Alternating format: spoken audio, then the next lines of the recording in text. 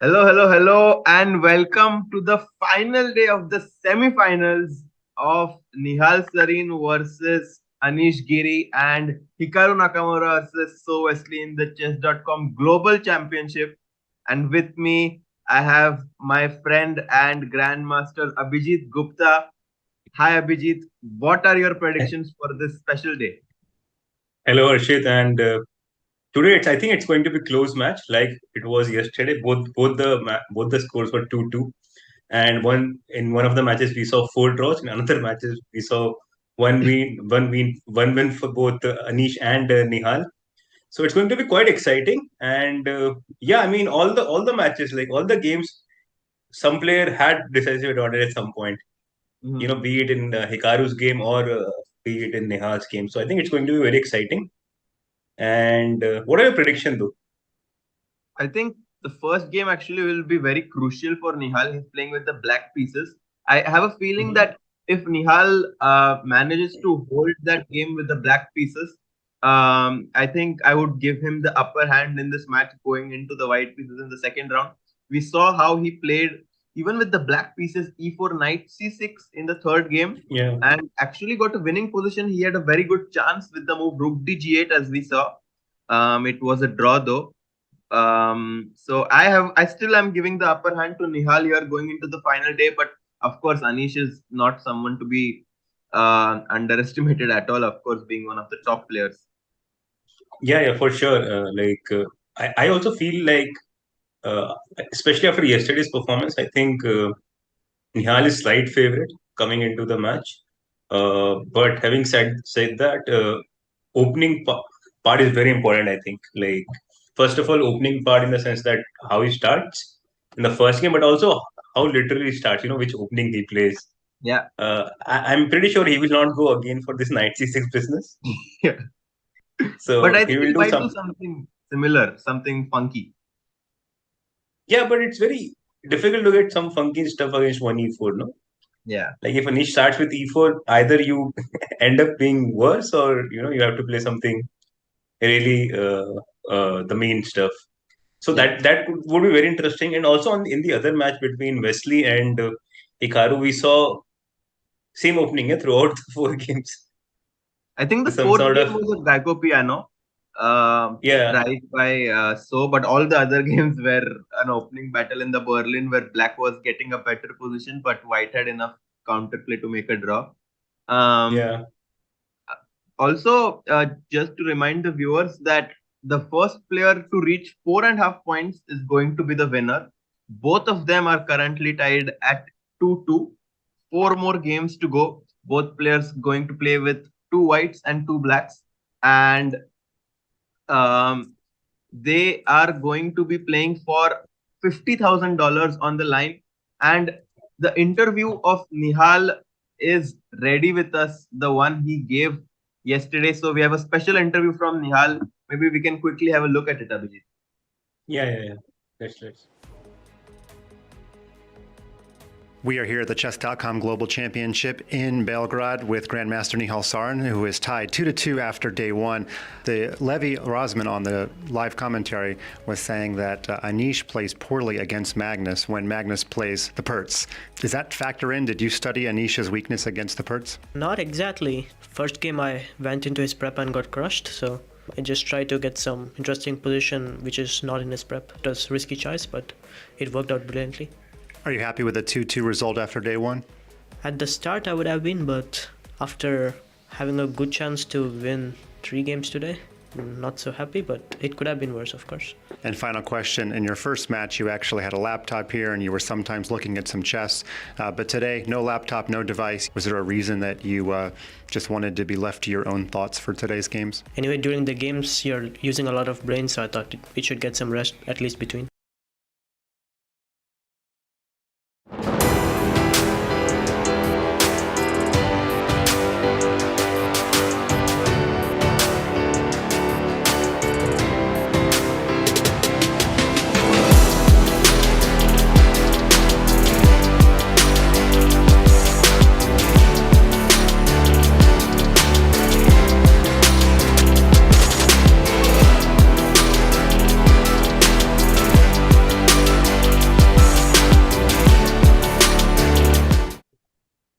And what an interesting interview by Nihal, giving some of his insights of how he was preparing some of his matches during the game, and how with Anish he elected to just take some rest and play just fresh chess. I think that will be a very important factor trying to get new openings against Anish. Yeah, for sure. Also, it makes a lot of sense because these rapid games can be very grueling. As we saw one of the game between Hikaru and Wesley, which went for like 150 moves.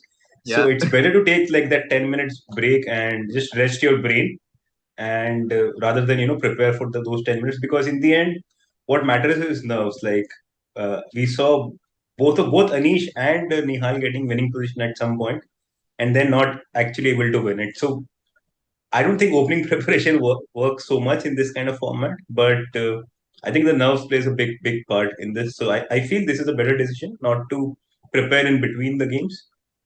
Uh, yeah, I mean, also the other match between Hikaru and Wesley. If you see Hikaru's like normal streams, or like he just plays, yeah, he just plays. Doesn't really go through the opening prep so much. And here we have head to head. yeah. Uh, Seems like Pretty Nakamura won the last rapid meeting they had on chess.com, but here Wesley not at all backing down from the fight, having two good positions. One where we saw he was an exchange up, but Nakamura had just enough counterplay on the king side, and it was a perpetual queen h3, queen g3 check.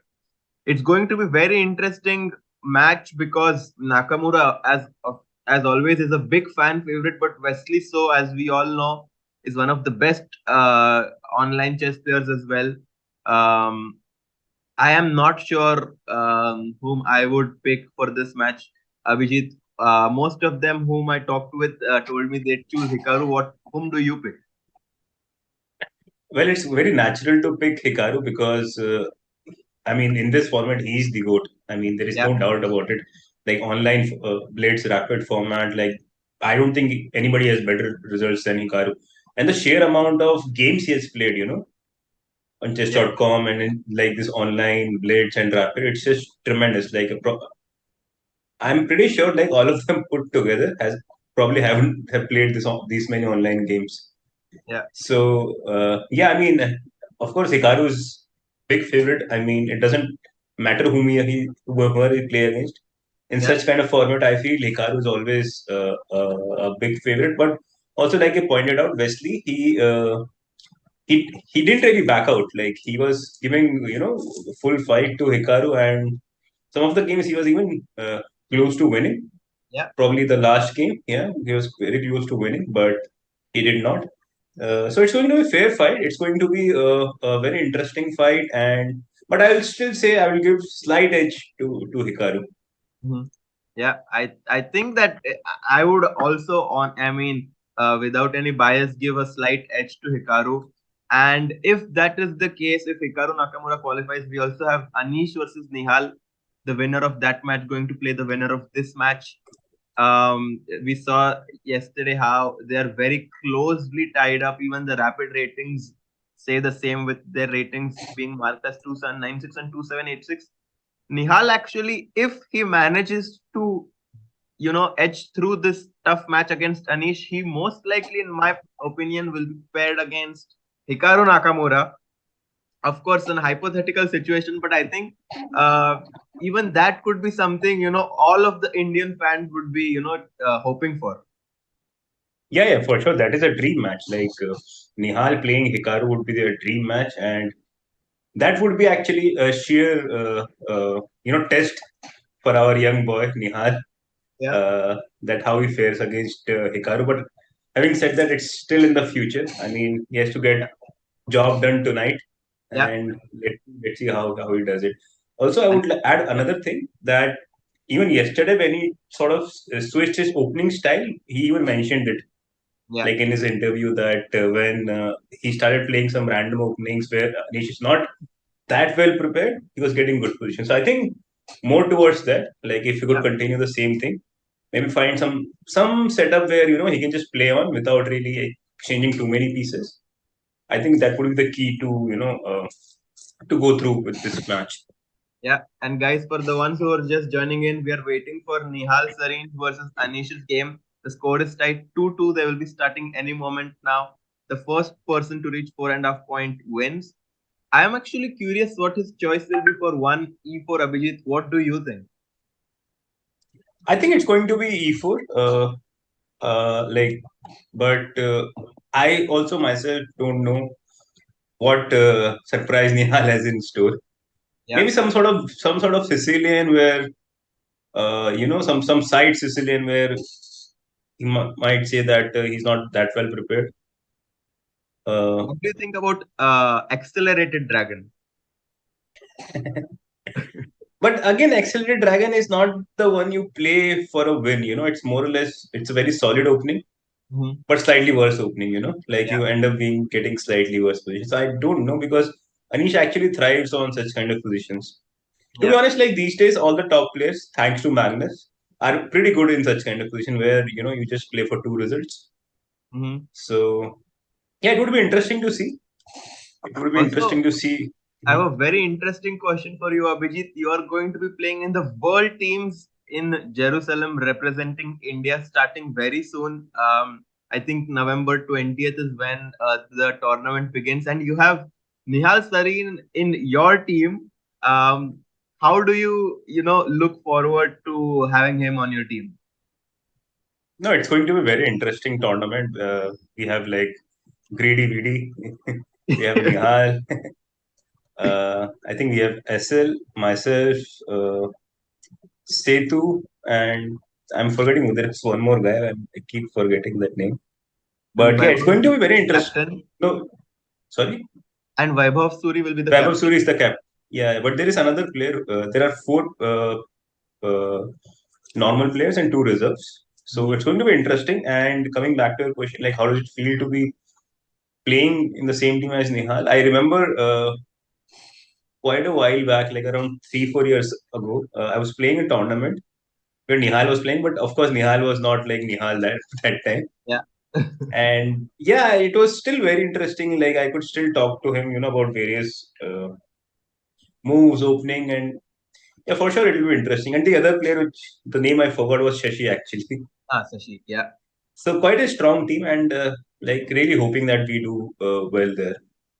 And what I really like about the Indian team is that there is always very good camaraderie between all the players. There is always friendly banter, and you can always discuss anything you want with their teammates. I think that plays a very important factor in and here we see the players actually. And I was saying that in how the team does overall. Yeah, for sure. I mean, in any team event, like if there is this togetherness, if you're playing for each other, this always is much better than even if you have like let's say big guys like we saw in this Olympiad, Yeah, US, their team was just ridiculously strong. Yeah, like yeah, there was no not even any comparison between them and the second team. But you yeah, saw like uh, our India B team came third. yeah. Armenia without literally, without Without only Levon. 2600, without Levon as well, and see the young Uzbek. Yeah, Besides Abdul Sattar, they didn't have any big name as such. yeah. But yeah, when you play for each other, when you together, when you are having this nice team bonding, it always feels nice. Like because you enjoy each other's successes, you share the failures together. And coming back to the venue, are we going to see another Anish Giri versus Hikaru stare down? We saw yesterday how they were both looking at each other and laughing. Yeah.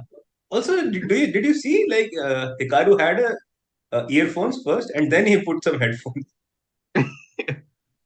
He's So trying to he's look wearing into. two sets of headphones. I think they might actually all of them be wearing it for some noise cancellation kind of stuff. I'm not fully sure of that as well. We also saw Nihal Sarin today wearing a new t-shirt, something very interesting here. Where I think Anish Giri will be the game which starts first. Anish will be playing with the white pieces, and here we see Nihal Sarin with the black classic and genuine T-shirt. I think it also has the Serbian flag on it, the country which he's playing from right now. Mm. That's interesting. Also, I wanted to mention that probably Hikaru's playing wearing the same shirt. Oh, by the way, we have a lifter. Oh my We do God. have a lifter. It's And another perk. it's another perk. Can you believe it? I, I mean, yesterday it was a decent choice, but I'm not sure how good it is. And I specifically remember also, like yesterday I Yes, mentioned based about off, they have both played Perk. Abhijit, Black has chosen to play Perk, and surprisingly, I see Anish thinking again. I would expect Anish to just get a completely better position out of the opening, but Nihal still somehow seems to have, like, maybe Anish didn't expect him to do this crazy stuff again. yeah. I mean, this position is all to play for. Somehow, I still prefer white a little bit, just because I'm more biased in the saying that white is somewhat closer Yeah. to black's king than black to white's king in the final position after. Yeah. Anish always chose for this D5 move, Abhijit. I am not fully convinced of how accurate it is from the But opening Harshit, perspective. what Yeah, is the problem in such kind of positions? Once black plays knight c6, yeah, uh, if we can quickly go back to that position with knight on c6. yeah. So what happens is sometimes black just wants to play e5, Hmm. d5, and maybe knight d4, yeah, and just give up this pawn. And there are some tactics with knight e4, pinning the knight, on the e file. So that's the reason Yeah, you sort of you play d5 as white, yeah, because you don't really want this knight to come to d4 and just sit there. You don't yeah. want that. So that's the reason probably uh, Anish goes to d5. So uh, yes, so d5, knight b8. Also, knight e5 could be interesting, but again, it's a matter of taste actually. Where do you go? So yeah, H5 coming played back. here. H4 90s Yeah, and H5 played after 2 minutes of thought. yeah. This is very interesting. So you have to take on h5, otherwise you will get mated on the h5. Yeah. Uh, so how do you take? Probably with the bishop, yeah. Um. Yes. Just 1 second here while I try to refresh my screen. Um. He has taken bishop h5, and that too quite quickly. So bishop h5, as you can see on the live screen on the right as well, bishop h5. And now what does white do? What's the plan? Yeah. He Uh, takes bishop into H5 on the board.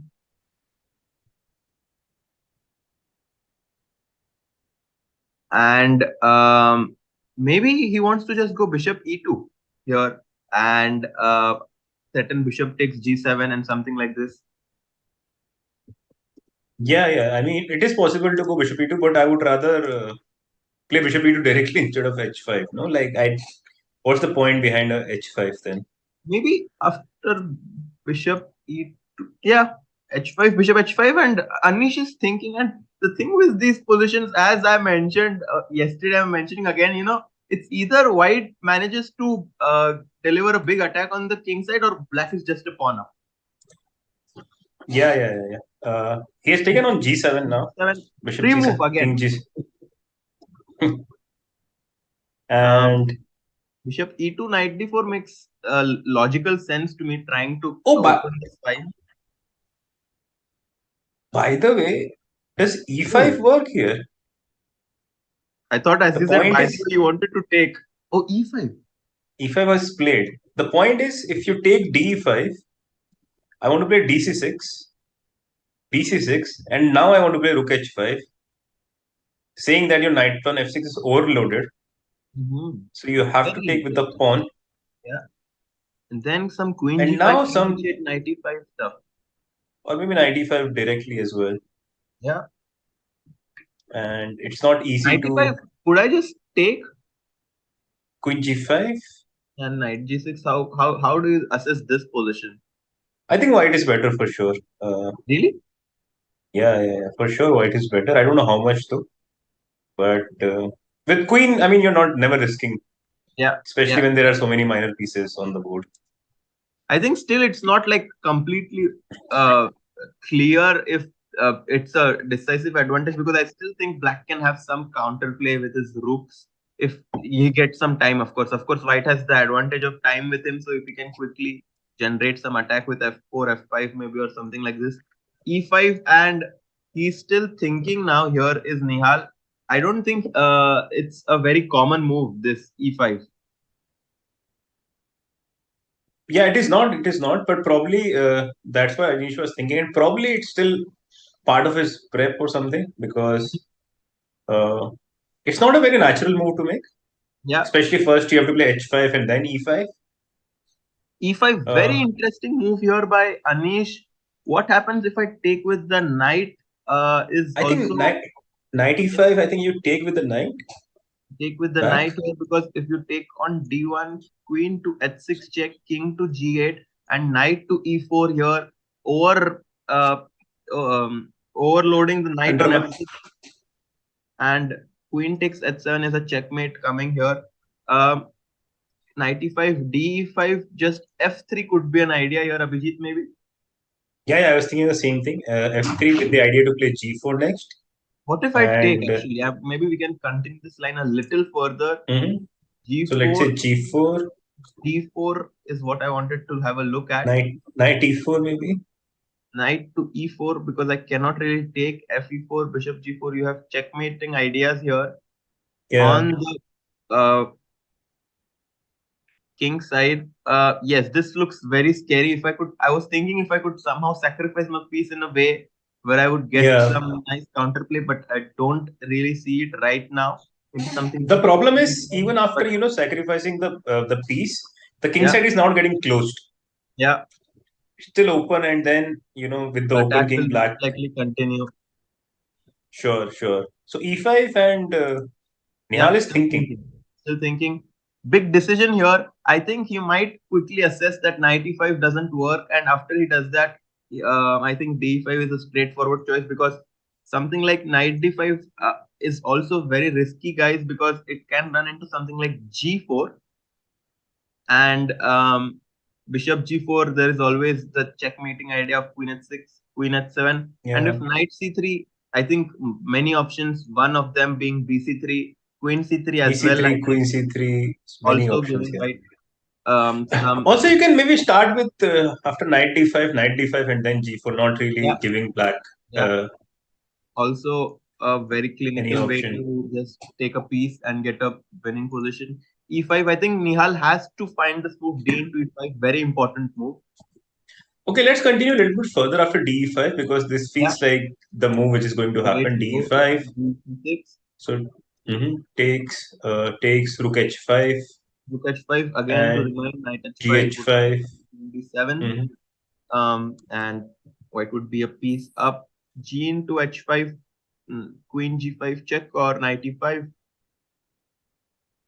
Yeah, I think knight e5 because if queen g5, then I don't know, like simply king h8, and I don't see a big Yeah, shot here in for white. So knight e5 probably you are right that maybe you have to give up the queen here. yeah, because if I don't give up the queen, and if I move the knight, you have this idea of queen g5 attacking my queen, and also giving a check. So I thought that I will have to sacrifice the queen with knight e5, queen g5 check, Yeah, knight g6, rook d8, rook d8. And I thought that this position would still remain a little complicated. If I could get this rook d4, rook f d8 maneuver, yeah, I think that black would still be very much in the game. for sure. I never meant like black is clearly worse or lost here. I mean, I Yeah, just feel that white is slightly better, and yeah, that's about it. And also, it's easier for white to play because the king is safe. I can just put my king to b2. I'll push b3 and king to b2. yeah, yeah. And eventually, what I want with white pieces is probably try to take this a pawn and try to run with my a pawn later on. Yeah, looks like Whereas, a yeah, very like nice you move. said, rook d4, rook d8 as black seems like a very nice plan. Also, I think e5 just to cover more squares, like here for black pieces. Uh, like in the final position what we were checking. Yeah. So that was another interesting thing. Also, talking about interesting things, Arjun has won their death match against Gukesh. Wow. Yes, so it That was a is very amazing. close Yeah. match, but I guess Arjun came out on the top. Arjun and Gukesh both being one of the strongest juniors in India. What an exciting format and match that was. Indeed. I mean, it's kudos to to the organizer for thinking about it and making chess to a grander scale. Like it's just every day. It's Yeah. you are making progress in chess. Like Yeah. I I'm still just remember, like yeah. 10 years ago, like nobody would even think like this. And now Yeah. you're seeing, this global chess championship is going on. There is this death match, and there are like so many nice events, like big events happening at the same time. Yeah, I mean, I would definitely say this, be it chess.com, be it be chess24, be it be chessbase India, be it be Lee Chess. What is definitely happening in a good way is all of them are doing a great job of promoting the game. And I would not pick and choose, but I think all of them are simply doing a fantastic job here. We see Nihal in a deep tank here, thinking more than 4 minutes, 4.5 minutes here. Wow. It's not an easy decision at all, but he has to make a move, not get too less on the clock. But of course, it's a very important decision here.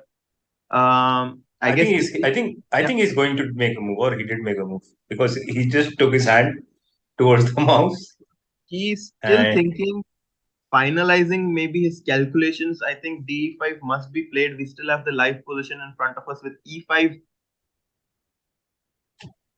oh, he has taken D5. He has taken D5.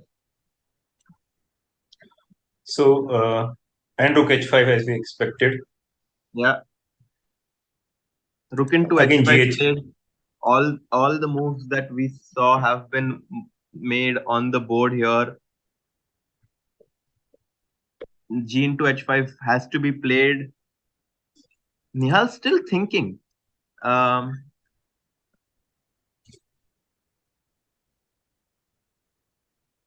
Nihal's still thinking. Um, Yeah, I think GH5 knight is h5 forced. Yeah, is I not an don't really option. see. Knight I h5 he don't just really see. cannot play because queen d7 is just a completely bad endgame here. If especially if you trade the rooks, the two pieces are going to be very strong here. Rook h5. Nihal's still thinking down to 6 minutes versus Anish's 11.5 minutes here. Yeah, it is. I mean, I don't really see what's the point. Like after Rook H5, what else can you do here? Like I guess GH5 is like forced. Yeah, like I don't see any other move here. Nihal has to make a move here. Guys, 5.5 minutes for Nihar, 11.5 minutes for Anish. What are your predictions for this match? Will Nihal manage to save this pressure situation? Because if he does, then he's going to play with the Oh, white pieces in the next game. by the way, I would like to request to our producer, can we probably switch the board? Like, can you see it from black side? Black's perspective, that would be great. Nihal playing with the black pieces here.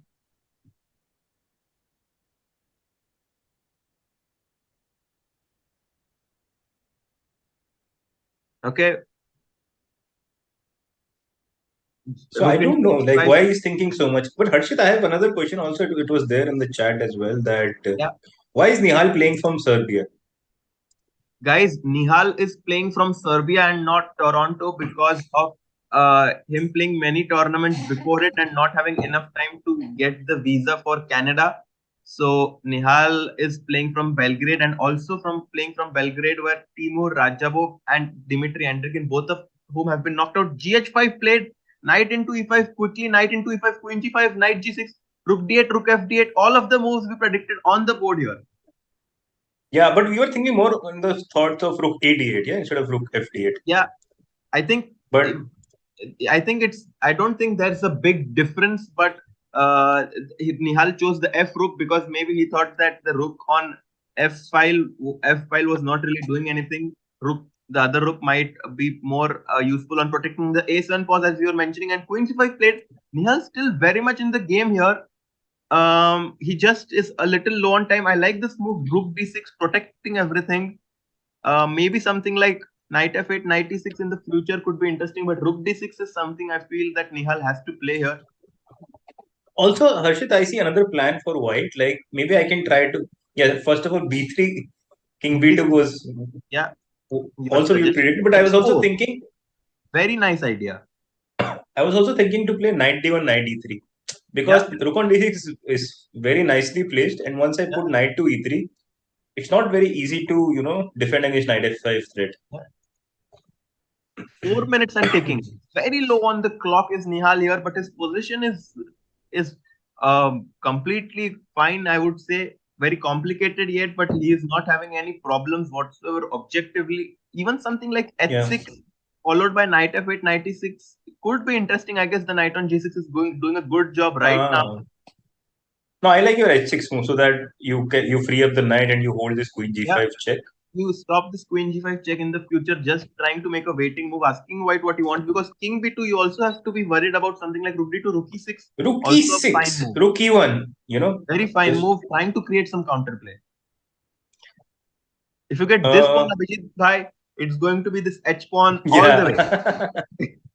It's going to be a big race between this H pawn and the A pawn of white. I think this is the whole plan. I don't know why Anish is thinking King B2 seems to be pretty normal and logical move to play. Yeah. And guys, the ones who are just joining in asking for the score is 2-2, tied at 2-2. And this is the fifth game that they're playing right now. The 1 to 4.5. The first to 4.5 wins the match. King B2 played as predicted by Abhijit. Rook E1 followed by Rook G1 could be an idea, but Queen C6 protects the pawn on G2. A5 is... Somehow I don't really like A5, but it's quite understandable. Maybe he wants to play Rook E5 and probably instead of giving up the A pawn, he wants to give the C6 pawn and then try to activate both the rooks, later, like Rook D8, Rook D2. Idea suggested by Abhijit here, trying to give up a pawn but getting some counterplay of his own here on the in the center. Now that I think of it, probably I could have done it one move earlier as well. Like instead of A5, just to show the concept, what I want in this position. Yeah. So maybe instead of A5, just play Rook E5. Instead of A5, just go Rook to E5, Queen to Queen C6, and now Rook D8. Yeah. And my idea is to play Rook D2 and just gobble up all these pawns. And then we all know, it's going to be a big race. And the only way white can probably do something is play Bishop D3 here. Try to stop Rook D2. And but probably then Knight F4, Harshit? In that position. After.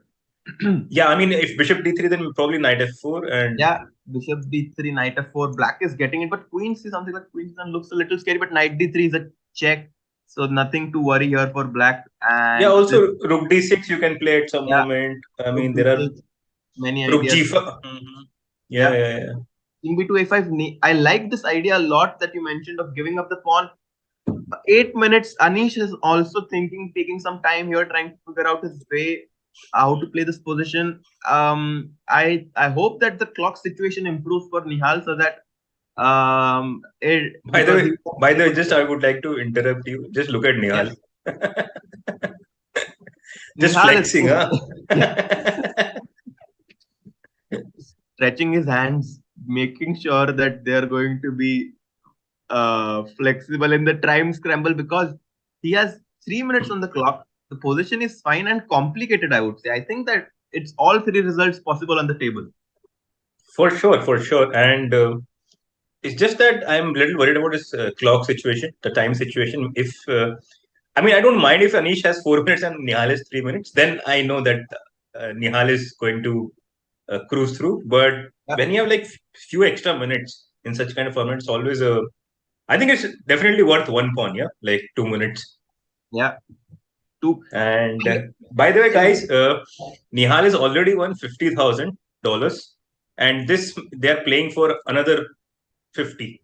So if Nihal wins this match, he'll get 1,000 Sorry, 100,000. $100,000, more than 80 lakh rupees on the line here as the total prize money. Bishop to d3 was played by Anish, and the move h6 that I mentioned would really be helpful for black right now, as he would be able to play knight f4. Bishop f5 might also be something that Nihal needs to consider. What does black do here?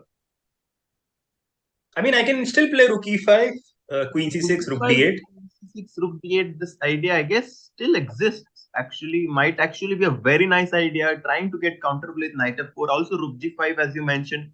As long as black gets some counterplay with this h pawn, this h4 move being very nice. G3 would always run into h3, and the pass pawn will be very deadly. Bishop d3. Nihal down to his 2 minutes, guys. Still thinking he has to play fast. Yeah, as you mentioned, like g2 pawn is very important in this. As long as if I can pick g2 pawn and probably give up all my pawn as black, still fine, yeah, because you always have counterplay with the h pawn.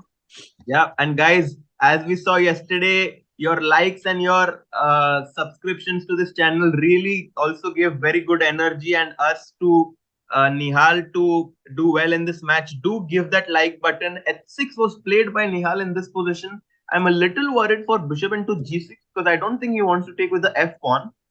And taking with the king looked a little risky, but I guess it's not so dangerous as white cannot really generate any counterplay.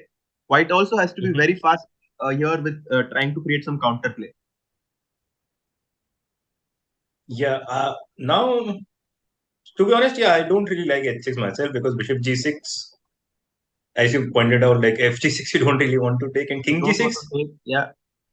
Yeah, and probably if king g6, then can I just go try to maneuver either f4? I was thinking knight d1, knight e3. I like this plan. Maybe black will have to try to stop it somehow with knight d5, c4 also ideas, many tactical ideas in there with the king on g6. Black has to although stop the knight on e3 because the knight, if the knight ever manages to land on e3, it stops this rook's diagonal, also creates some chances of his own with the king, protects Also, the Harshit, instead of knight d1, can we try and attack h4 pawn directly? Like bishop g6, king g6, maybe queen d4 or something. Yeah, queen d4 looks very interesting. Also, queen c4, queen d4 something. Yeah.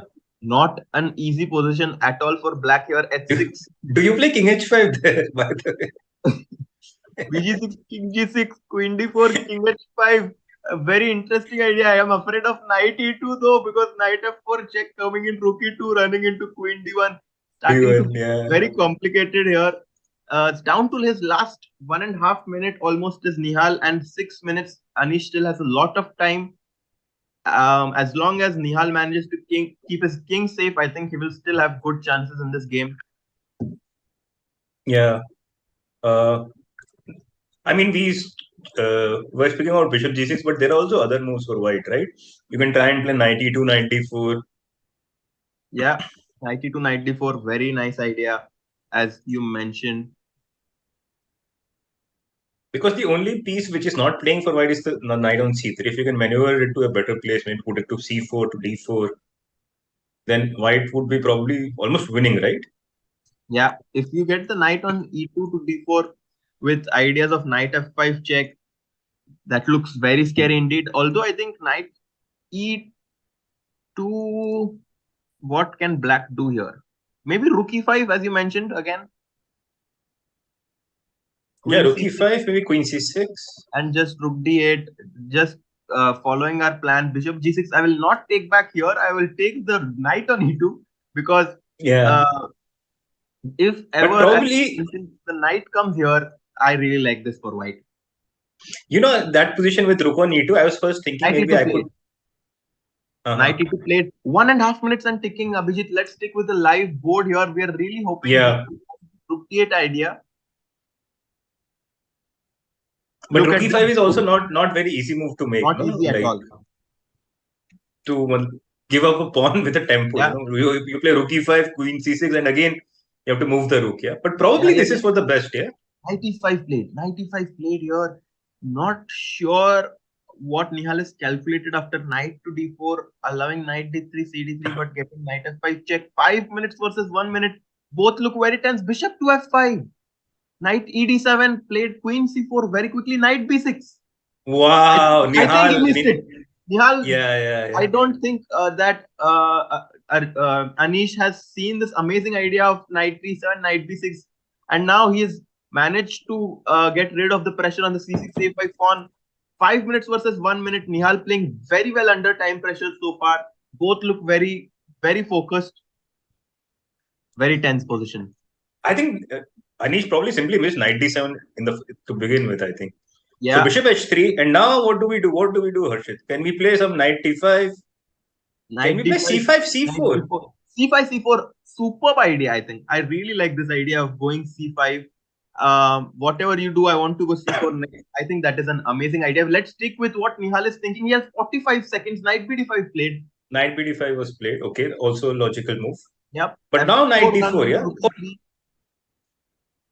Knight d4, maybe knight f4 is what b4. Nihal wants. Very complicated. He just goes e6, protects everything, gives up the c6 pawn. Trying to get some counterplay with rook g5, knight f4, I guess. But the clock is ticking. Knight c6 also opens up this file for the rook. The bishop is now blunt. Rook g5 played. I think he still has good chances practically, but the clock is ticking. Also, now I like sometimes to, just exchange with knight b4. Just put the pawn on b4, put other knight to d5, and then create some counterplay on the c pawn. d4 Queen played. d4 was played.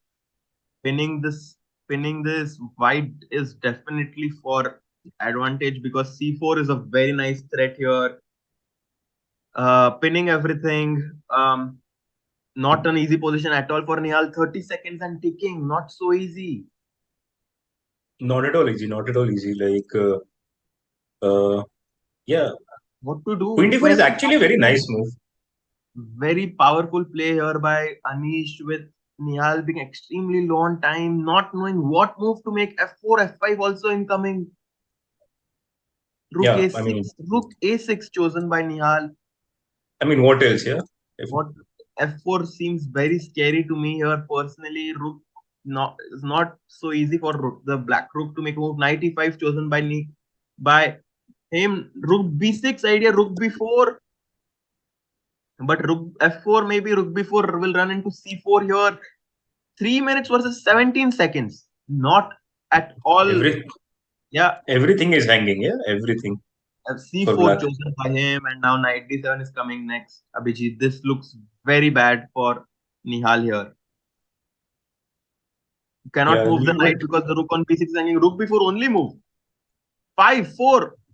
Rook b4 played. Yeah, I think time began to tell, yeah, because if you see the time difference, yeah, knight d7, this 3-4 minutes was a big. Is just going to be very deadly here. This looks not so good, guys. This looks not so good for all the Nihal fans. Yeah, somehow, I think he lost the plot at some point. Like he managed to find this knight d7, knight d6 brilliant idea, but probably queen d4 was missed by Nihal. Knight but c6 again, chosen. knight c6, okay. Very, very clinical. If you move the rook, e5. E5. Trying to create some counterplay. I don't see anything if you just take the pawn though. Queen. Maybe knight piece. Trapping the rook. Okay, this is interesting. But knight before a4, a5 would, the pawn just seems too fast here. For even queen takes a5 being a possibility for Anish. Queen a5 probably. I'll just go back. Yeah, queen a5. I'll just go back.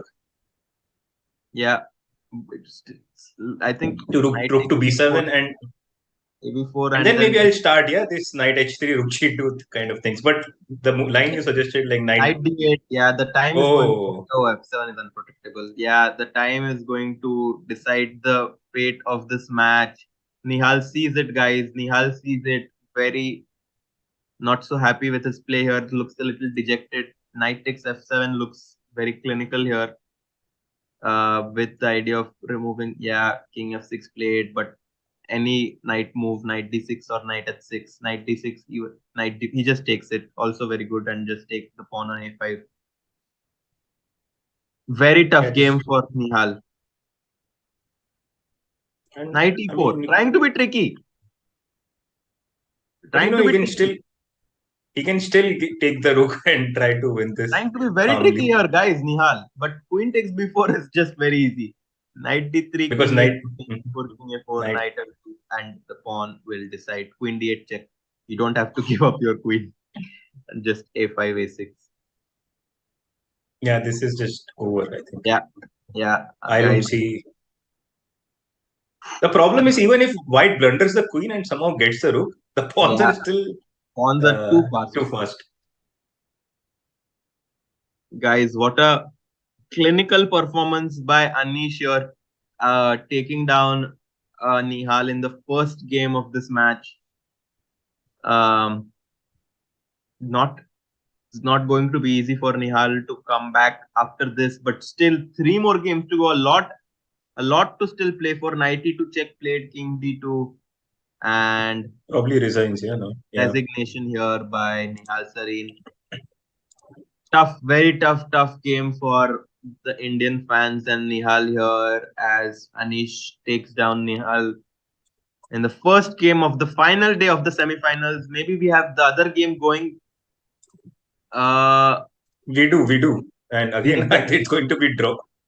And we have Hikaru Nakamura versus Wesley So. It was a Scotch gambit, but this position seems... What is happening? Rook to d8? No, it's black to play. So It's I black think to play. it's very instructive how to defend this position. I think the only way which I see is probably f5 and rook f6. Yeah, rook b4 you can play, but then rook b4, rook 8, then again you have to think about this plan. f5, very nice move here, followed by rook to b f6 is going to be the move. Yeah, I mean, now it's just a very easy draw, I feel. But I mean, Hikaru, we all know, how Hikaru plays. We all know what he can do. We saw what he did yesterday. Yeah, but somehow it looks very dead to me. Yeah, now just rook f7, maybe king g7, something. Yeah, just put one rook on the 7th, second rank, one rook on the 6th, and then try. Yeah. Let's not play rook f6 and blunder rook takes f8 here, because that's the only trick white can win from. Just rook a6, yeah, no. Yeah, rook a6 played, and they might agree for a draw quickly here. By the way, Arshit, is Hikaru wearing the same shirt? Hikaru is wearing the same shirt from yesterday, trying to continue his good form, I would think, making a nice save in the last round.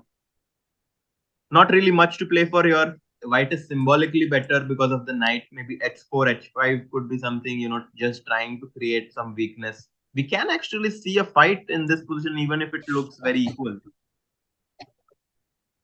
Yeah, somehow Hikaru has this habit of putting his pieces, at the right place at the right time.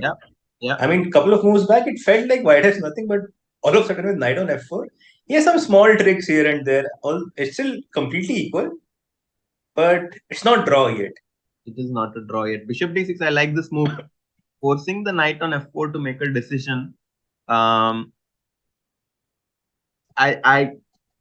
like I said yesterday, I don't really see Wesley losing this game. And we might... But you almost lost yesterday, yeah, but we might see 8 draws in this game. Could be. King f6 played, knight d4. Black has to be a little careful with the knight jumps, though.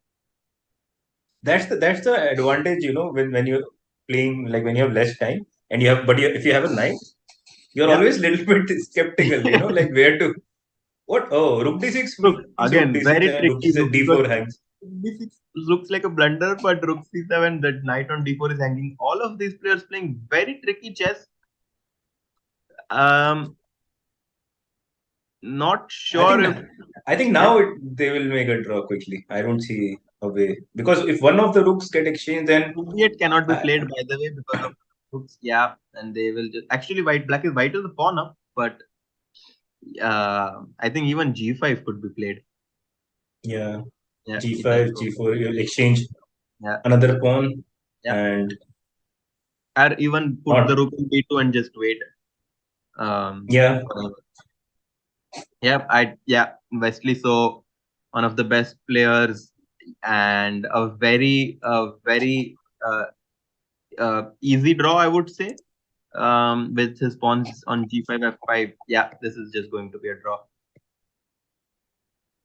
Like yesterday, yeah, when you were saying this is just going to be a draw, and then Hikaru almost won that. So let's see. By the way, there was a question in the chat earlier. Could you name all the grandmasters starting from Vishy to last grandmaster Pranav in that order?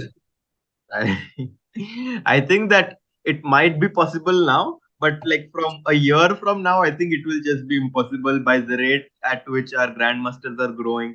We are getting a grandmaster almost every month. It's just fantastic how quickly India is getting grandmasters these days. I am personally probably not going to be able to do that, but it's still very good to see how many grandmasters we've got. So Pranav is 74th, right? I think so. 75th. Yeah. I think he's 74th, but so, I'm not sure. So you remember who became GM after you from 69 to 73? I think it was Raja Ritwik. I know because he was the same surname as me, became the 70th Grandmaster. I think after that, V Pranav also became a Grandmaster. I think Rahul Srivastav Peddi, also someone studying in the US, I think became a Grandmaster. And then we had...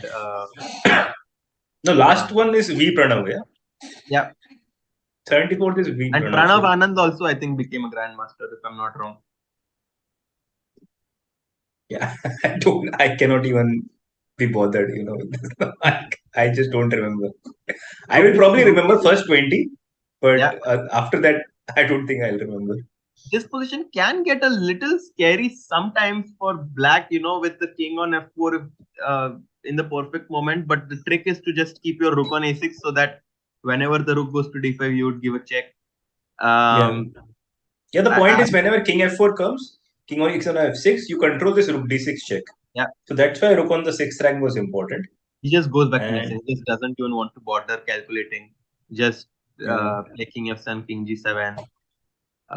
Yeah, and I think both the players actually know that it's going to be a draw. Not really much is going to change. Pranav Anand is the 76th GM. So we have actually got 76 grandmasters here, corrected by the chat. Yeah, we are just having fantastic results by the Indian juniors, and we see here king g2, king g6 played. F3 pawn is always going to be put under pressure. So f4 played, and now the trick is to not allow the white king on h4. And even if you do put pressure on the g3 pawn, so that the f5 pawn is not vulnerable.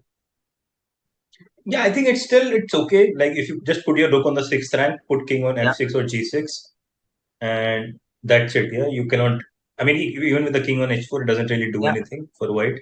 Not sure if you want to go on h5 though, because rook f6 and then rook b5, king h3, and then you can be in some small trouble here with mating ideas also.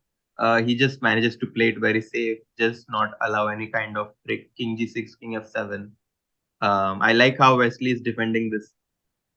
5 games, 5 draws. So I think that whichever player scores the first victory is going to be the player who wins this match.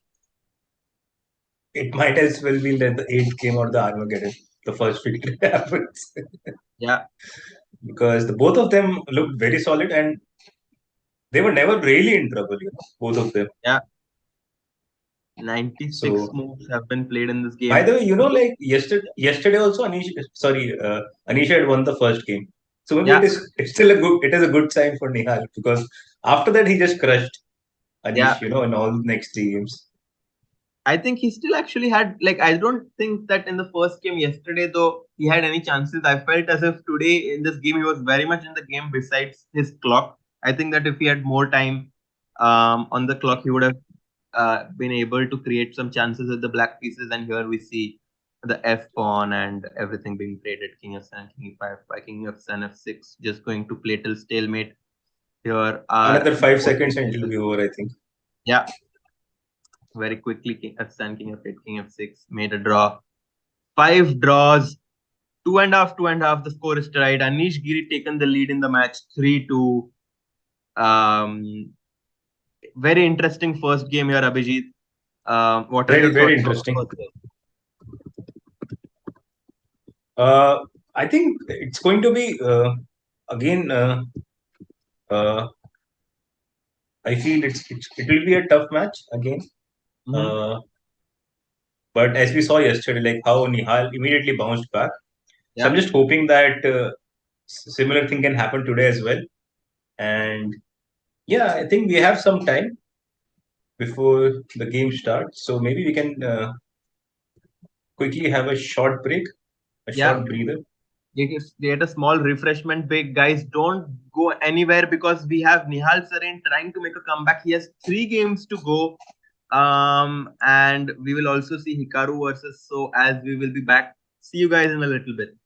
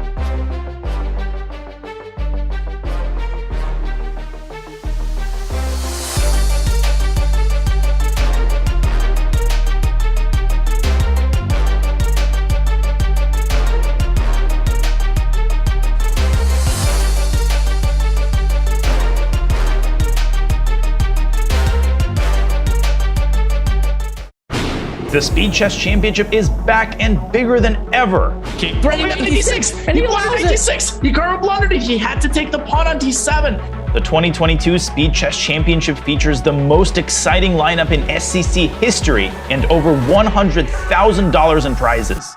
Representing the next generation are Norbek Abdusattorov, Arjun Erigaisi, Nihal Sarin, and Gukesh Domaraju. Defending their elite status, we have Dmitry Andreikin, Anish Giri, Maxime Vachier-Lagrave, Wesley So, Levon Aronian, Jan Nepomniachtchi, Ding Liren, and Fabiano Caruana. Headlining this incredible field are the reigning world chess champion Magnus Carlsen and the reigning speed chess champion Hikaru Nakamura. These 14 combatants will be joined by 2 qualifiers. Oh my god, 96! 86. Oh my goodness, he missed it. The Speed Chess Championship 2022 begins November 21st. Fasten your speed belts.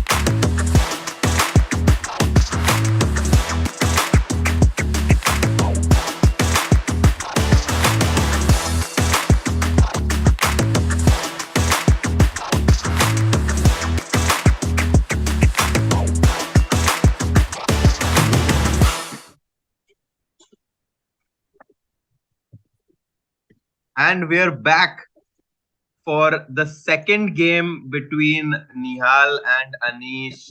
Nihal going down in the first game. Abhijit, it was a tough game, but he's playing with the white pieces now. Here we see Anish. Will Nihal pull it back?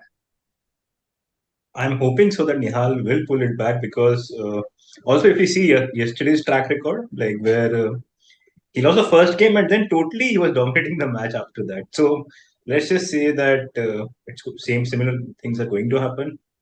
But of course, it was a little bit difficult game for him.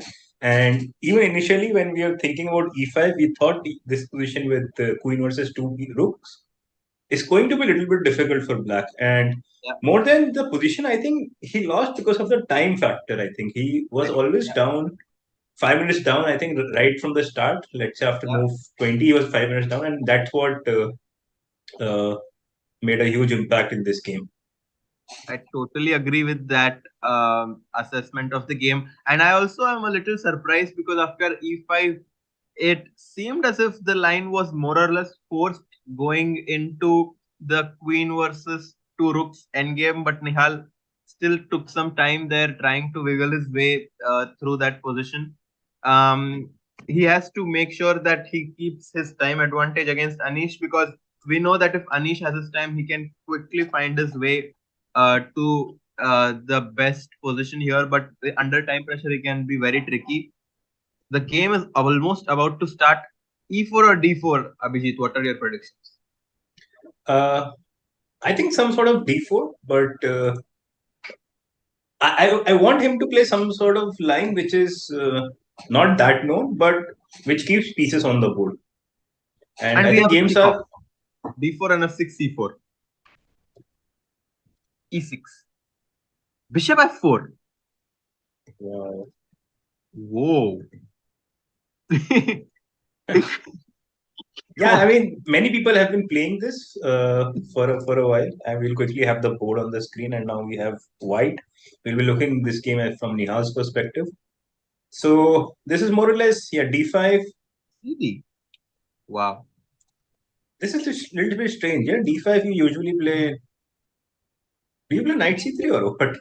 I think he will just take ED now, trying to transpose into the queen's gambit variation.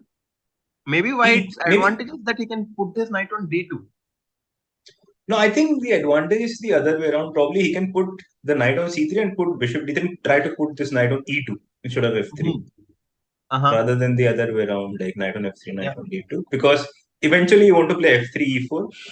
Yeah. Knight takes D5 played here. Bishop G3 quickly played. Seems like Nihal still is somehow in his preparation here. Very, very surprising way to say the least here, but a very nice way to take Anish out of his preparation. C5, E4 quickly, knight D2. Wow. Wow. CD4. I like it. E5. I like it. This is superb. Superb, interesting way to play this. Trying to take Anish out of his theory, and he is also up on the clock early here. Of course, just the game has begun, but a very interesting pawn sacrifice, trying to get some compensation. A3. Wow. It seems as Nihal knows how to play this position. I really like how he's chosen the opening, Abhijit. Yeah, for sure. This is a very deep concept. You give up a pawn, but instead of, I mean, for this pawn, you get this wonderful squares for your pieces. Bishop comes to D3, blockading the pawn. You get the square E4, C4. Yeah. Basically, E5 pawn cramps black's position. And if you cannot get rid of your D4 pawn, like for black, you don't get any counterplay. So usually what black tries is he sometimes even gives up this pawn, just play D3 and try to get some counterplay. Because once you get bishop D3 in as white, I'm just going to go long short castle, maybe queen E2. Then I'll start to think about knight E4, knight D6, maybe some knight G5, maybe queen E4, queen G4. Like there are many plans. Yeah. H4, H5, and whereas for black, I don't really see any concrete or direct plan in this position. Guys, how do you like Nihal's opening here? We as commentators really like this choice, trying to get a dynamic position right from the opening. Also, 2.5 minutes up on the clock. And in this format, 2.5 minutes is a lot. You might think that 2.5 minutes कुछ भी नहीं है, पर ये format में it actually counts for a lot because you only start with 15 minutes with 2 seconds of increment. Knight DE7 played. Wow. Makes some sense. He wants to put knight to f5. Yeah. But it also hinders black counterplay. I mean, black development. So knight f5 is a decent square for the knight, but it just gives a couple of tempos to white. So you never take let's this see. knight just to tell the chat, because after ef5 it opens the bishop and also strengthens the pawn on d4.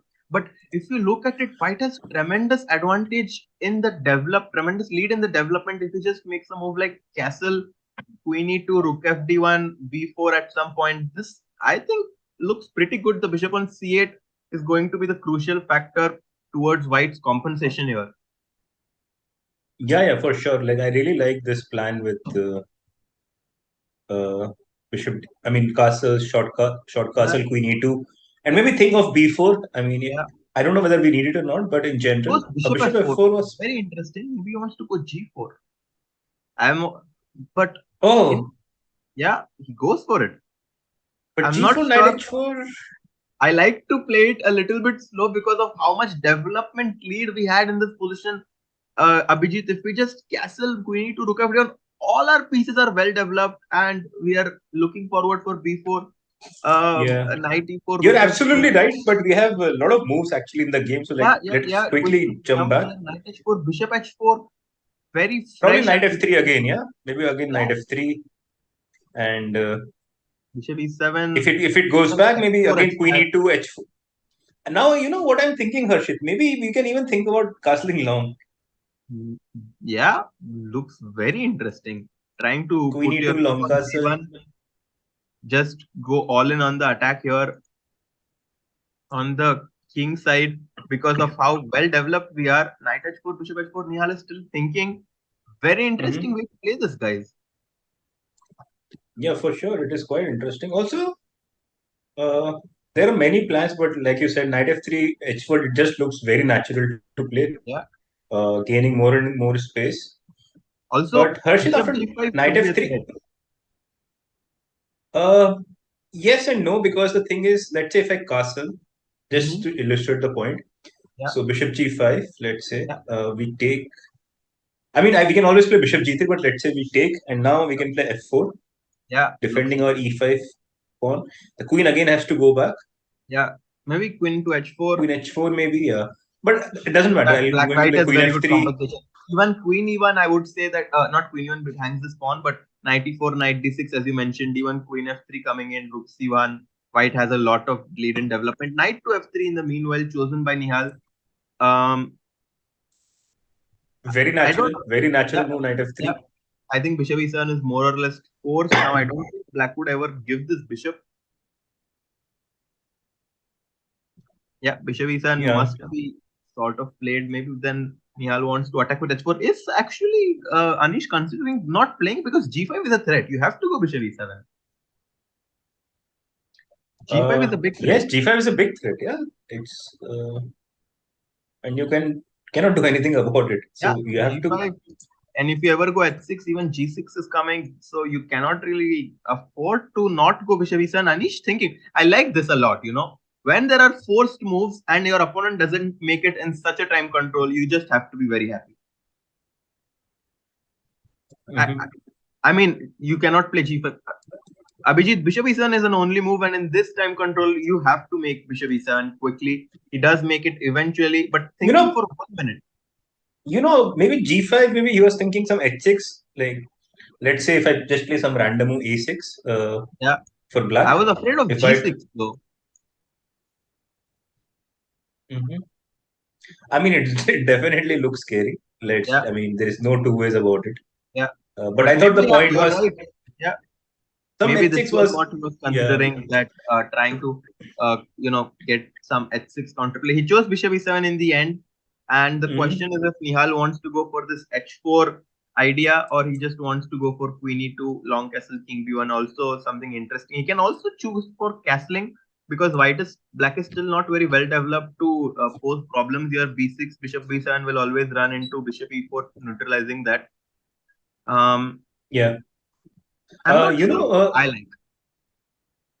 yeah, I think the point here is like maybe h4 is not playing right away is because let's say black doesn't castle, then h4 is like a little bit slow. Yeah.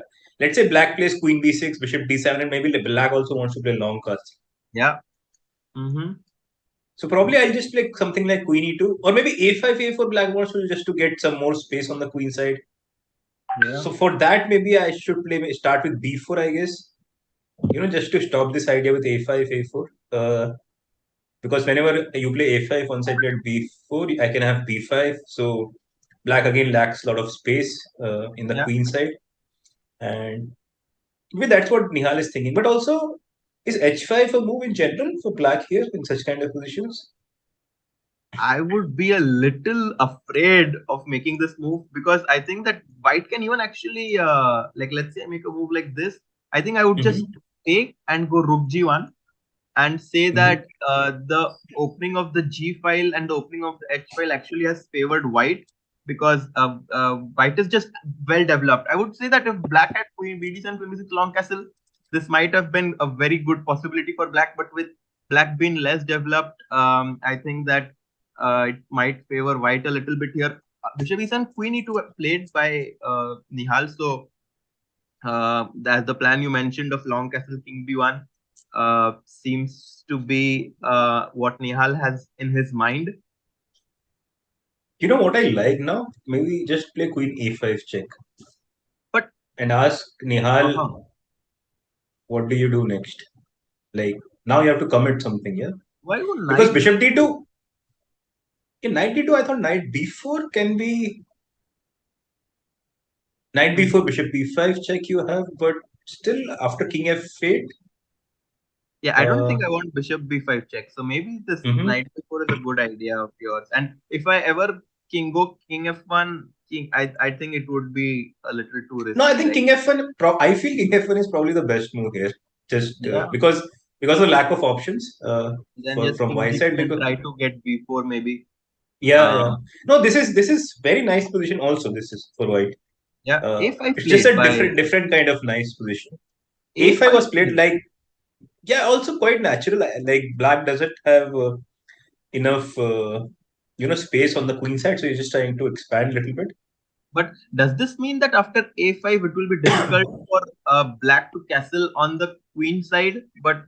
Or you think that he can still castle on the queen side if he clamps down on the queen side? No, I think Anish is not going to castle for a very long time in this game. This is what I have a feeling, because a5, a4 he'll put. Probably white can do the same thing. Maybe go h4, h5. Try to get some space on the. He does go for it. h4. As you say. Yeah. I like. But only thing which I'm not liking about Nihal's play is like he's taking too long for making very natural moves. Yeah. And another reason why I wanted to play b4 instead of queen e2 was just so that stop this a5, a4 thing. Because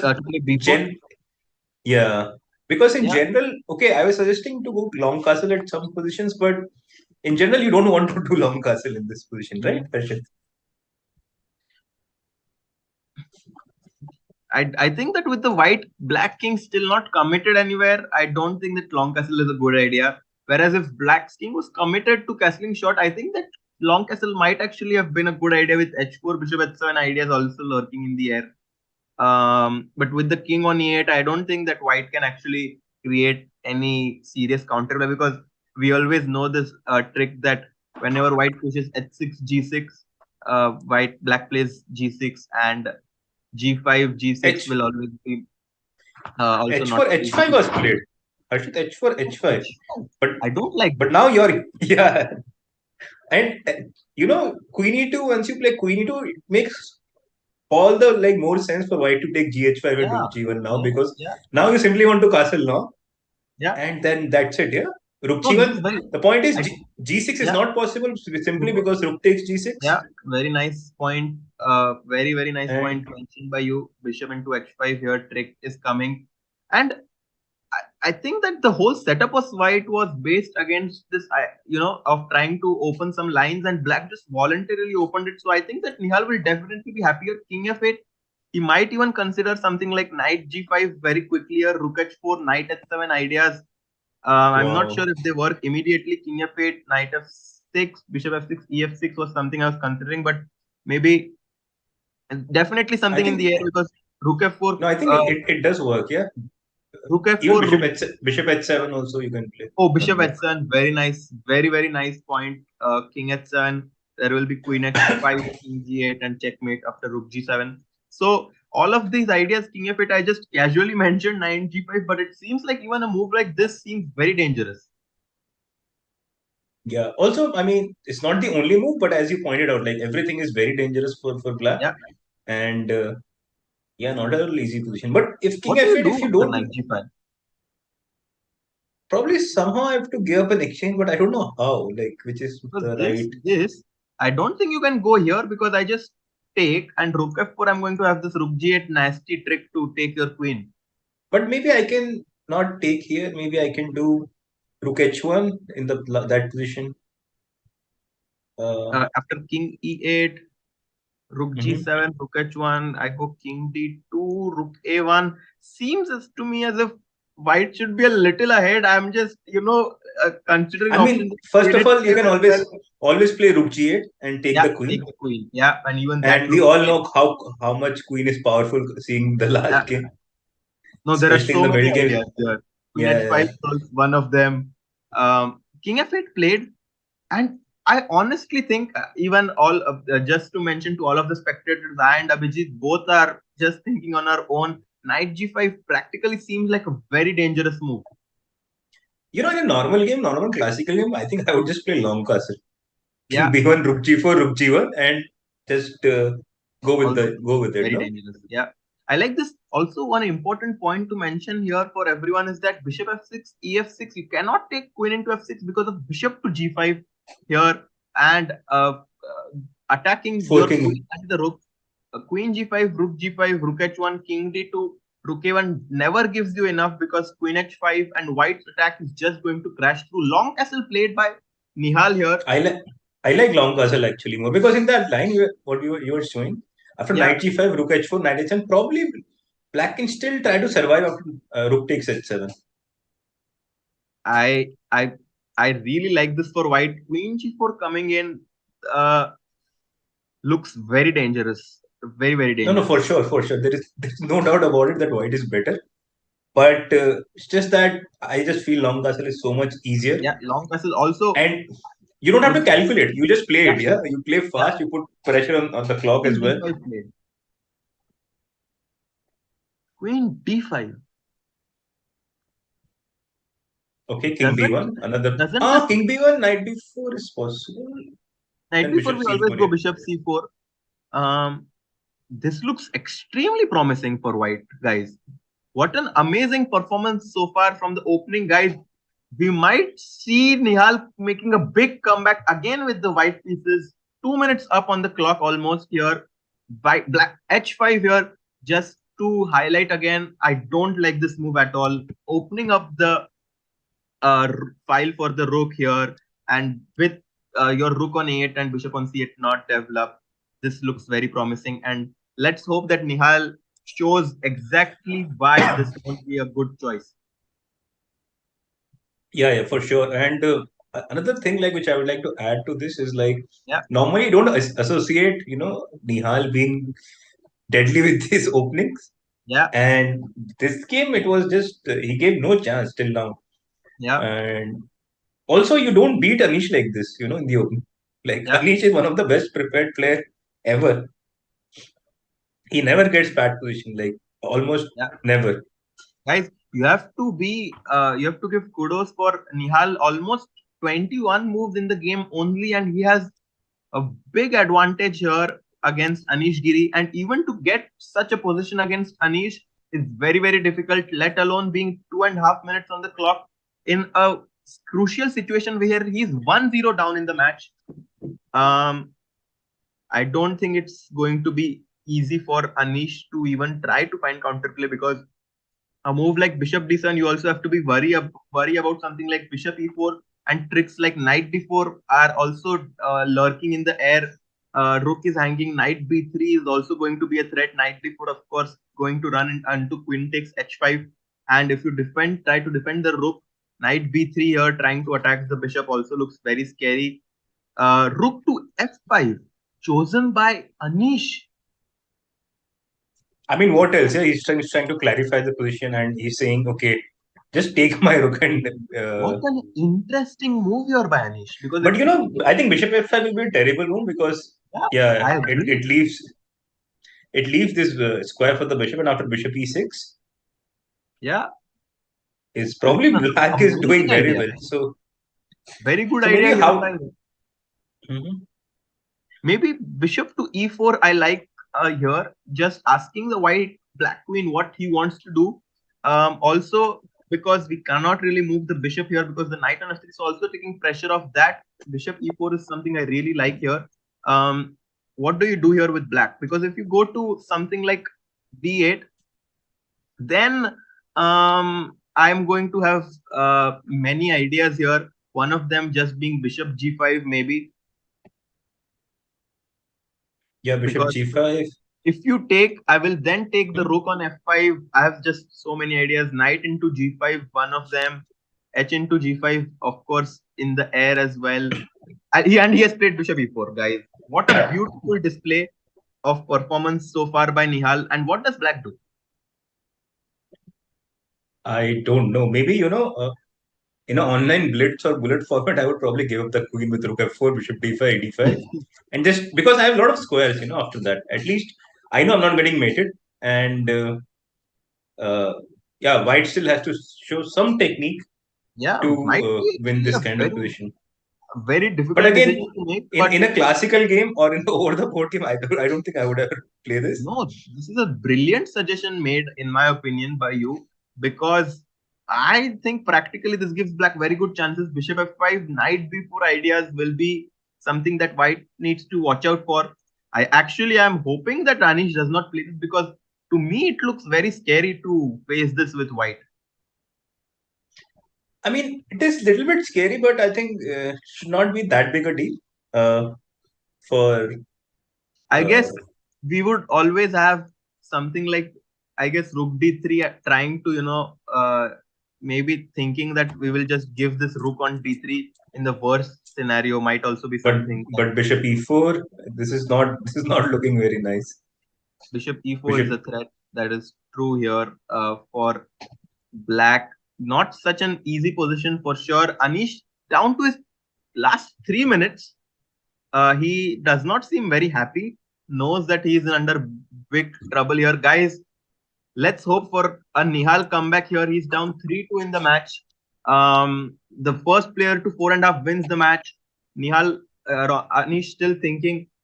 Abhijit, I have to say that I'm impressed by how he has played this game so far. no, for sure. And barring this position, like that's the reason I wanted to play rook g4 instead of bishop e4, so that I don't give you any sort of this kind of ideas as well. Because Yeah, initially, if you remember, our idea was to double on g5 and hit g7 pawn. yeah. But I okay, don't, I I mean, don't think he will do this. But if he does, he oh, he plays goes. queen b3. I think I'm very happy to see this move. If I'm white. And now what do you do? Do we play 92 and queen g4, try to get everything that side? Yeah, very interesting, and maybe very strong as well because you have to go back to b6.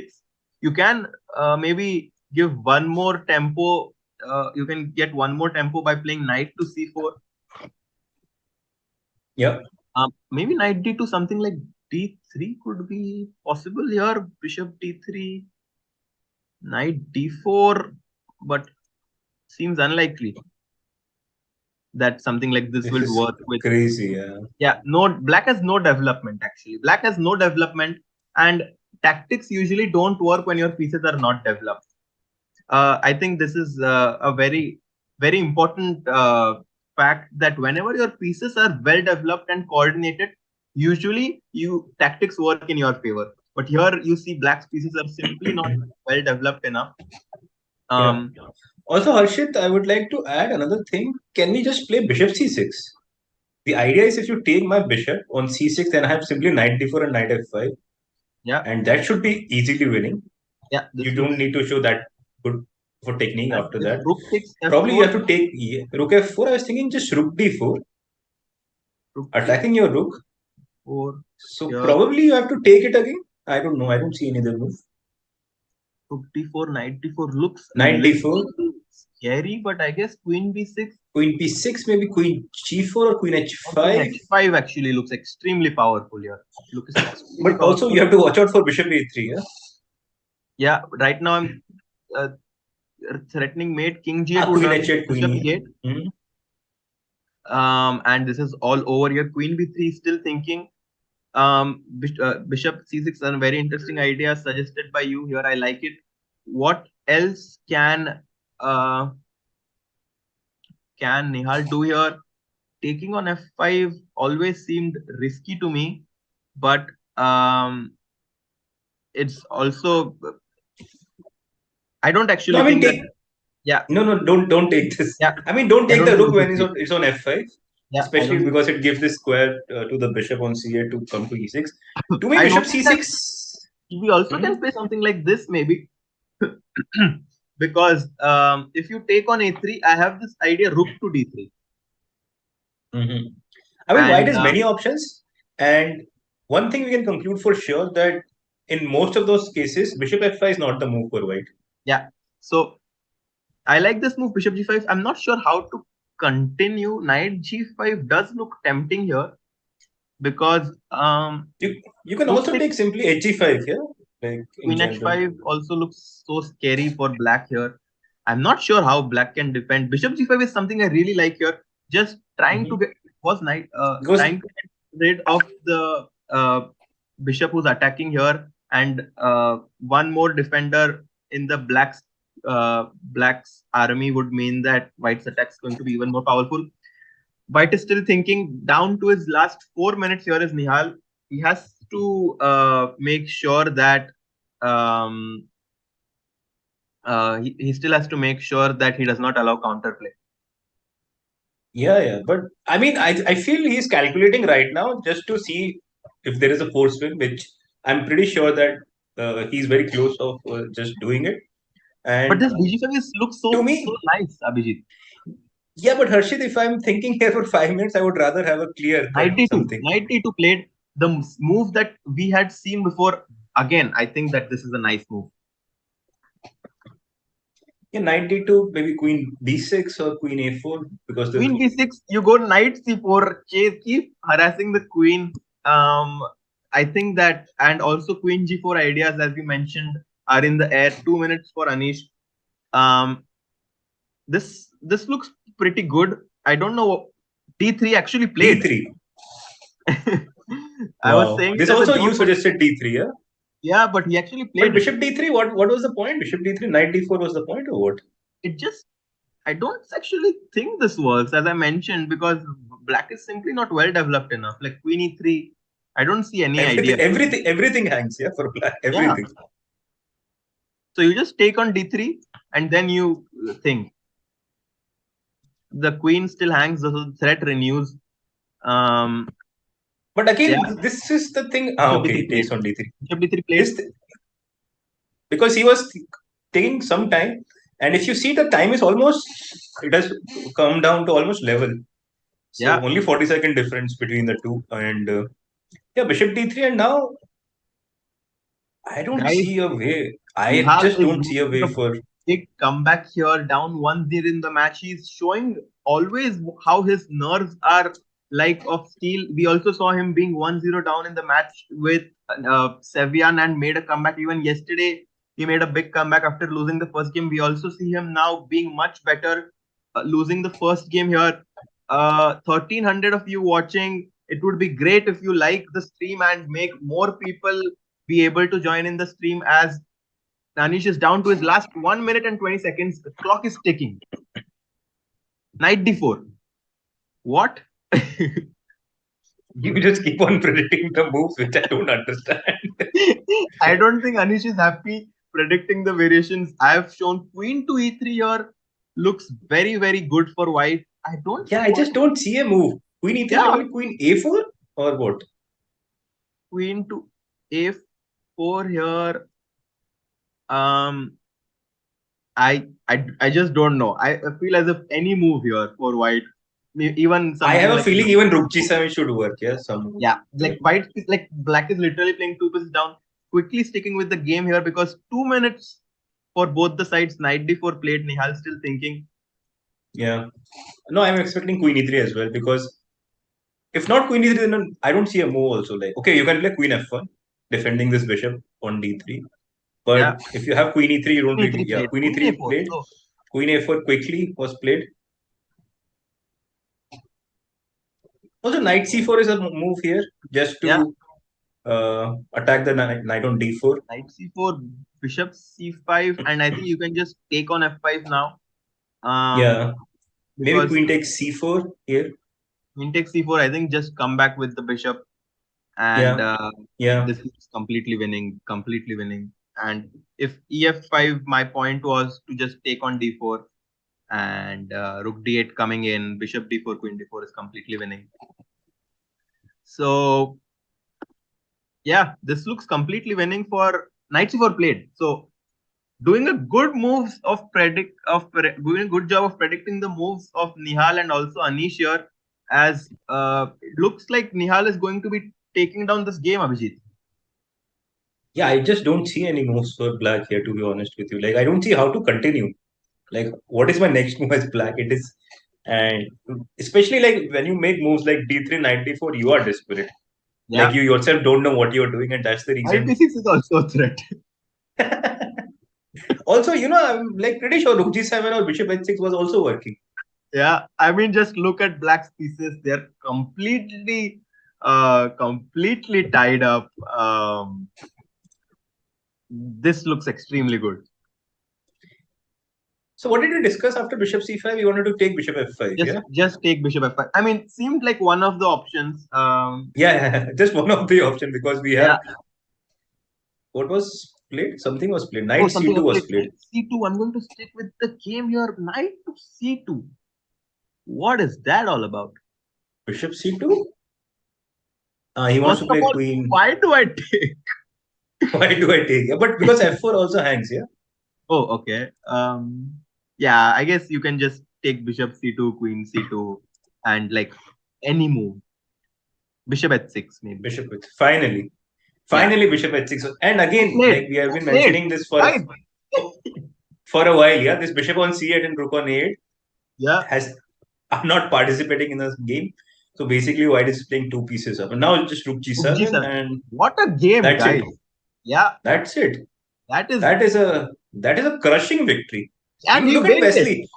Wesley. Wesley was just lurking behind Anish here to see how And he what did lost they this do? game. What did they do? Must have drawn their game Yeah, you are absolutely right. as usual. Must have drawn their game. Wow, guys. Nihal OP in the chat has won this game, tying the score 3-3. The next person to get 1.5 points is going to go into the finals of the Chess.com Global Championship. $50,000 on the line here. Abhijit, we have to take a bow for Nihal's player. For sure, for sure. I mean, amazing. What a talent. What a guy. I mean, what a prep. It was. I mean, I'm Super. lost of words right now. Like because he just blew Anish off the board, which Yeah. never happens. Which never happens. Anish is guys. Remember, Anish is the top player. One of the Yeah. top player, like who has crossed 2800, who has done everything, Yeah. and still इसी बात पे दोस्तों like कर दो यार फटाफट मजा आ गया यार. Too good. Bishop f4 फिर बाद में Bishop h6 in the end. I mean, that was too good. Yeah, for sure. And what a game, and maybe we can quickly also see Hikaru's game, just to show how it ended. Yeah. Because it was a quick game. I'm going to show quickly how Wesley So and they ended in the draw. It was a Geico piano.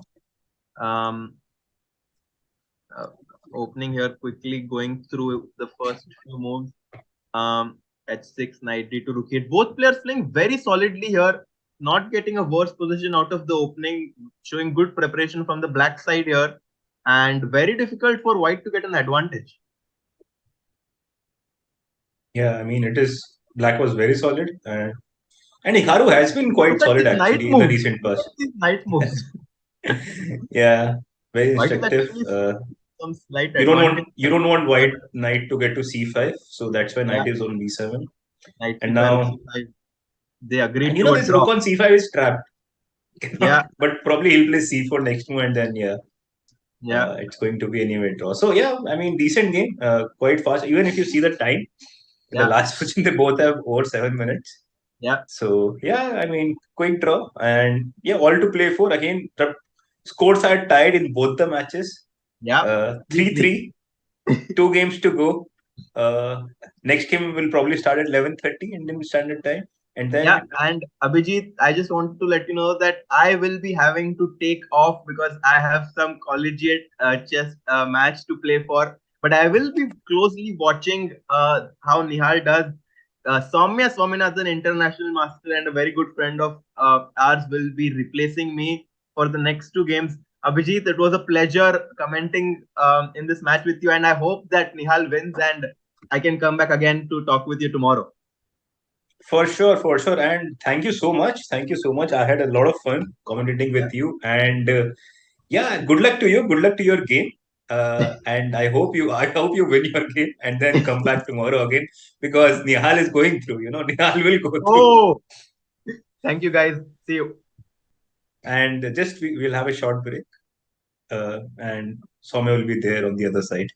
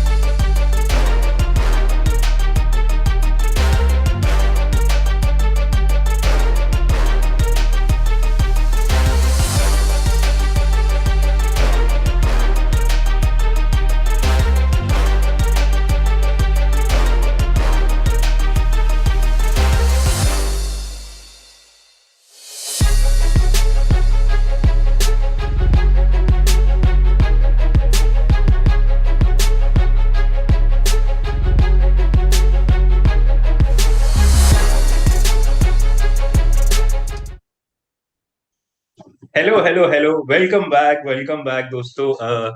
The score is tied down, and we have the beautiful international master Soumya Swaminathan. Soumya, how are you? I'm very good, Bhayu. Thank you so much for your very sweet compliment. We just met like 2 days back, but we couldn't really meet as such because tournament में तो time ही नहीं मिलता है, especially Asian Championship में.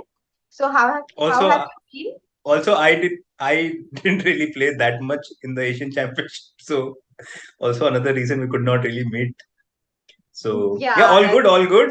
uh, Were you watching the matches like here? uh, I didn't watch all of them, but I watched the last game a little bit, and I was watching your analysis with Harshit, where you were showing this beautiful lines with knight g5, knight at 7, and then bishop at 7 check.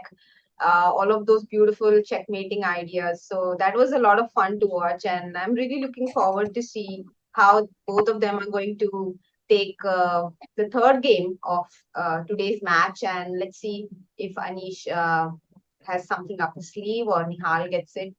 What are your predictions? I saw there was a poll on the channel. What are your predictions, chat? और मैंने तो निहाल के लिए vote किया है. आपने किसके लिए वोट किया है भाइयों? मेरे वोट करने से पहले खत्म हो गया वो. अच्छा. But anyway, like there are 2 games left in both the matches, and the first person to score 1.5 wins the match, and then he goes to the final, and they get $1 lakh. That's amazing. I mean, already Nihal has won 40 lakh rupees, and if he wins this match, or Anish, whoever wins this match, gets 80 lakh rupees, and of course, the top prize is 1.6 crores. I mean, I'm so amazed just to look at the prize fund and to see how well chess is doing. And kudos to chess.com for organizing this. Do you think this is the second highest prize money for an Indian chess player ever, like after Anand, because he has won so many world championship matches? Yeah, I would Besides think that, so. do you think this is the highest somebody has gotten? Any Indian chess player? No, I don't think so, because I remember Hari once played in this millionaire chess tournament, which was organized by Maurice Ashley in USA many years ago. Millionaire Chess Open. But he did not win it, right? But yeah, I remember he did not win it. Someone else, I think Wesley won it. Wesley. Yeah. Yeah. So yeah, I don't remember how well Hari did in that tournament because it had a huge prize fund. But I would assume that it is Nihal who's going to get the biggest prize fund, especially if he gets home with 80 lakh rupees or 1.6. Yeah. I mean, Even 40 might be, even 40 might be the highest. That's what I was saying. Like, that's what I was saying. $50,000. I don't remember. At least in the recent past, I don't remember any Indian getting it. Of course, like I'm not counting Vishy in this because I remember one of the articles. One of the articles back in the day in Sports Star, like he was the highest sports person, highest earner sports person for India in '99. I remember including all the sport, including cricket. Beating Sachin. Yes, I remember reading the same report, and in fact, it was not even in 90s. Even in 2000s, he was the highest earning because he won 5 world championships. And cricketers earn a lot of money through the IPL now. But before the IPL started, their main prize fund was I don't know what was it, but it would get shared with the team, obviously, even if they won the World Cup, and also endorsements were their main one of their main sources of income. So even though the on the like net income unka shayad zyada hoga, par in terms of prize money chess ka shayad thoda zyada tha. I think there is a very interesting comment that Prague has won more than 100,000 this year in Champions Chess too. In total, but yes, total. That is total, but not in one tournament. That's what I was trying to point out. Yeah, I mean, it is a tour, so that is a completely different concept. Yeah. So what are your prediction in the other match between Hikaru and Wesley? And guys, like if you have any questions, we have some time to lift off. So maybe if you want, Soumya to answer some of your queries, we are very happy to do that. So, by the way, what is your prediction for the other match? It's been very tight match, all 6 draws, and no chances for anybody throughout the match. Like it was very solid match. Wesley एक side पे खेल रहे हैं तो obviously उनके side से तो हम सॉलिड चेस एक्सपेक्ट ही कर सकते हैं, but even Hikaru being so solid is yeah, I'm surprised that there has not been a decisive result in that match yet, but I would still vote for Hikaru because of his amazing online chess skills and the fact that he wins almost every other tournament on chess.com. So he's also recently won the Fisher Rapid Chess Championship. Yeah, he's the world champion. Yeah, exactly. He's the world champion now. So yeah, that as well. And someone in the chat asked, Mayur Rathod asks, where is Harshit? Harshit, I guess, is busy playing a tournament immediately after commentating, isn't it? Yeah, of course. He's playing some college tournament, which he wanted to get it out. Like he didn't want to play, but his coach insisted that he plays it. And yeah, it is actually good. Like, when you're commentating and then you're playing, your mind is already working, because you're thinking for other players, what they're going through in the life situation. So I think it will benefit him as well. And let's hope he wins this game and comes back tomorrow. And let's hope there is tomorrow for Nihal as well in this tournament. Yeah, definitely. And also, one more thing about commentary is you get so much confidence because most of the times your moves match with the players. So you're feeling very confident कि अरे Hikaru के साथ हमारे moves match हो रहे हैं, निहाल के साथ हमारे मूव्स मैच हो रहे हैं, ये तो हमारा ओपोनेंट 2400 है, हम तो अभी फुल फॉर्म में हैं. So True. But I hope it works out well for him. Yeah, go ahead, Bayu. Yes. But when you're commentating and when you're analyzing positions, it feels like, you're playing well. But the same thing, when you have to think for your own game, it's totally so much different. Like, somehow the same vibe doesn't come in the sense that because here you're relaxed, drinking water, tea, just sitting comfortably and, at your home. And when you're playing over the board, it's not as comfortable as it looks. Let's just put that way. Yeah, definitely. Basically, when you're commentating, you don't need to take any decisions, which is the essence of being a chess player. तो हमें तो कोई decide नहीं करना है कि French खेलनी है या नाइट ऑफ खेलना है घर पे बैठ के, और बोर्ड पे भी कोई डिसाइड नहीं करना है कि ये पॉन लूं नहीं लूं, क्वीन सैक्रिफाइस करूं या नहीं. तो सारे डिसीजंस प्लेयर्स ही ले रहे हैं और हम बस मजे ले रहे हैं उनके गेम्स के. I think True. That's why we are just so much more relaxed and confident about all our variations. Yeah. Also, coming back to what you were saying, opening decisions. Nihal has been taking very serious opening decisions with black pieces, at least. Starting e4, knight c6, and later transposing to all these Perk modern systems with black pieces. So, what do you think about this, first of all? And secondly, we have players on the screen. See how focused Anish is right now. Like he somehow. Do you think he's a little bit nervous right now, just by looking at him? I don't know, because I saw one video of Anish's on the clips, one of the clips on the channel about how he blundered against Temur into it was a drawn end game, and then he blundered his piece and he lost, and then he came back in that match and he won the Armageddon. So about Anish, I'm not really able to read him. I must say that, because his body language, he looked very nervous after that match. But the fact that he was simply able to crash through in the Armageddon, and yeah, I think he's someone who might look nervous on the outside, but it's not very easy to tell how he's feeling in the inside. Of course. But also sometimes at least for me, are you able to read him as a commentator? Yeah, I think. Especially when you're playing over the board, I don't think that. You of course think about that how you're showing yourself to your opponent, and was there a mini yawn there for Anish? But yeah, when you're playing over the board, you don't really want to show your opponent how you're feeling. whether you're too comfortable or you're too nervous. Either case, you don't want to show. But when you're playing online, you don't really see your opponent, or your opponent is not really seeing you in the real time. So I think you are more relaxed. You just show what you feel in general. This is what I feel. Because the vibes are not being exchanged. Yes. And also in this case, Nihal is playing from Belgrade and Anish is playing from Toronto. So they are actually in different venues. They're not even in the same venue. Right. Completely. I think the game is about to start. So let's just take some questions from chat quickly. Samarth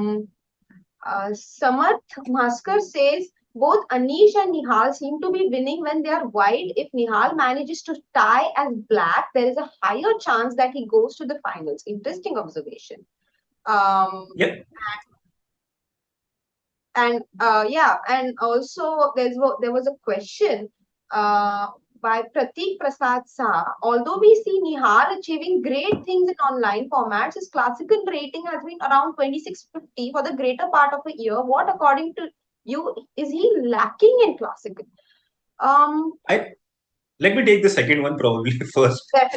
Definitely. Yeah, so I don't think it's lacking. It's just that sometimes you should also appreciate the people, like Arjun and Gukesh, who just went through so sharply ahead.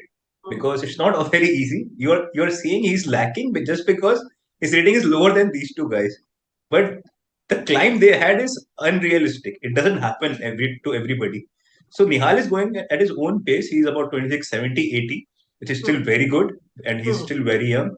So I don't think he doesn't lack anything. It's just that I would say one thing, that compared to other people, he's more solid.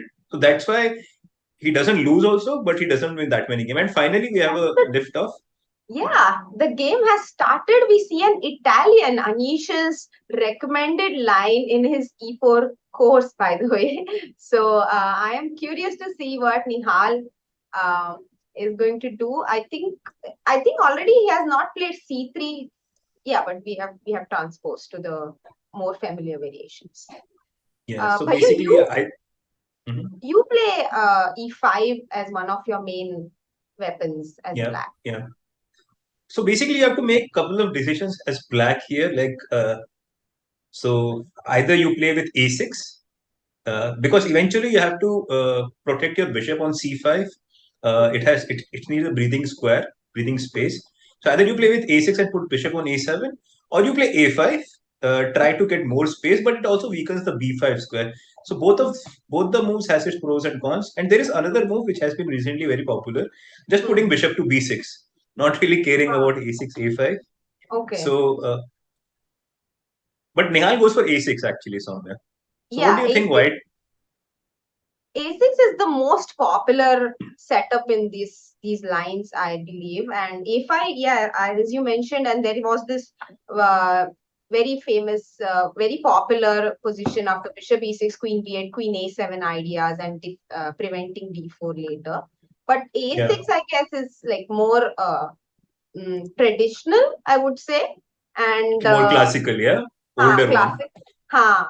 And you're also keeping the A5 square free, and you're also keeping the B5 square under control, as you pointed out, and making a square for your bishop.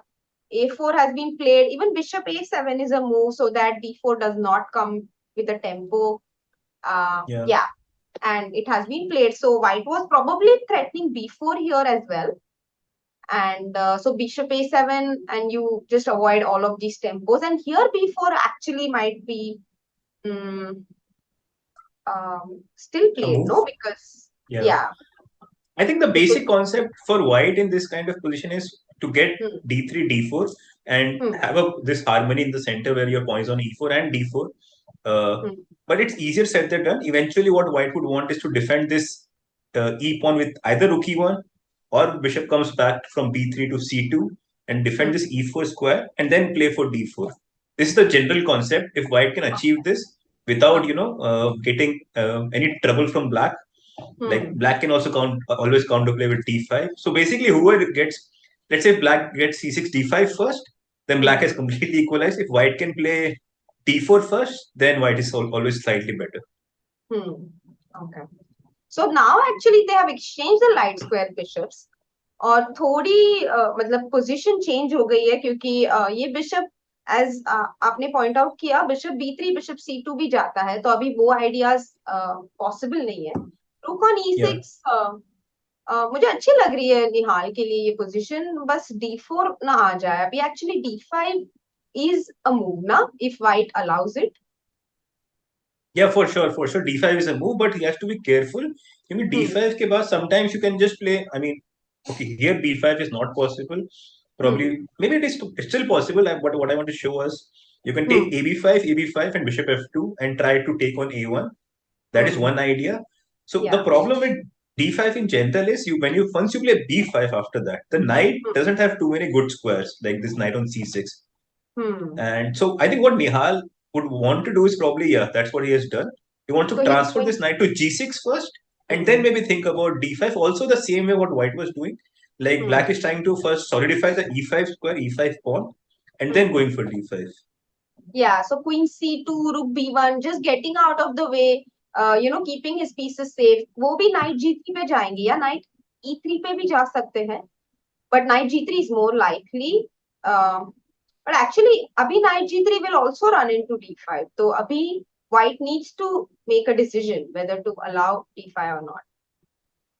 Yeah, for sure. It's not easy for both because sometimes you just have to keep the position. And although it looks like black has some sort of attack on the king side, like you can, okay, knight G3 was played to stop knight H5, knight F4. But in general, this kind of attack never works for black. Because you have already exchanged this light square bishop, so this H3 pawn you need to take to have successful attack. Whereas white can simply play king H2, knight G1, slowly drive your knight back with G3, and then come out again. I like this move B5 actually, Soumya, a lot because if white had another move, probably he would play A5 and grab even more space on the queen side. Sorry. So B5, good move by Nihal. And I was trying to... Oh, rook A1. I'm surprised. Not a bad move at all. Because now, after rook A1, you want to play AB and try to use the fact that your rook is on E6. And the rook on A8 is a little bit vulnerable because of the pin. I'm expecting Nihal to go back, I think, to rook to E8. To E8? So B5... B5 की वजह से ये रूक A1 पे आया है पर हमें कोई डरने की बात नहीं है क्योंकि हमारी पोजीशन अभी भी काफी सॉलिड है बस थोड़ा एक ये E5 की थोड़ी चिंता है इसके बाद में ना तो C4 C4 on the board I am now concerned about C5 and this bishop getting blocked forever. So, but also C4 is a very committal move. It gives up this square, and then you can never really play D4. वो plan अब गया from the board. Like you have C4, this is different plan, but you also make a lot of concession by playing C4. To be honest, as you mentioned, like C5 आ रहा है तो what about black going C5?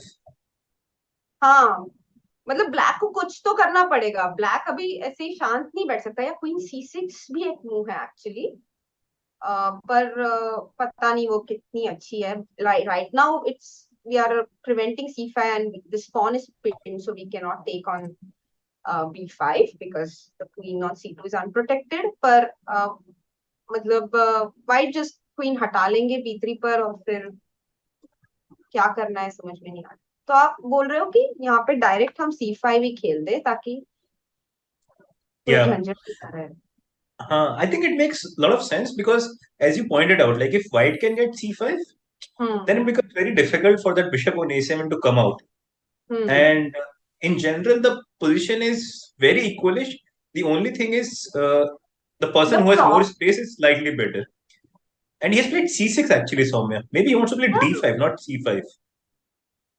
So after C5, he's going to go D5 and but what about this bishop? Because I will not take on D5. I'll let you take on E4. I'll take back and then what happens to this bishop? अच्छा A5 करके हम हमेशा break कर सकते हैं शायद ये point है क्या? It doesn't look like a great move to me because, as you point out, c5, I don't really see what he wants. Maybe he just wants to take. But because of this rook on a1, it's always very difficult to understand how to untangle this bishop on a7 and rook on a8. Because whenever you play bishop b8, there is a b5, and you cannot take back with the a pawn, and then you don't really want to play take with the c pawn, just because then c5 c pawn white c pawn becomes a passer after that. Right. A B C B को C5 और फिर ये बहुत but actually वो pawn vulnerable भी है क्योंकि D pawn से वो प्रोटेक्ट नहीं हो सकता कभी. तो बिशप B2 खेला है अनीश ने. बाय द वे दोनों बहुत फास्ट खेल रहे हैं, आपको नहीं लगता? Like 11:48 and 10:46 on the clock for Anish and Nihal respectively. Both of them, it seems, are well versed with this position and they are not taking much time to take their decisions. Yeah, also bishop b2, again you will see it's not very committal move. So both of them are not really going all in, let's say, strategically. He has played bishop b2 with the idea to play to play c5, of course, but now again he's giving black a chance to play, I think, c5, if I'm not wrong. Can he do that For black? Yeah. So c5 with black. And e5 pawn की हमें कोई चिंता नहीं है because we have it twice protected, so that's covered. I mean, it's a valid move if the pawn is not hanging. Why not? Oh, maybe he doesn't. No, even that's okay. I was thinking maybe he doesn't like pawn takes. So, for example, c5, you take on b5, ab5. I take with the pawn, but then you take back with this pawn, is it? Because if you take with the, you can even take with the bishop. Actually, both the. Yeah, that is the point. Like, if you take with on c5, my idea was to take with the bishop only, so that at least my bishop does not get locked in. But now that you're showing this line, I can see sometimes once I take with the bishop, you can maybe play d4 and then ed4, knight d4, this bishop, like white playing d4 after that. And so then this bishop on b2 is getting little bit, like I'm feeling a little bit uncomfortable as black, just because the bishop on b2 is getting opened up. It unleashes its wings, yeah. So the line we are showing to the chat is c5 with black now. White takes on b5, a into b5, pawn into c5, bishop into c5, and then white opens the center with d4. And now the bishop on b2, for example, in this position is just staring at this e5 pawn. But once you get d4 in, this bishop will enjoy control over this long diagonal, and that is something we need to be careful of whether allowing or not. Yeah. This is a very important moment actually, because it's not an easy decision for I guess both the sides. So how is a5? Just out of curiosity, like we have tried almost all the pawn breaks. Let's try this one as well. सारे arrows अभी मिटा देते हैं. And Bhayu is suggesting a5 here. So the basic idea for me was like, if you take ba5, I wanted to play b4 or close down the queen side completely with c5 or bishop c5 something. ये बहुत अच्छी strategic idea है वैसे, कि अगर एक pawn दे देना है, वैसे भी वो pawn हमें मिल जाएगा क्योंकि b4 के बाद हम c5 भी खेलेंगे और ये pawn हमारा passer हो जाएगा. Sorry, like pawn on b4 will become a passer for black actually. पर मेरा question ये है कि a5 के बाद black white अगर simply ab5 मार दे तो आप क्या कर रहे हो? b4 पे pawn ले रहे हो? I think so. ab4 में, I mean, tactically I don't know whether it's working everything, but strategically it looks good because you're exchanging your corner pawn to a somewhat not very corner pawn, And so, again, your pawn on b4 is very strong after that. That's yeah. If given a chance, again I'd like to shut down everything, on the queen side. And once I can do that, I think although it feels like white has a slightly superior bishop because he has a dark square bishop, he has put his pawns on the light square. Still, if I can shut down everything, if I close down the center, I don't think it's going to affect so much. Another interesting fact actually during the whole match, that whoever had less time had actually gone to lose that particular game. So I'm not liking what Nihal has been thinking a lot. And But isn't it like Nihal's trademark to think very deeply somewhere in the middle game, take like a lot of time for a move, and then he comes back really well and beats everyone in the last 10 seconds? That's what I've seen him do. Yeah, but I mean, Anish is not just anybody, right? So he That's needs true. some That's time true. to finish him off if given a chance. So That's true. Actually, the games I was commentating on, they were still in the knockouts, and now Nihal is playing all these top 10 players. So the players he's facing are, no, actually, even there he played Kramnik. So I don't know. But yeah, Anish is very well experienced with online chess as well. He's had so much experience. Actually, with Anish, he was mentioning कि उनकी yeah, rapid इतनी अच्छी नहीं थी lockdown से पहले और फिर ये सारे ऑनलाइन चेस खेलने के बाद उनकी रैपिड बहुत इम्प्रूव हो गई है yeah, which for is sure. मतलब हाँ when you're facing all these top guys consistently, day in हाँ day out, obviously you're हाँ bound to improve. हाँ I mean, if you don't improve, then you're going to get smashed every day. And I mean, these guys will smash you like if given a chance. So yeah, I mean, it's a nice thing that he has managed to improve. Also, I somehow don't like this move update somewhere. Like he's being very Mhm. solid, not really doing anything. The problem is because he has thought so much. Now it's. I think he should already try to make a decision because let's say Anish also waits. Then again he'll think for 2 minutes and the time just goes down and down and down. And I'm really concerned about this variation now, Bhayu. Like after Rook A8, Yeah. like the idea is that the D3 pawn will be attacked in some variation, but the A7 bishop will also be hanging. So what about AB5, AB5, and C5 now? So that after you take, I take, you cannot take on D3 because I take back. You take with the rook, Yeah. and then the A7 bishop suddenly has nobody to help him. तो ये situation में आपको नहीं लगता कि C5 is a very very logical idea for white? For sure. Like C5 अभी भी कर सकते हैं. अच्छा अभी नहीं कर हाँ सकते नहीं because अभी D3 is तो hanging. हाँ हाँ, AB is good inclusion, and then हाँ C5. But again, if you see how the game has been turning up, both are not taking decisions. Like even hmm Anish, when he had a chance to play C5 earlier, he didn't do it. He played hmm Bishop B2. Like slowly he's playing, like slowly building up the position. And again, when Nihal had a decision to make whether to play C5, A5, or some sort of break, he's also not doing it. So this is more like a cat and mouse game. Ke kaun pehle, who shows their card first. that's true but I feel like this is the moment. I mean Anish is also taking his time and uh, it feels like निहाल अभी थोड़ा time पे भी कम हो चुके हैं तो शायद ये वो मोमेंट हो सकता है जहाँ Anish will take a decision and um, because there is no clear cut way to deal with c5 as well. You cannot really attack it twice with a minor piece immediately. Mm-hmm. Because let's say abhi AB मारेंगे CB5. AB Mm-hmm. C5 pawn takes take you attack the pawn with the queen. I support it with Mm-hmm. my rook and then you cannot go knight d7 either because again the a7 bishop is feeling really lonely there. तो ये सारे Also, after C5, this knight F5, knight D6 can hmm also come into the game. D4 was हाँ played or what? oh yeah d4 on the board. I So mean, Anish is now, yeah, I think now it makes more sense Rook D8. I mean, if your opponent was going to play D4, then Rook D8 make more sense than any other move. I mean very surprising. Probably Anish was looking at a completely different direction और क्या हो जाता है हम एक part पे concentrate कर रहे हैं बोर्ड के और हमें उसी आइडिया पे फोकस कर रहे हैं पहले की मूव पे और शायद Yeah.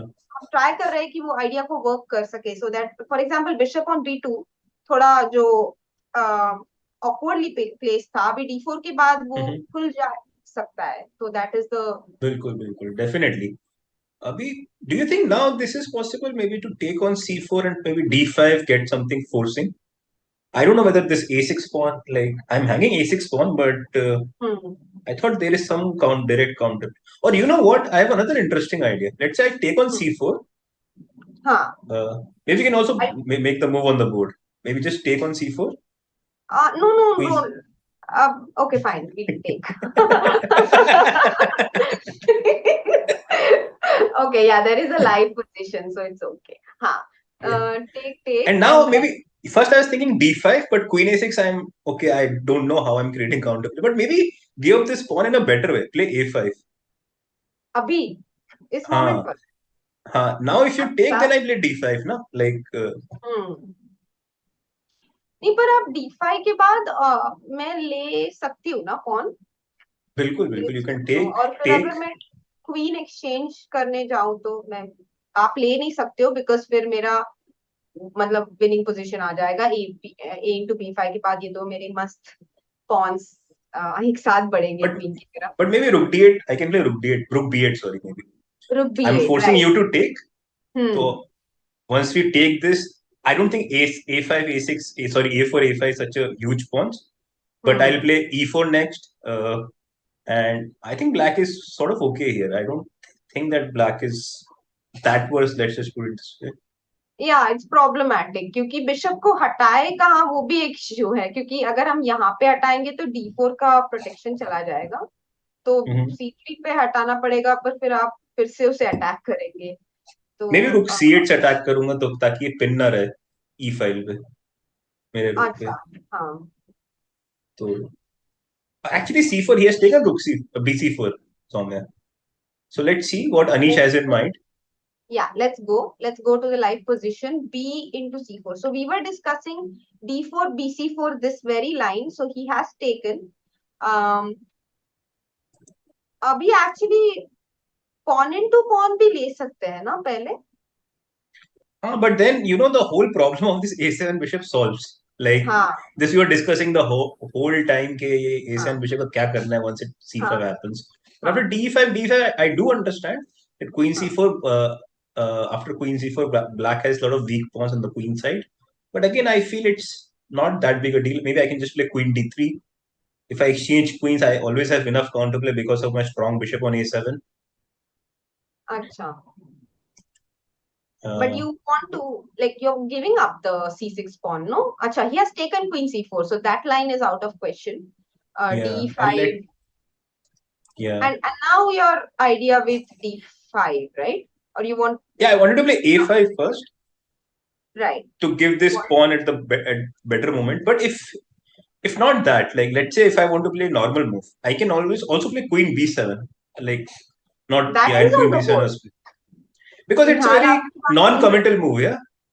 Like you're not really doing anything by yourself. You're just playing a move which is very much not really in sync with their strategy so far. Yeah.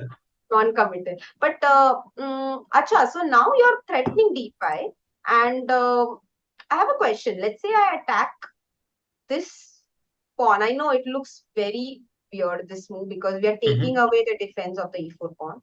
But is a move like this possible?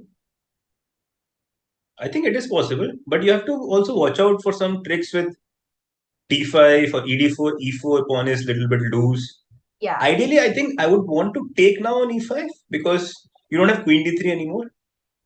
And let's say take on e5, black takes back, and just play bishop c3, try to control all the squares. Because you were also trying to, I think you were threatening a5 or something. Try to use the fact that the b2 bishop is hanging. Yeah. And by doing that, you will exchange another weak pawns of yours to a pretty nice looking pawn on b4. So मुझे लगता है d5 you go bishop c3. And I feel white is slightly better here. Just because of the pawn structure. And I have a feeling this is also a very Anish type move to play, no? Like just keep it together and like true. D, bishop c3, very much an Anish type move. I can imagine him playing these moves very fast. So he's taking his time here. So he's probably thinking of some other options as well. And the problem is यहाँ पे knight f4, knight e3 ऐसे moves भी नहीं आते because this knight is stuck defending the e5 pawn. You know, now when you mention it, I probably d5 probably it's better to take with a knight. At least exchange this when you are not. हाँ, जब वो knight कुछ कर ही नहीं रहे तो at least उनको हटा दे, so that knight on f3 एक piece exchange हो जाए और black को. और एक और चीज हो गई ना, once you remove this knight on f3, I always have this rook d2 kind of irritating ideas. It's So pretty. yeah, This is so very you have to, important actually. हाँ, ये बहुत ही and ज्यादा important point है. Rather than taking that night off, हम वो actually d2 square पे भी फिर another point was like, let's say if we exchange the knight after d5, knight e5, knight e5, d5. Let's say I play the same move, yeah, bishop c3, trying to stop this rook d2 and control this. But then you can also play bishop d4. This d4 Right. square also goes away because of exchanging this knight. So probably what I'm thinking is after d5, knight e5, maybe it's better to, it makes more sense to take with the bishop now What? rather than knight. You're willing Yeah, to give bishop away e. the bishop? Yeah, but then knight f5, I have all this weak squares near the black's king. And knight on f3 covers both d4 and d2. This is a very beautiful night. Very useful night rather than beautiful. Yeah, It's yeah. a lot of important functions. Oh, this has happened. Soumya, this has happened on the board. Okay, Bishop they are e4. listening to And us. rook They c1 are was. listening to this commentary. दोनों ने headphones भी पहने हैं वैसे, तो हो सकता है. Bishop e5 on the board. D e5 And rook c1 also. Wonderful. तो ये pawns थोड़े weak है compared to, let's say, like black's pawn, queenside pawns are weaker than white's queenside pawns, and that is white's triumph in this position. On the other hand, black का bishop का जो problem था वो पूरी तरह solve हो चुका है. Now it's a beautiful bishop, and बस देखना है कि वो कुछ एक्टिविटी अगर ब्लैक को मिल सके तो ये ब्लैक के फेवर में भी टर्न हो सकती है ये गेम. बिल्कुल. Somehow I don't like rook c1 क्योंकि now I feel, can I just play rook b8 and try to exchange as many things as possible on the queen side? So rook b8, sorry, maybe I'll make an orange arrow. I want to make an orange arrow. Sorry, it's not. It's okay. It's okay. Okay, green. चलो green ले लेते हैं. Because blue मुझे लगता है blue squares पे दिख नहीं रहा है. तो इसीलिए. Chat can tell us in case you want different colored arrows, guys. Right. So rook b8 और b4 pawn को attack करने की कोशिश, and c6 and a6 are weak, but then we keep attacking white's weaknesses and force him to defend. Rook e6 was played, Soumya, by the way. Rook e6 and rook d1 has been played in the current position. But now, although white is a little bit better, पर मुझे नहीं लग रहा कि इतना sufficient है. मतलब, okay, rook b8 was played again. I was just thinking कि अगर rook d1, g6 भी करके बैठूंगा मैं, just to sit tight. I don't think you have enough firepower as black, sorry, as white, to really pose a lot of problem for me. But rook b8 is a nice move, attacking b4 pawn, getting an important tempo. Rook b1 and g6 was played. I like actually also a5 here, like just exchange another pawn, you know. Rook another d2. Rook d2 has been played. I think Anish is not very comfortable. He's just trying to keep his position like together. King g7 on the board. Now they're playing really fast for you because Nihal has less than 2 minutes on the clock. So Anish अपनी position solid रखेंगे और I think they'll just wait for the. Soumya, what about a5? Rook b2 and a5 now? Yeah, because you can never take on a5 because after queen b2, rook b2, rook b2, f2 pawn is also very soft. It's not, but there is no good way to defend it. And after b5, I was just thinking, just take. You have to take. Yeah. You have to take. You can take with the rook also. Yeah, that was the problem, right? Because rook के साथ ले लेंगे और फिर मतलब white के pieces भी actually बहुत खुश नहीं है यहाँ पे. तो दोनों ने second rank पे जो रूक्स लगाया है, यूजुअली हम 7th रैंक पे रखना चाहते हैं उन दोनों को साथ में. यहाँ पे unfortunately white has had to place both of his rooks on the 2nd rank together, defending each other and the f2 pawn and the b4 pawn. So white is also not very comfortable in this position. Both the sides sure, for sure. Yeah. और King g7 अच्छी move है actually बहुत. मतलब it's like keeping the position together, getting out of any knight g6 tricks in the future, you know. By the way, Soumya, Nihal is not playing. हाँ वही. He's down to last 30 seconds.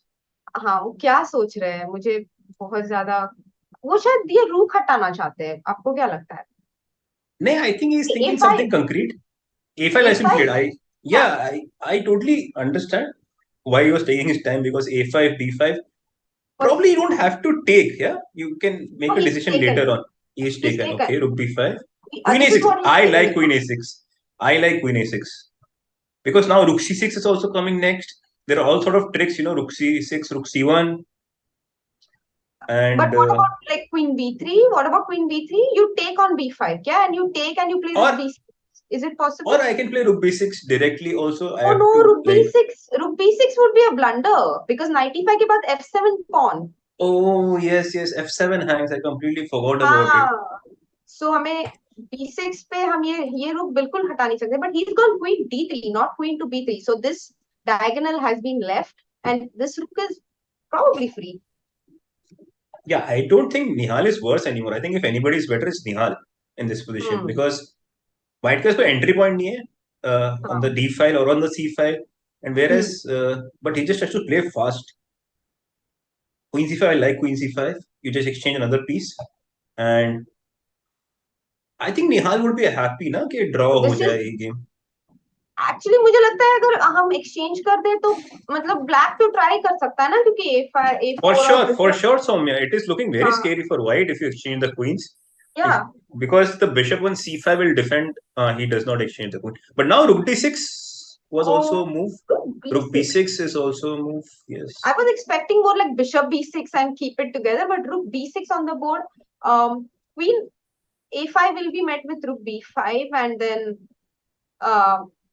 maybe queen a1. I'm expecting like just keep it defended, or queen a2. Yeah, queen a1, maybe queen a1, yeah, just to cover the first rank as well. Queen a1 on the board, and then you are keeping this pawn under attack. So queen b2 maybe, rook a5, queen b2, queen b1. Yeah, queen b1. It's a very similar idea like what you're mentioning. Queen b1. Maybe I think they'll just repeat rook b5. Nihal will go. Yeah, we can expect a repetition here because there's not much to play. And draw has been agreed. Draw has been agreed. Okay. So surprising draw agreement there. We were expecting a few more moves, but draw has been agreed. I think Nihal. Anish offered a draw and Nihal took it. Maybe he was better at some point in the end. Let's quickly go back some more if it's possible. So maybe where do you want me to go? Like maybe when he exchanged these pawns, yeah, a to b pawn, like in the end, maybe rook b6 instead of rook b6. So a5 was a very nice idea pointed out by Bhayu as well as spotted by Nihal here, and the idea. But I did not really see queen a6. I did not really see queen a6 after cb5, rook b5, queen a6, and this is very interesting moment here because now you are threatening rook b5 and you're trying to create another passer of your own. So game में what did he play now? White. Abhi queen d3 gaye wo, and we were actually discussing if he can go queen b3 and keep like his attack on f7. Keep an eye on it. I think he'll do the same thing anyway. Rook b5 and probably move the queen. Put bishop on b6, queen on c5, like. And I think already here the worst for black is already over. Like I feel if anybody is better, it should be black. Let's just quickly go further. Like takes, queen b6 and queen c4, queen c5 was a very nice move. Trying to offer the exchange. Queen a4. So was there queen b4 here, or also like you pointed out, bishop b6? Maybe it's better to include queen c1 check and then bishop b6 so that rook c2 पे our queen is inside anyway. हाँ, और रुक d1 यहाँ पे नहीं आएगा. हम queen b2 भी खेल सकते हैं क्योंकि ये f2 वगैरह मतलब ये बहुत ही ज्यादा खतरनाक है. तो रुक को उनको सेकंड रैंक पे I think rook b6 was a slight error, I would say, on Nihal part. I have another move actually here. I guess inaccuracy. मुझे भी लगा थोड़ा कि यहाँ पे ब्लैक ट्राई कर सकते थे और उन्होंने क्यों वो दोनों पॉन से सडनली एक्सचेंज किए. शायद उनका टाइम कम हो गया था ना, तो उनको थोड़ा सेफ. पर मुझे लगा queen b4 is then a smarter way to exchange things ना. यहाँ like क्योंकि now you have to exchange queens, yes. And then I'll go rook b2. Then bishop c5, yeah, and like you said, yeah, bishop c5. I think black is just much better, no? This position. It's true, but maybe b6 he doesn't like because you can't take bishop b6, rook b4, and for example, okay, maybe We yeah, can queen move, yeah. b2. We can But put it will on the we board. be able to go back? We can, yeah. Yeah. Yes, There's no yes. problem, no. So It's sometimes not I'm like just worried pawns, yeah, that that doesn't go back. हाँ मेरा ना कभी कभी वो फिर position ही चले जाती है, इसीलिए फिर मैं So थोड़ा हेजिटेट करती हूँ.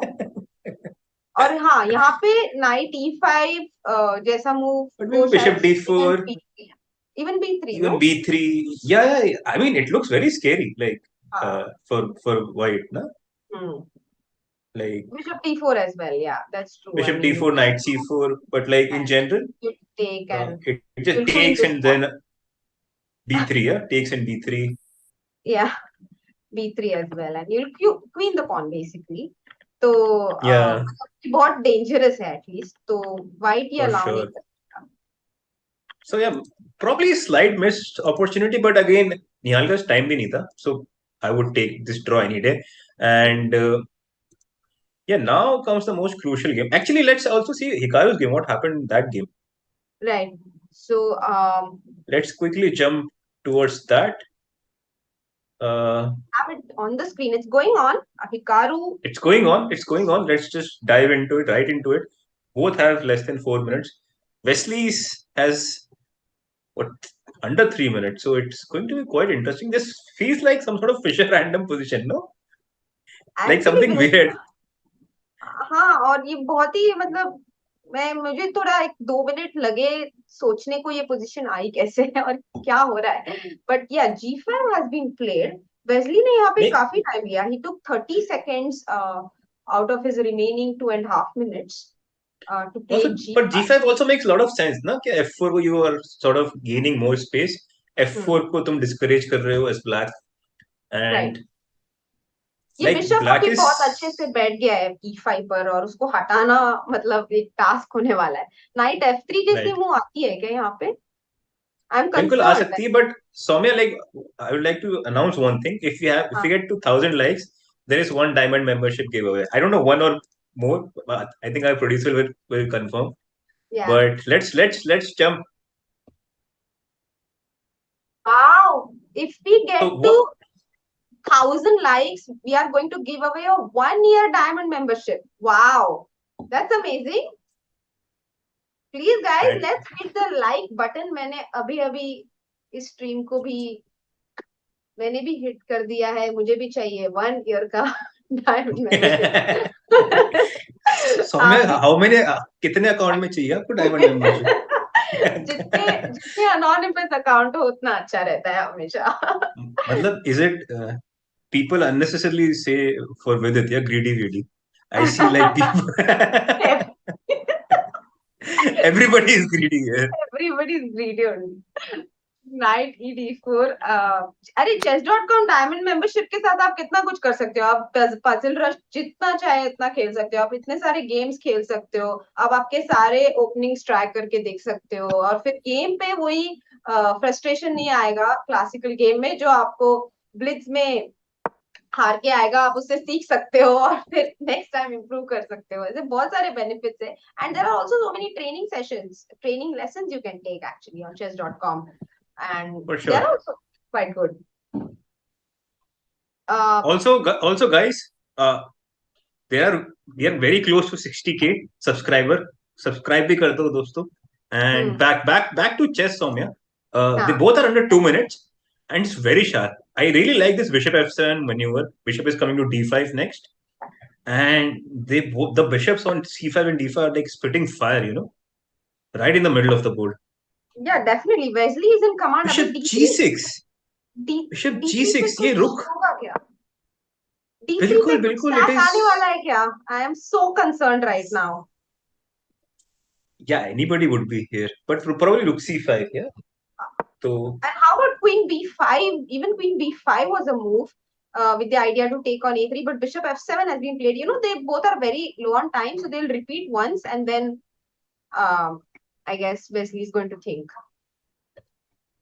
Rook e4 तो कहाँ खेलेंगे वो, क्योंकि अच्छा rook c5 and he wants to, but I think he's going for it.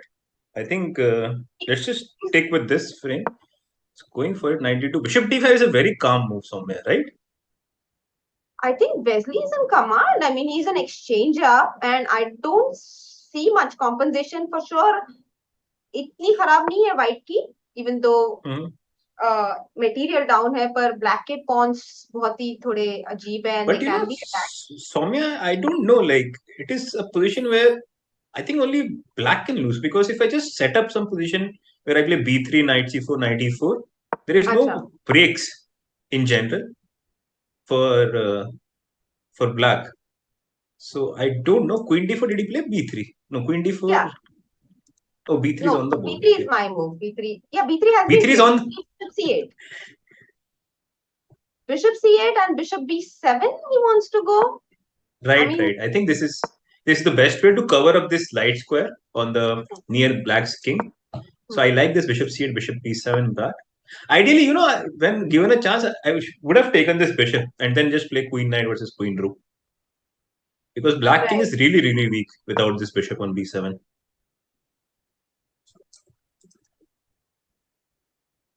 Did he play knight e5 here? Knight e5 has been played. Yeah, knight e5. Queen f3 on the board. Queen has to be exchanged, no? Because f2 Oh, this is a big miss. I think this is a big miss. Ab jahan bhi queen jayega, there is queen h1 also, Soumya. Like, queen is getting exchanged by force. No, even queen f2 khalenge, queen h1. Yeah, queen h1 makes so much sense. And Because you're down to 1 minute, you just want to exchange some pieces. And yeah, I mean, this is amazing. This is amazing position. And both are under 1 minute, Soumya. Both are under 1 minute. Rook d4 and bishop g4. I mean, Hikaru is used to it. But rook d4, knight d2 and bishop g4. Maybe bishop g4, knight e4, Soumya, maybe. Because I then attack your g4 bishop. Also knight on pawn on f6. Rook f4 is another calm move. Next move, he wants to play bishop g4. And...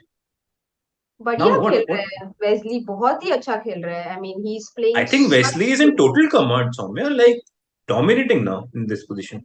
He's played fantastic moves ever since we have started watching this game. We don't know what happened earlier, but बहुत अच्छे moves खेले उन्होंने और ये position लाई है. And now there is no way to attack black's pawns immediately, even though. And look at Hikaru, Soumya. Just look at Hikaru's face. He's frustrated. He knows it. He knows it. I like his shirt though. I mean, it makes him look very cheerful at least. Knight e4 and yeah, but this is very tough, this position to defend. f5 on the board, knight g5 मारेंगे, rook into f2, and now the f pawn is a passer. Knight d5 on the board. He's trying for some tricks. Yeah, f4, knight e4, rook f1. Rook f1. Do you play rook d1 as well, just to drive? Yeah. King c3, then push the pawn, yeah? Yeah, f3, but knight e3 he doesn't like. No. c6. But, oh my god. What is... Oh, c6. C6 is a very calm move. Yeah, c6 is a very good move. और यहाँ पे rook g1 खेला है उन्होंने, bishop f3 नहीं खेला उन्होंने, rook g1 खेला. I like rook g1 क्योंकि अब rook g2 check भी है. Just to put rook on the 7th. f3, how is white stopping the queen? Bishop f5, he's not pushing the pawn, he's saved his bishop and very nice. King d4. Nice move. King d4 idea था f3 पे, he'll go king e3, so rook e2 is very nice to avoid that. Yeah. Controlling the e3 square for the king. So knight g5 controlling the f3 square. Knight h. Oh my god. Did he? No. Knight f4, rook g5. I almost thought he blundered this pawn, yeah? Yes. But knight f3, Soumya. Now what? Oh, but bishop f. Oh my god, is this what is this? This is wrong color. This is wrong color. Oh, this is the wrong colored pawn. So you. Wow. What a beautiful trick from Hikaru. King e3, the rook is stuck and Hikaru so resourceful. But even this is winning for black, unfortunately. With a5 and, black will just push the pawn.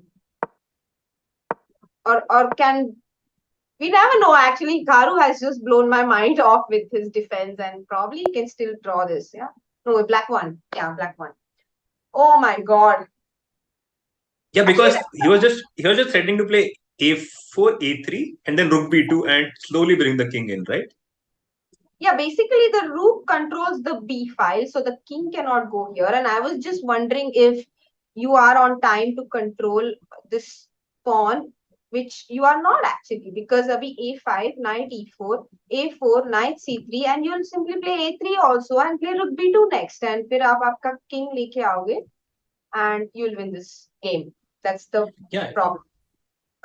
it, But it became बहुत very ही close actually. Yeah, tough fight, mind tough blowing comeback. Defence Yeah, था ये बहुत ही मस्त defence ढूंढा Hikaru ने यहाँ पर I think यहाँ पर उन्होंने and नाइट h5 मूव खेली यहाँ पे f4 पॉन अटैक हुआ है and if you play f3 I'll just take so and rook f2 would run into king e5 yeah that was the point rook f2 would run into king e5 even after that bishop d3 and it's not clear actually uh anyway, Mhm. so he played rook But g2 here, mhm.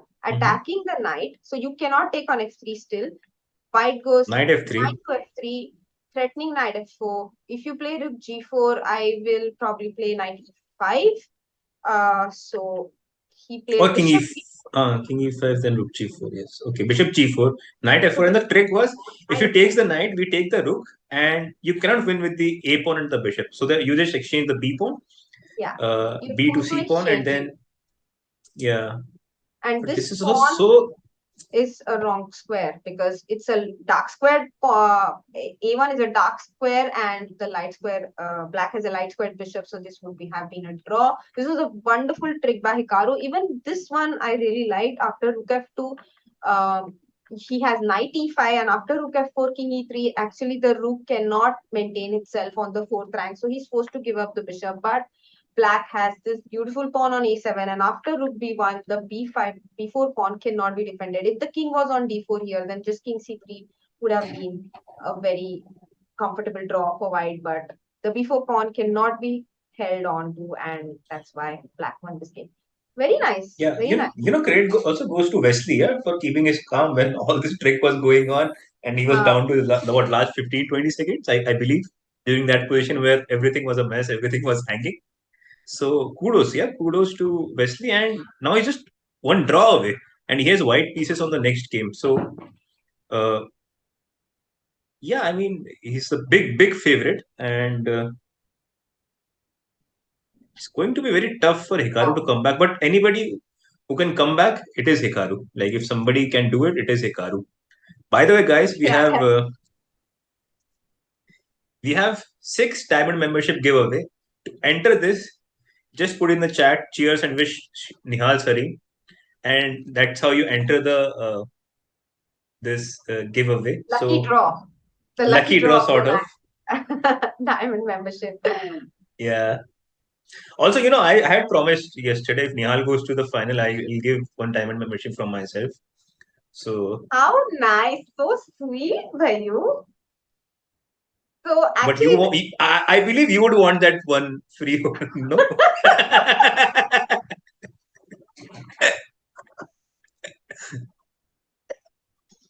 no. Let's stick to your promise to the chat. It was made to the chat, and if I had been in the chat, I would have asked for it. If I had been in the chat yesterday, I would have asked for it. So yeah, we can give it away. We can give away 7 diamond memberships to the chat today. Yeah. So sweet. That's a very nice thought. And this was a really good game by Hikaru. How much time do we have for the last game to begin? I think the last game will start at 12:30. So every game starts at the half an hour mark. So Nihal will start first, and then after a few minutes, Wesley and Hikaru will start. What is your prediction from Nihal's game? What opening will be? It will be. Opening. Oh God. Nihal wants to. Abhi to, I think Nihal doesn't mind going into Armageddon also. तो मुझे लगता है वो London भी खेल सकते हैं और मुझे लगता है लंदन हो सकता है. हाँ पर मतलब इस the point is London is the one opening. I'm sure Anish would have revised 1,000 times before this match. That's true. So what is your prediction? So What do you think he's going to play? I think some D4, Okay. but I don't know which D4 though. Like previous game he just crushed, so I don't think there is a reason to change it. But maybe something like it was London, but after D4 C4 last game, if you would have checked D4 Knight F6 C4 E6 and then Bishop F4 he played. So Yeah. and he crushed that completely. He crushed Anish in that line. So probably there is no reason first of all to deviate from it, as you only have what 10-15 minutes to prepare between the games. But I'm sure like Anish, trainer or coach or second, would have checked something against that line when this game was going on. So either this, but something it will be with D4. I don't think Nihal will go for E4 because Anish just has so many options up his sleeve there.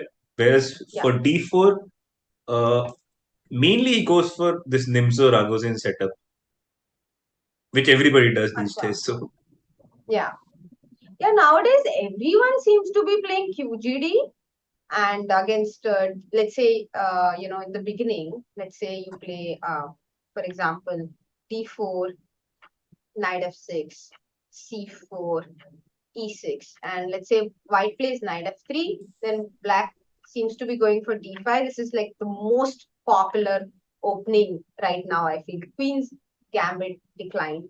And if you go Knight C3, then as you mentioned, then Bishop B4.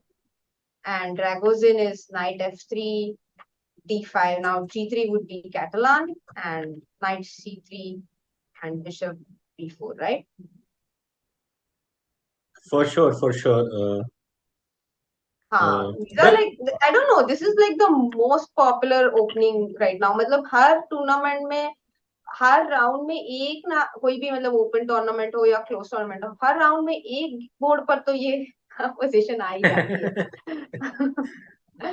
Ragozin, right?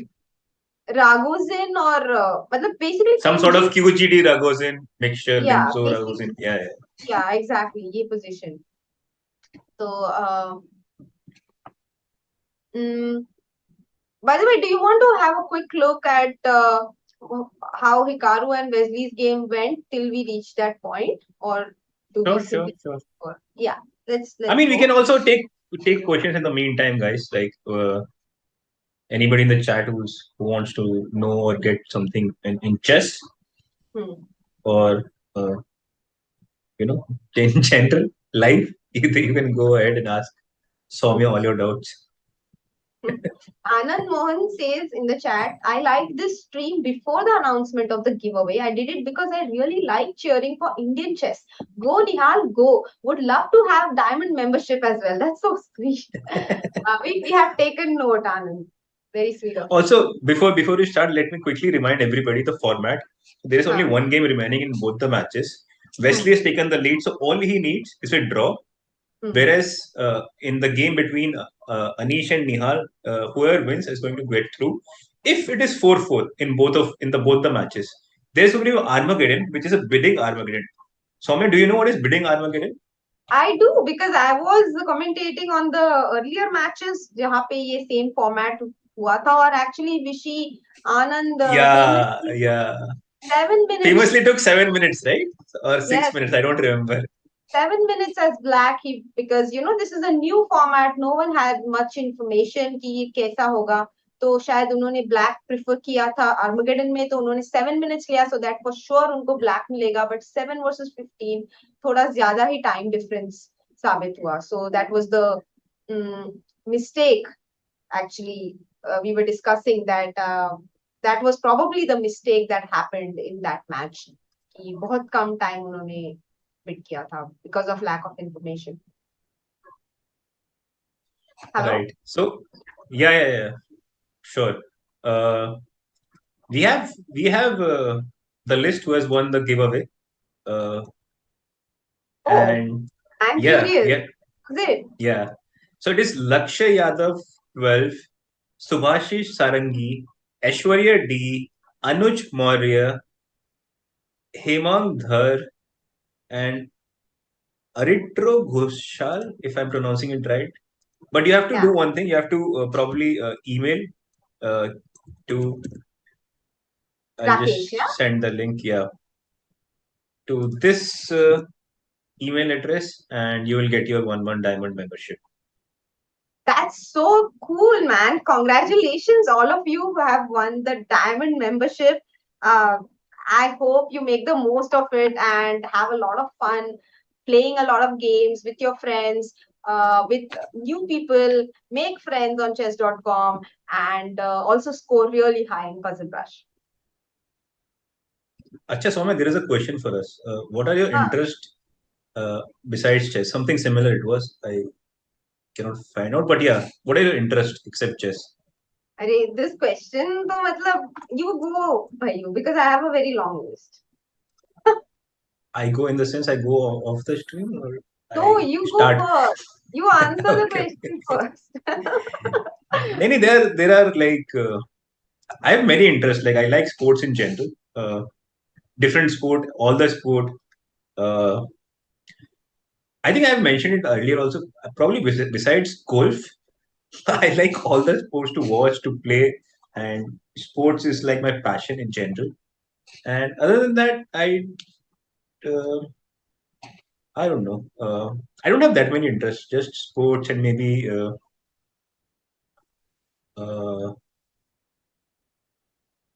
maybe movies, TV shows, time to time. But it's not like I'm very passionate about it. It's just that uh, as a married person, you have to watch time to time. With your better half. What kind of shows do you watch? Like chick flicks, No, I mean movies and stuff. chick flicks, no? मतलब you got Yeah. और क्या romantic movies है ऐसे? You know, कल हो ना हो. Okay. Acha, I've answered my question. I've answered the question. It is your turn now.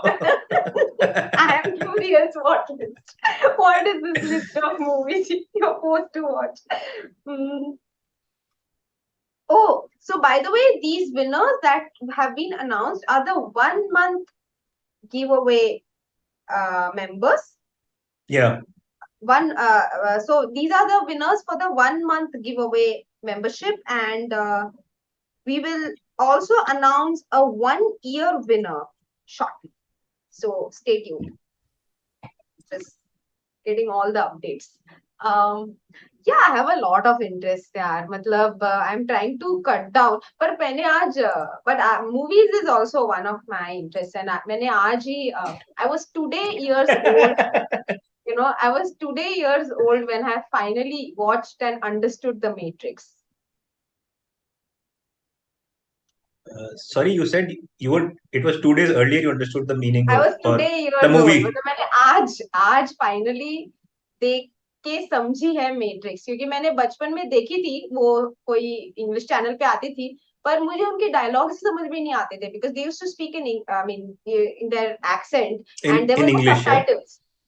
I mean, in their American accent, and there would be no subtitles, right? And I wouldn't get any of what they were talking, so I couldn't understand only their philosophy, of the Matrix. I just admired all the stunts, and I was like, cool jackets, cool stunts, but I don't get all of this. ये क्या चल रहा है? So finally, आज मैंने subtitles के साथ देखी, and I really liked it. Yeah, that is my life update, guys. So it took you 15 years to understand that there is subtitle feature. more than 15, yeah. I watched it when I was in 2001 में one of the movie channels पे आई थी, और उसके बाद I didn't have a look at it again because Yeah, actually Matrix used to be one of my favorite series back in the day. Yeah. Because it was so complicated, like in general, and I like those kind of movies, this movies, this Christopher Nolan movies where, it just messes up with your brain, where, you're constantly thinking, oh, did I get it right? Or should I see it again? Nolan is my favorite director. I love his movies. मुझे बहुत पसंद है उसके movies. But I have not watched all of them. Dark Knight series बहुत बार देखी है. That is my favorite. और Yeah. Inception भी मैंने अभी रिसेंटली देखी, पता है, 2 महीने, 1 या 2 महीने पहले, वो भी मैंने देखी नहीं थी. You know, I So have this thing like now, like हाँ, I've been watching this Nolan's movie with my wife because she हाँ, hasn't seen any of it. So I okay, still enjoy them, you know, like rewatching it, you know, watching again and again. yeah, And I remember we went to see this movie Joker, like the recent one, right, and it was amazing at first. हाँ, And हाँ, then I slowly, when I was coming back, like we were coming back, you know, we were driving back to our home. Sort of was like, what did I understand? Like, what was the हाँ. movie? Was it? And then later, when I was thinking about it, I was like, oh damn, it was all in his head, the whole movie. Oh, really? I haven't watched it. I have Oh, only sorry, watched a sorry, little sorry. bit. Spoiler alert, guys. It's okay. I'm sure a lot of chat has also not watched a lot of the movies we discussed. It's okay. But I don't feel like watching another version of Batman after watching Christopher Nolan's version. You know, it's a philosophy, and I really liked it. So yeah, that's really cool. We should do a movie stream sometime by you and discuss all these cool movies. Sure, But sure. now, Whenever you're uh, streaming next, I huh, think the game is about to start. Let's just focus yeah, back on chess. yes, yeah, we have the We players see. on the screen. We have the. This is not their game, guys. This is just uh, Hikaru and Wesley's game on the screen. Their game is about to begin anytime. They are fully concentrated. Has Yeah. it? No, they're. No, it hasn't started. Yeah, Don't it worry. has. It has I'll update started. you. Oh, it It has has. knight f3. Okay. Yeah. I like knight Nice. f3. Something to do with a closed system where, you know, he has uh, like all the pieces are on the board and we all know how tricky. I think it's going. This is London. a. We have the London, and this move order by Nihal. He took it against one of the in the one of the earlier rounds as well. By the way, I don't remember. I think in the third round as well he took this option. It's basically This is a. semi-star with black, no? Yeah, very clever With white. Sorry. line Huh. in general is because you just play the Slav and that's it. And these days, as long as you can surprise your opponent right at the start, it doesn't have to be like, you know, great idea, but as long as there are some complications where your opponent has to know precisely. And why do I feel like Anish knows what to do very precisely? This he's playing very fast. No, he must have seen Nihal's game. No, Nihal has played this in one of the earlier games in the CGC. So, just for the chat to quickly explain what we were discussing, Slav is basically d4, d5, c4, c6, and knight c3, knight f6, knight f3, e6. This is some semi-Slav setup. And now, what Nihal did is he went knight f3, d5, d4, knight f6, and c3. And after c5, basically he's playing Slav with white.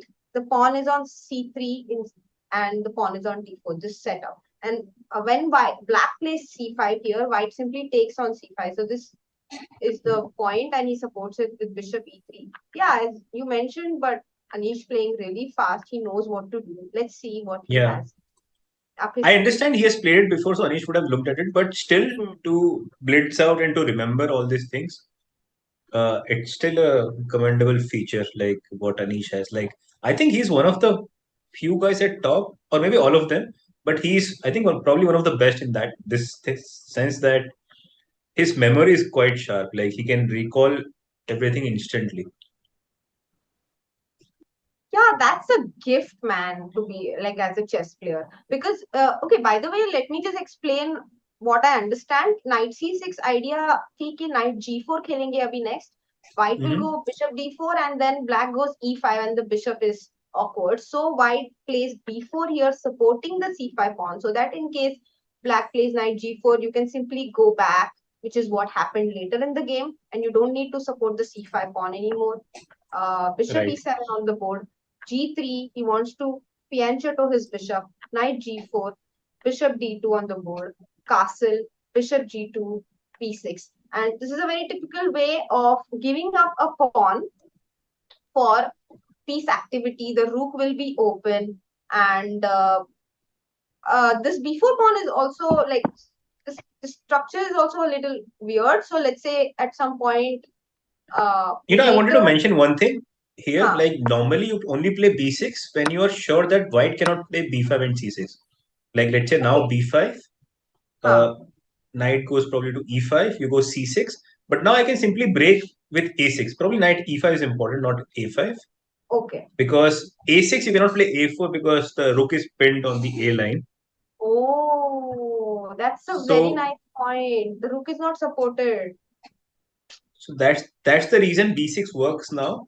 And it's very typical because I play this kind of system with, let's say, I play with white, but how do I say it? Like, black plays this Slav, and I play it with white, and then I try to give up this pawn and try to play b3, and constantly you have to think about b4 and c3 when you are white.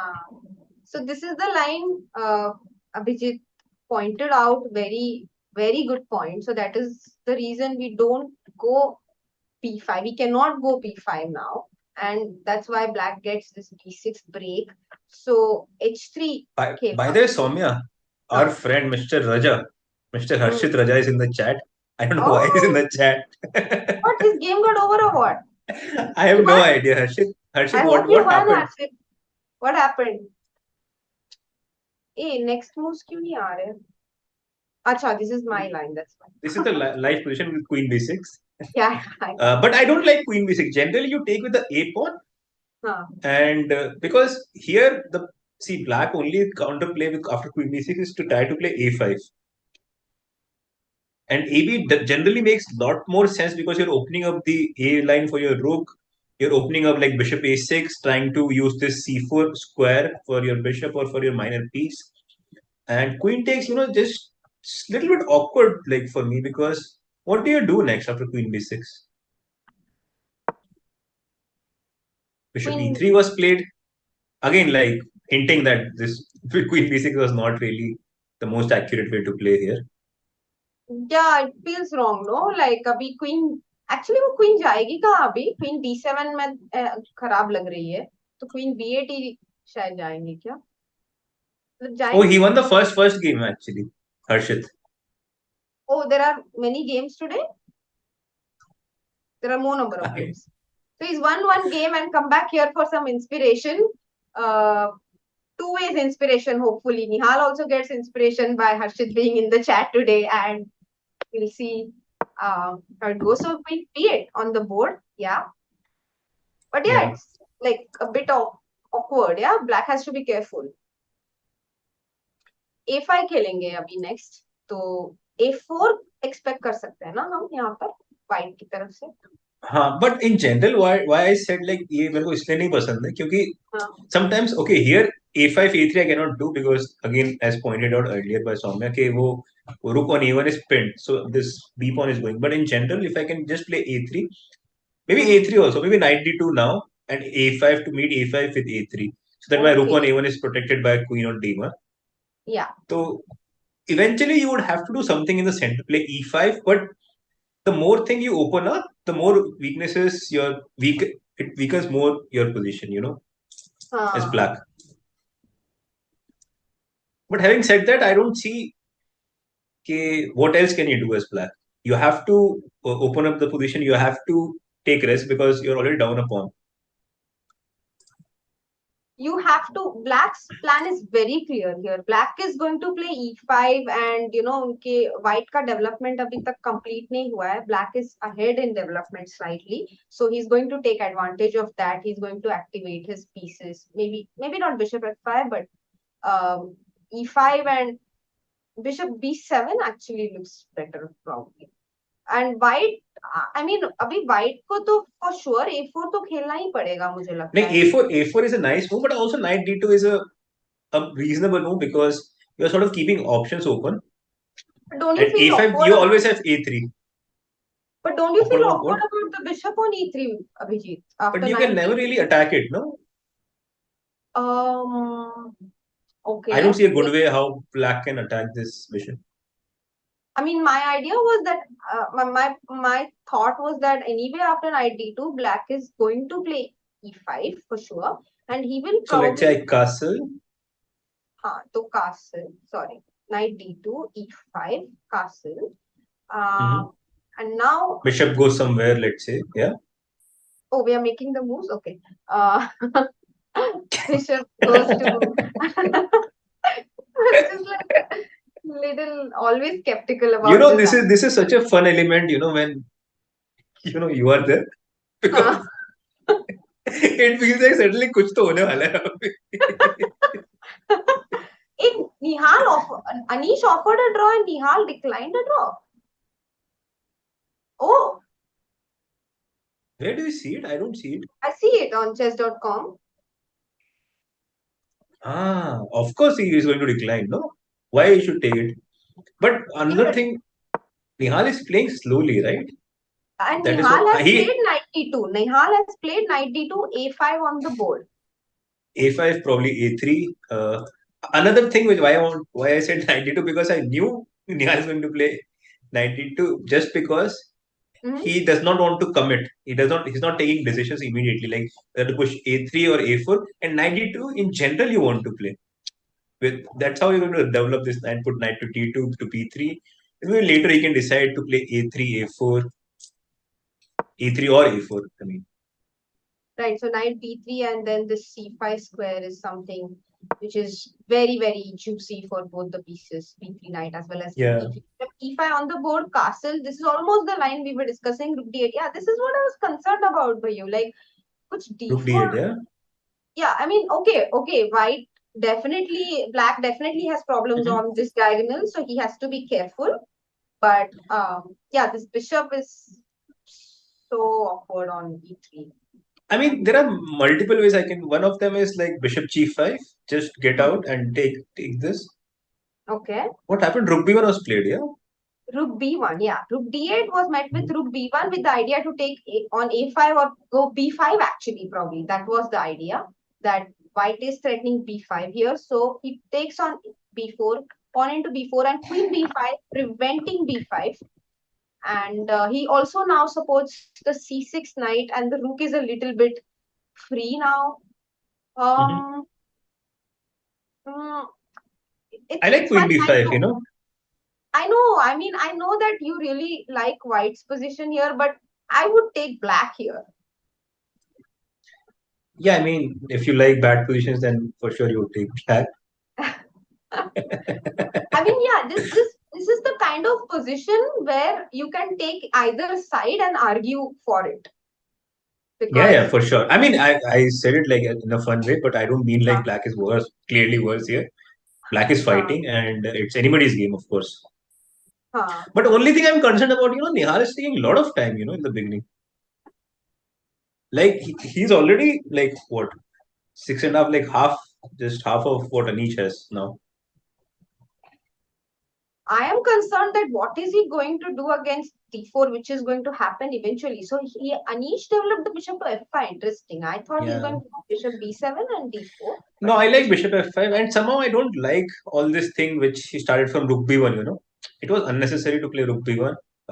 And now, I think, I just feel that Nihal understands that, and now he just wants to bail out now, because it's not easy now. h6 is a nice move, just to give it back to Nihal like what he wants, because like you mentioned now already probably d4 right now is not a big threat, because you always have some problem with this diagonal g2 a diagonal, but it's in the air. You always have to watch out for it as white. That is the true issue, that every move you watch out for d4, and your bishop, this pawn, this queen, this pawn, and the knight, everything is like so cramped up here. You need to make space for it. h6 really good move, making a space for your bishop to go to h7 in case it gets attacked with knight h4 at some point. Nihal taking his time. Yeah, this is a position where you need to be very sure what you're going to do as white. But Soumya, he's only 5.5 minutes, and look at Anish, he has like almost 13 minutes here. and somehow I don't like this. But having said that, I don't think Nihal is risking much because let's say if I exchange the rook, one pair of rook, Okay. So you're going to and take probably on A8? That's what you mean? rook a8, Okay. and then probably queen b3 or something. My point is, okay, you will get your d4, but whenever you get your d4, we exchange everything. But where do you put your bishop on f4, of course, and then Okay, I mean, you then cannot play d4 right away, first of all, because it hangs. But I'm just saying, in general, the concept, it's like whenever you play d4, we exchange everything, and it's not be very difficult to make a draw. And so what I understand why you were concerned about bishop f4 because sometimes g5 and you can trap my bishop. exactly? But I can yeah. also play g4 myself, yeah, like and then get out, yeah. Queen c1 is a good move because after d4 take, your c6 knight will be attacked with the queen, and then like let's say knight h4, and then your bishop and knight both attack the But queen. you know why I didn't like queen c1? Why queen b3 I wanted to play was because of rook a2 I didn't like so much. Okay, you This don't rook want to allow c2 or oh, it has happened. Yeah, it has happened. Oh, I But don't. the rook d2 also allow. I mean, sorry, queen c1 also allows c4. So c4 is a good bailout, you know. You take, I'll take back. You take. Then you take on b4 with the bishop, and it's equal. c4 I You can know? also go back. Yeah, just queen b8. cd5 I just take on b4, and black is very active. Yeah, Acha. like knight c2, rook That's a very c2, nice, everything is coming. Yeah, knight d5. nice move. I like And that. also he's like under 4 minutes now, and Anish is playing very fast. c4 on the board. c4 Yeah, was played. I don't like c4. I it's really got don't this like idea. c4. C4 He he took. took. He took. He took. Oh my god. I think now I think he's going to make a draw, and Nihal offered a draw, right? Nihal offered a draw. Okay, this Nihal might offered a draw, just and end here the game because we actually expected black to not take. Oh, but if black didn't take, then you know what would have happened, Bhayu?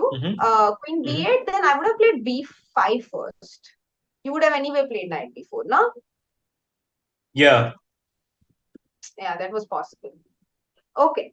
Anyway, that is not a part of the game anymore. DC, Queen c4, and Nihal. Yeah, I think now it is fine, no? What's the problem? no problem. Like no problem. I think it's going to be draw pretty soon, and taking his time. And Anish looks upset, no? yeah. Anish looks upset, but okay, what to do? Yeah. Yeah. He's thinking whether he can take and make something out of his time advantage, you know, keep the game going. But how do you do it? Queen a4 is one move, the only move that keeps the game going. Yeah. Draw. Draw on the board. थोड़ा unexpected था ये, बहुत ही जल्दी हो गई उनकी draw, but now we will get to see an Armageddon, which is something we are really looking forward to. And also, yeah, this is the format.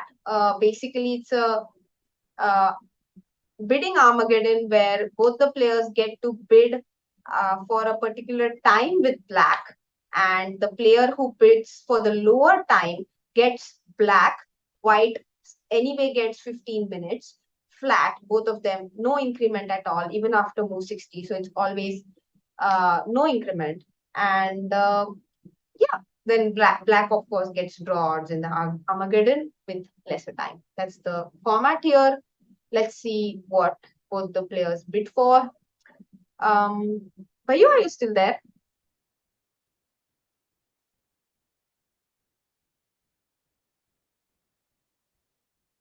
Okay, I guess Bayu is taking a short break, so it's just me here. You guys are stuck with, and Nihal Sarin. So we have him on the screen. And what do you think, guys? क्या bidding होने वाली है और कुछ guesses है आपके? मैं आपके guesses के बाद अपना opinion दूंगी, and maybe we can also have a look at what Hikaru is doing against Wesley. Is Hikaru in a must-win situation, by the way? There's Anish on the screen. I see him thinking, definitely thinking, relaxing. It's going to be Armageddon, yeah? Yeah, Armageddon time. And chat से मैं वही पूछ रही थी कि उनके guesses क्या है, क्या time bid करेंगे दोनों players. What do you think both the players will prefer as a color, by the way, Bhayu? I think Nihal has been in good positions with white pieces, so I don't mind him playing white pieces again. But this game, though, it was thoda ऊपर नीचे, na? Right. Also, Naka is still playing. Yeah, let's quickly go to his game. What is going on? Yeah, we have it on the board actually. Do we have it on the screen? No, it's don't have Anish it. on Let's the screen. quickly. Yeah, without his face. Anish without his face. Yeah, and now Yeah, we have oh, Hikaru. oh. This looks disgusting, no, for black. This position. It's unfortunate. For a lack of better word, but like it just feels so bad, yeah, for black this position. It is an Just play unfortunate Rook D2, Rook D1. Sorry? Unfortunate तो है black की position, and specially उनकी situation भी ऐसी है that Hikaru is in a must win. He has to win this game to tie the match and force an Armageddon, but looks like Wesley is going to just cruise through, no? Yeah. Also, Hikaru like is streaming I again. understand this opening, like why Hikaru chose, because if you remember, Let's just Nihal go was and show the opening also. Yes. yeah. So Nihal was playing against Sam, and Sam had a Sam Savian. He had a must win situation with black pieces. Sam chose something like this hippopotamus setup where G6, E6, B6, everything, and Right. he got a great position. At some point, mathematically, probably he was just winning, Sam. Oh. But this E5 is a very interesting move. Don't remember seeing it very often. But E5, you also want to clarify situation because as white, Wesley only needed a drop. I see the point now. E6 will be met with pawn into pawn, knight G5, and this knight to F6. So you support the knight with the knight, and you also support the pawn with the bishop. I see. True. But once again, you don't really need it as white because you only need a draw in this game. And H3 G4 is a very clever move. Knight on H6 is sort of fixed on H6. Yeah. And again, D, you cannot really take on E5 because H6 hangs. Let's quickly jump through like what happened in the game. Like let's have the live position quickly because Queen E2 is another nice move. You want to castle Queen E2 and then Yeah, and now again this pawn cannot be taken because the knight is pinned. So many problems. I mean, white is really fast. White is really ahead in development, and this knight has had a long and arduous journey back to G8. Yeah, for sure. And so, what do you think is a better opponent for Nihal? Like, let's say Nihal cruises through the Armageddon if he wins this game. Do you think he'll be favorite against Wesley, or he'll have a good chance against Hikaru? Oh, B4 was played. Hikaru was the favorite between Nihal and Hikaru. But Hikaru is favorite in general, yeah, against anybody. Yeah, he's in general favorite in online chess for sure. So, yeah, I mean, with Wesley, I think Nihal has higher chances than he would have against Hikaru. Yeah, by the way, B4, a very nice move, yeah? B4, you want to play B5? I don't get it. What happens to B5 somewhere now? No, I'm just... Like, after A6, what happens if I just play B5? It's GG's or what? Sorry, I'm not able to. Oh, there is some trick which I'm not Looks seeing. like Maybe take some rook a3 is possible or not. I'm not entirely sure. Takes just bishop d5 or something on d5. Yeah, you clear up the c4 pawn so that you can use your d5 square to block this d file to d7. Okay, so b5 is not that great right now. Maybe something else like knight e4 is a move. I mean, the position is like just look at the pieces. Yeah, just in general, it feels like a bishop g5, another nice move. You stop black from castling. Bishop e7 is threatened, like you mentioned, and probably now bishop h6 was played or what? Or you played it? Probably if h6, maybe I can just take and play b5. Yeah. So now bishop e7, king e7, b5, and now you lose this control over d5, which knight was doing beautifully from e7.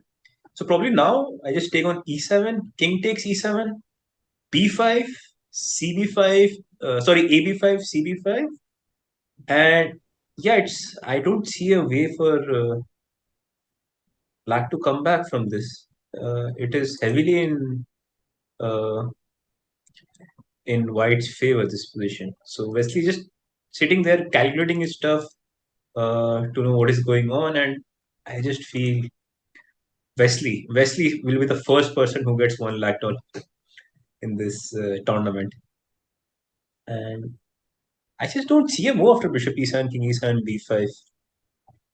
Uh, it's simply amazing. Like to knock out Hikaru is in itself it's a big achievement in any online format. So yeah, Soumya does look stressed, but that is normal. Soumya's look. Sorry, guys. I'm just like there seems to be a small technical issue. I'm just trying to fix it on my end. Meanwhile, please enjoy Bayu's insightful commentary. I guess, yeah, now I everything's think fine. it's gone. I think Soumya, the position is gone like completely. Yeah, I don't see everything a got move. fine on my end, but Hikaru's not really. He is suffering. This shirt, I mean, he could have even also though taken it's rook really d5 nice, and knight. doesn't seem to be lucky for him. Sorry. This shirt, even though it's really nice, doesn't seem to be his lucky shirt. Yeah. Rook e8, yeah, this is a position. So, yeah, thoda tough. Oh, rook d8. Oh, rook d8. What? Oh, rook d8 and knight c6. knight Knight c6 c6. and king moves, then rook into d8. Yeah, makes sense. But Okay. Soumya, this is not over, no? Like, I mean, I feel it's not over per se because of knight d3 and e5. Knight d3 check, yeah. Also f4, probably I can still give knight d3 and knight f4.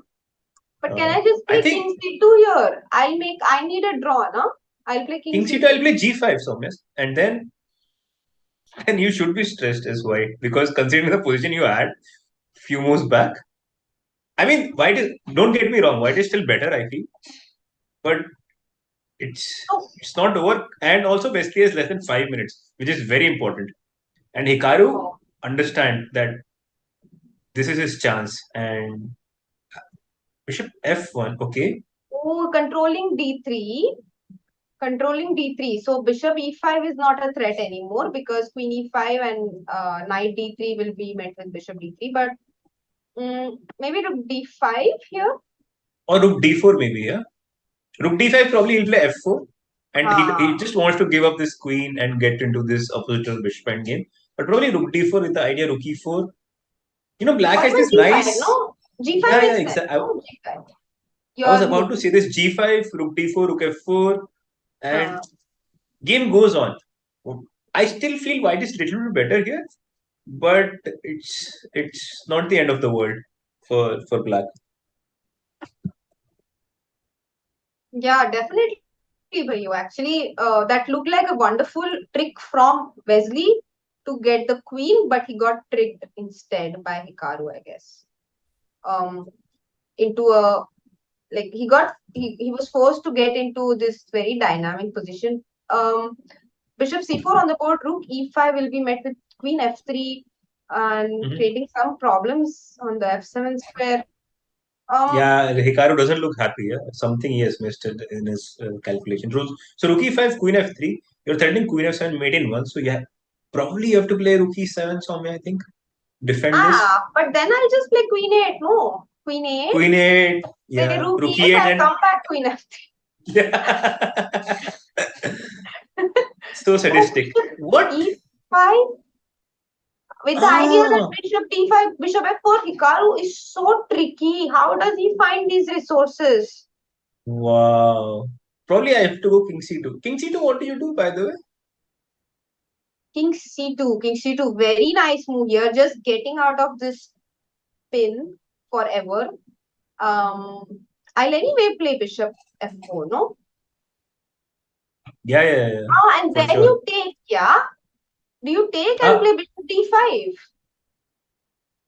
I thought maybe I can just play queen f3. Yeah. Taken bishop d5, it's very committal decision. Because your king can come in, king e7, king d6. Of course, I'll try to defend f6. King can come to e5. And, with this bishop, it can go either way. And just see the time. Just see the board. I have made so many arrows as Hikaru does. Okay. Check. This. Then I this. Now this, yeah. It is pretty. And then bishop e5, and now Wesley is thinking he played queen f3, bishop f4 getting, but what? King b1 and rook d1 is not possible because it's controlled. Soumya, black is not worse here at all. I think already. And now rook d8 will be played for sure, controlling. Rook d8 or rook d4? Yeah, okay. Queen 8 will be met with king g7. Maybe queen c3 you can play here. Queen c3, rook d1, and king c2. And rook c1. No, king c2. Yeah. Oops. And king c2 will be met with knight a4. Oh my god. Yeah, queen c3 was a big blunder from my end. Oh my god, but this position has become so tricky. Like, you cannot make normal moves, no? You have to be very, very alert as white. So bishop b3 makes sense. You take, I'll take, and then I'll defend with rook versus bishop. And also bishop b3 controls the square d1, which is very, very important for white's defense. Right. It's not at all easy what is going on. Like, and even objective evaluation, I feel that black should not be worse here. Yeah, this is very tricky now, because now bishop b3 will be met with rook d3, I think. And problem kya hai now? Queen when white has a queen, let's say for the chat, when white has a queen against a material imbalance, the queen needs targets to attack. Black's pawns are all very secure. Only the f7 pawn is a real target. And black's king is also very safe. It's not really open. And that is white's problem here, that black's king is safe. Black doesn't have any weaknesses which can be easily attacked. And that is the reason black is slightly more comfortable in this very dynamically balanced position. Also, I just like to say, shout out to this bishop on f4, yeah? It's doing everything. Defending pawn on c7, participating in the attack with rook and knight. This amazing piece here. Oh, bishop e5 was a genius move. I mean, Wesley missed it 100%. I mean, you cannot blame him, yeah? You cannot really blame him, because it's not easy to figure out bishop e5 in so quickly. And in the current position, the live position, if you can quickly jump to. Yeah, so what do you do actually? How do you win? I mean, how do you create problems for white here? Do we want another Armageddon, guys? How do you like my plan? How do you like my plan for you? So you want to put king to e5 or? Yeah. Very nice, Soumya. Very pretty. Very nice. I bring my king to e5. It supports the knight on e4. Then my rook is free to take away all of white's pawns and create a lot of threats against white's king. I don't care about the f7 pawn anymore. Right. Also, guys, like Nihal's game, this Armageddon will start. Let's say roughly about 4 or 5 minutes once this game ends. Yeah. So just a quick update for that. Basically, we will get to know what the players have bid for and who won the bidding and will get what colors only after this match. So we are not missing out on anything by following this match. We are only getting more. By the way, Soumya, would you say winning the bid or losing the bid? Because I don't know whether you like what are you winning in this bid? Because many people who has actually won the bid has lost the game. Winning matlab you get what you wanted. If you wanted white and you got it, then you won the bid. Yeah. Yeah. I know. Makes sense.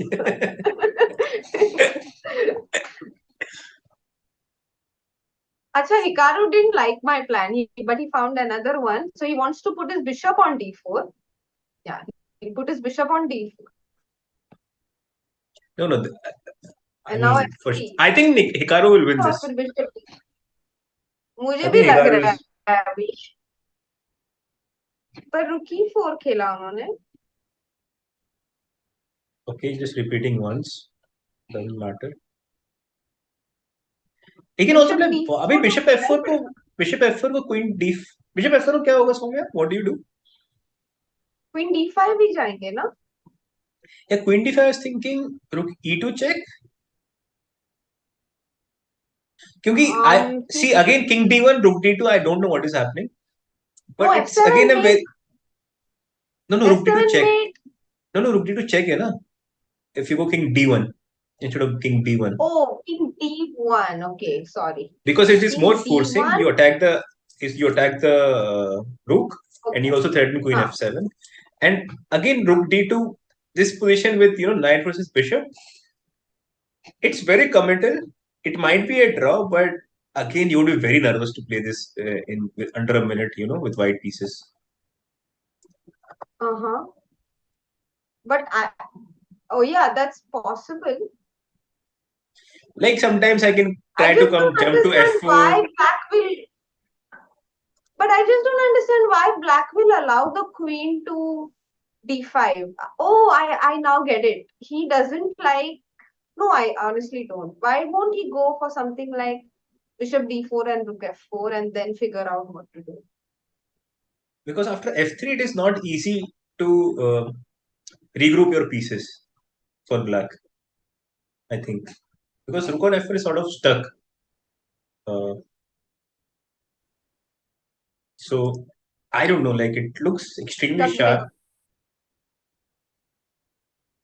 Yeah, it does look extremely sharp and I don't know what is going on. To be honest with you, d4 bishop goes to f6. What? Okay. But now the problem is actually not really the problem. But I was thinking if king g7, then there is queen e8. But again, you can always defend with rook d7, rook e7, kick out the queen. He does it anyway. Kick out the queen and then regroup again. Oh, Hikaru will play 100 moves in this position. Like simply, he's just unbelievable in such kind of positions. He just goes on and on and on and on and on and such kind of stuff. And I remember once Hikaru back in the day when there used to be one site called ICC. He probably made 5 knights or 6 knights and mated a computer. So that is how brilliant Hikaru is. What is going on here, guys? So after f4. GF4. Somehow I like what Wesley has done after f4 because he's trying to play a little bit concrete. It's not easy though, but let's see what happens. Queen f4 and now By the way, b5 is also hanging, yeah. But do you take b5? I'm not entirely sure because you clarify situation and knight is always a little bit tricky in time pressure. So I don't know whether you would want to take. And uh, yeah, so I see a beautiful line with knight b3, which was Soumya was showing, or maybe our producer was showing it. I was Knight.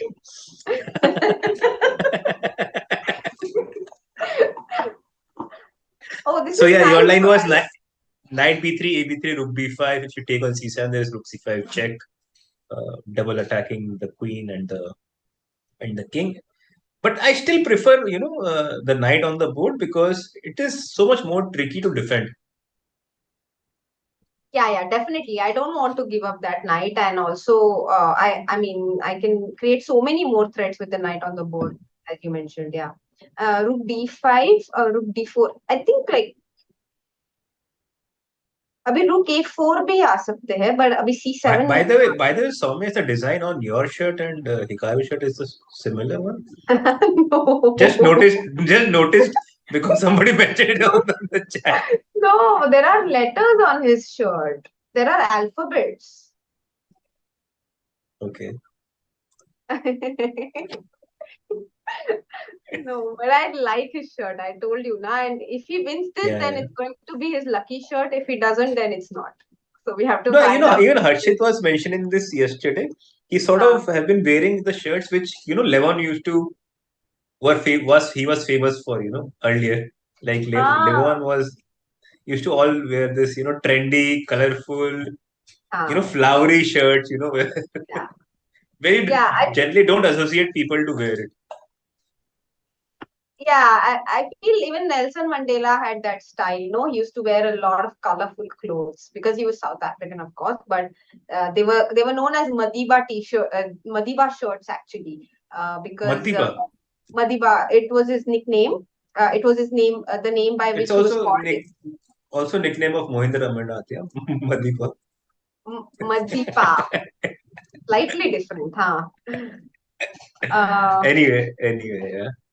But okay, the recent development is definitely better for white, yeah. Like whatever has happened. हाँ मतलब ये तो अच्छी आ गई white की. हम T shirt के बारे में बात कर रहे थे और इनकी पोजीशन बहुत अच्छी हो गई. बिशप h4 अभी मर रहा है. सो g5 on the board. Bishop h4 को gh6 शायद. हाँ, बिशप h4 को gh6 आ रहा था, but they are going really fast. So let's Yeah, focus let's on just keep this. board. Yeah, let's just keep this. 20 seconds for Wesley, 1 minute for Hikaru.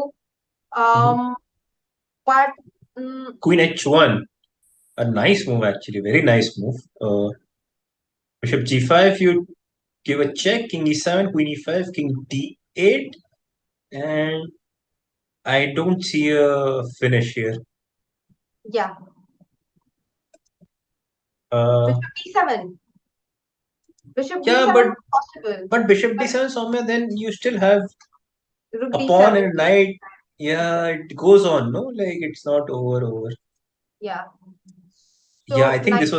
this was a blunder from Wesley that he gave up this pawn. And if Hikaru can still consolidate, like play knight, like you're mentioning, knight d6 पे आएगा कभी, or maybe bishop should come to d6 and knight should come to c5 eventually. Is what the setup probably Oh, so he wants black the would want knight maybe. and the bishop to d6 and bishop e5. He's अरे think में हैं हम Hikaru के साथ. Queen g5 नहीं, queen f3. So f7 has been attacked. Rook f6. Okay, knight f6. I like knight f6. Bishop check, yeah, good. But how to make further progress? Rook e5. Okay. Acha, he wants to put rook c5. Right. So everything is protected, guys. Like, कुछ ऐसे मर नहीं सकता black का. Yeah. And 10 seconds. Less than 10 seconds for Wesley, guys. Less than 10 seconds. Wow. 3 seconds Wow. to Wesley play. Oh, queen h3 on the board. Wow. But knight c3 even, no? This is stressful now, Soumya. Rook c3 also Oh, no. Oh, no. This is... Soumya, rook c3, what do you do? Rook c3? rook c3, but there's no time and they're just playing really fast. Yeah, Bishop 6, queen f3, knight c3 on the board. Now knight a4 is actually possible, but he doesn't take rook e5. Now he'll take it. Now Now knight he'll a4. take it. And but then queen c6 on me. Queen c6. What do? You pick up c7 pawn then. King d8. Queen a8. Oh, that was the point. Okay. Oh my god! I think. But that hasn't. This is so fast, and this is My Hikaru. god! I think Oh, Hikaru f7. will. F7 is hanging. Queen c6 now. Queen No, a8 on the board. Okay. I just feel Knight that c5, queen Hikaru. c6, knight e6, bishop into e6, knight d7 on the board. Oh, so Queen tricky! yeah, he's so good, tricky. man. He is so good. Bishop e5 now, queen d5, and f7 will be again hanging. Queen d5. Oh my god. Queen d5, how do you support it? What? Oh, bishop e6. Oh my god. Oh, Oh my god. What? wow. Queen f6? Queen d4? Bishop d5? Oh my god, this game is going to go any.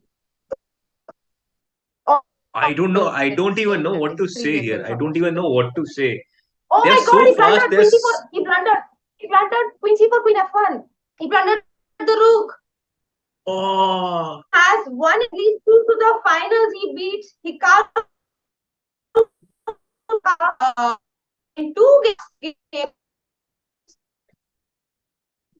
I mean, this is heartbreaking. This is heartbreaking for Hikaru and his fans.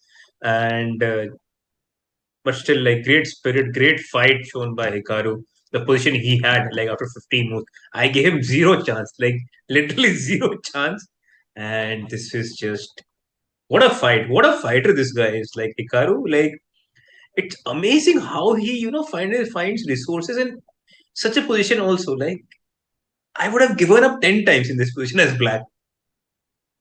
And even this position, I didn't see a move.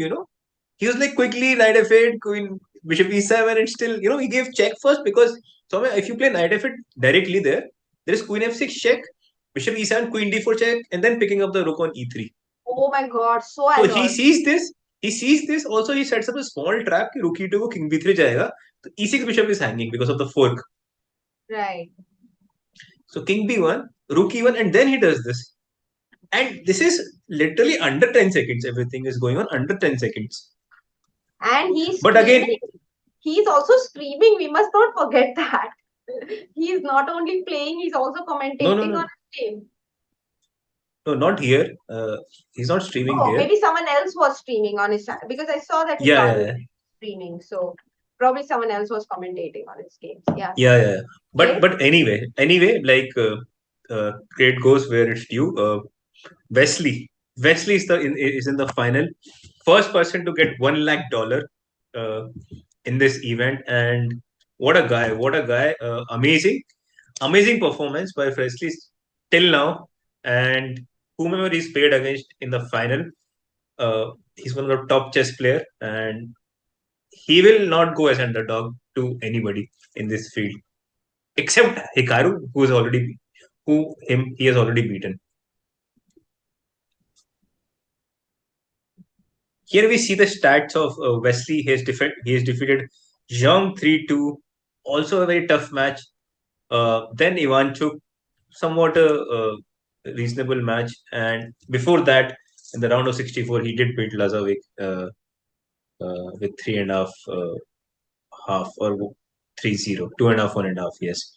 And yeah, I mean, also, what is that last one, Soumya? What is the last fun fact that you see at the bottom of our screen? Highest draw by agreement percent in the field. Wow, those are like those fighting chess index by David Smurden, right? Like that. It's based on those probably.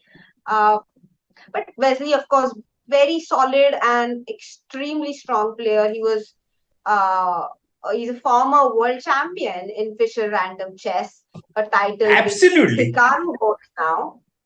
and he's been in the world top 10 for a really long time, world number 3 actually, and just a fantastic talent. He's actually from the Philippines originally, and now he lives in the USA.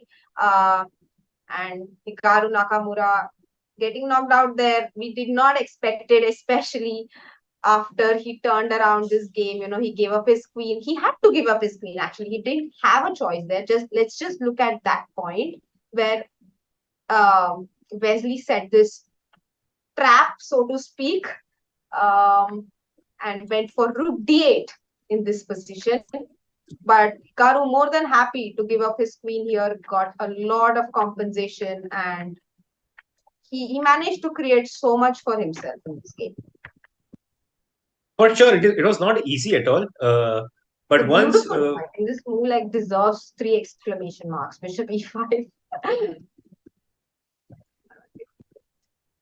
I mean, it's showing off maybe my another one. Maybe Another double exclamation mark. Maybe 4 exclamation mark. One more, yeah. No, you can't give like that. Yeah, not one. Too bad.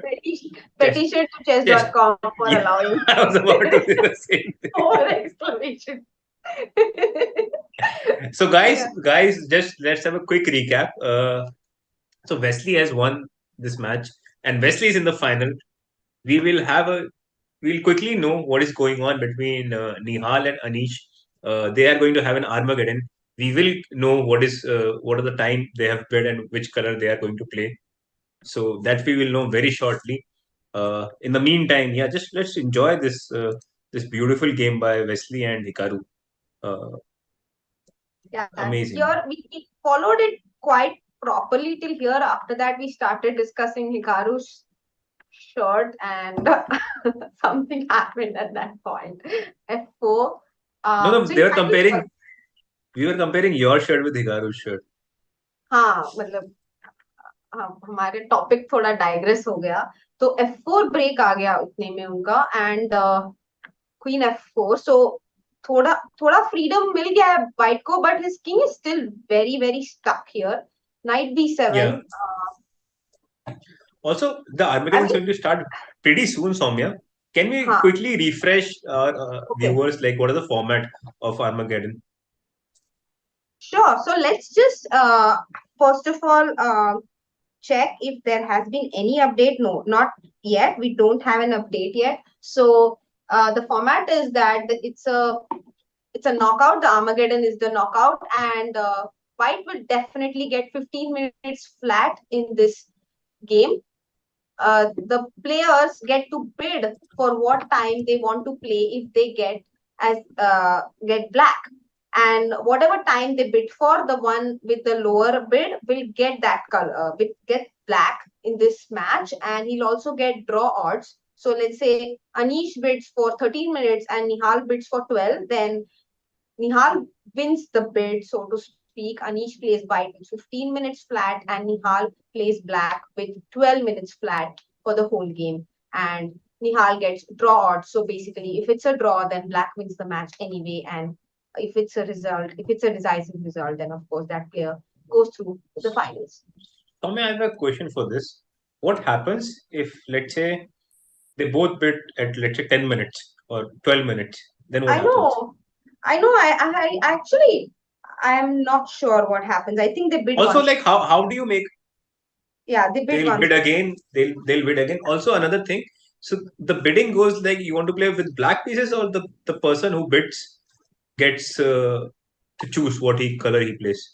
No, he gets to play with black. So that's the thing. If you want to play white, you just bid for 14 minutes and 59 seconds. Okay. So actually, cool. Temur, I think once, I don't know, I think he was playing Ronak or I think he was playing Ronak or maybe some other Indian player. He bid for 14 minutes and 30 seconds in the tiebreak, and he won the bid. He was white. That's what happened. But yeah, again, I feel just coming back to like who's going to bid what. Also, Beach Stats in the chat. Hello, Beach Stats. How are you?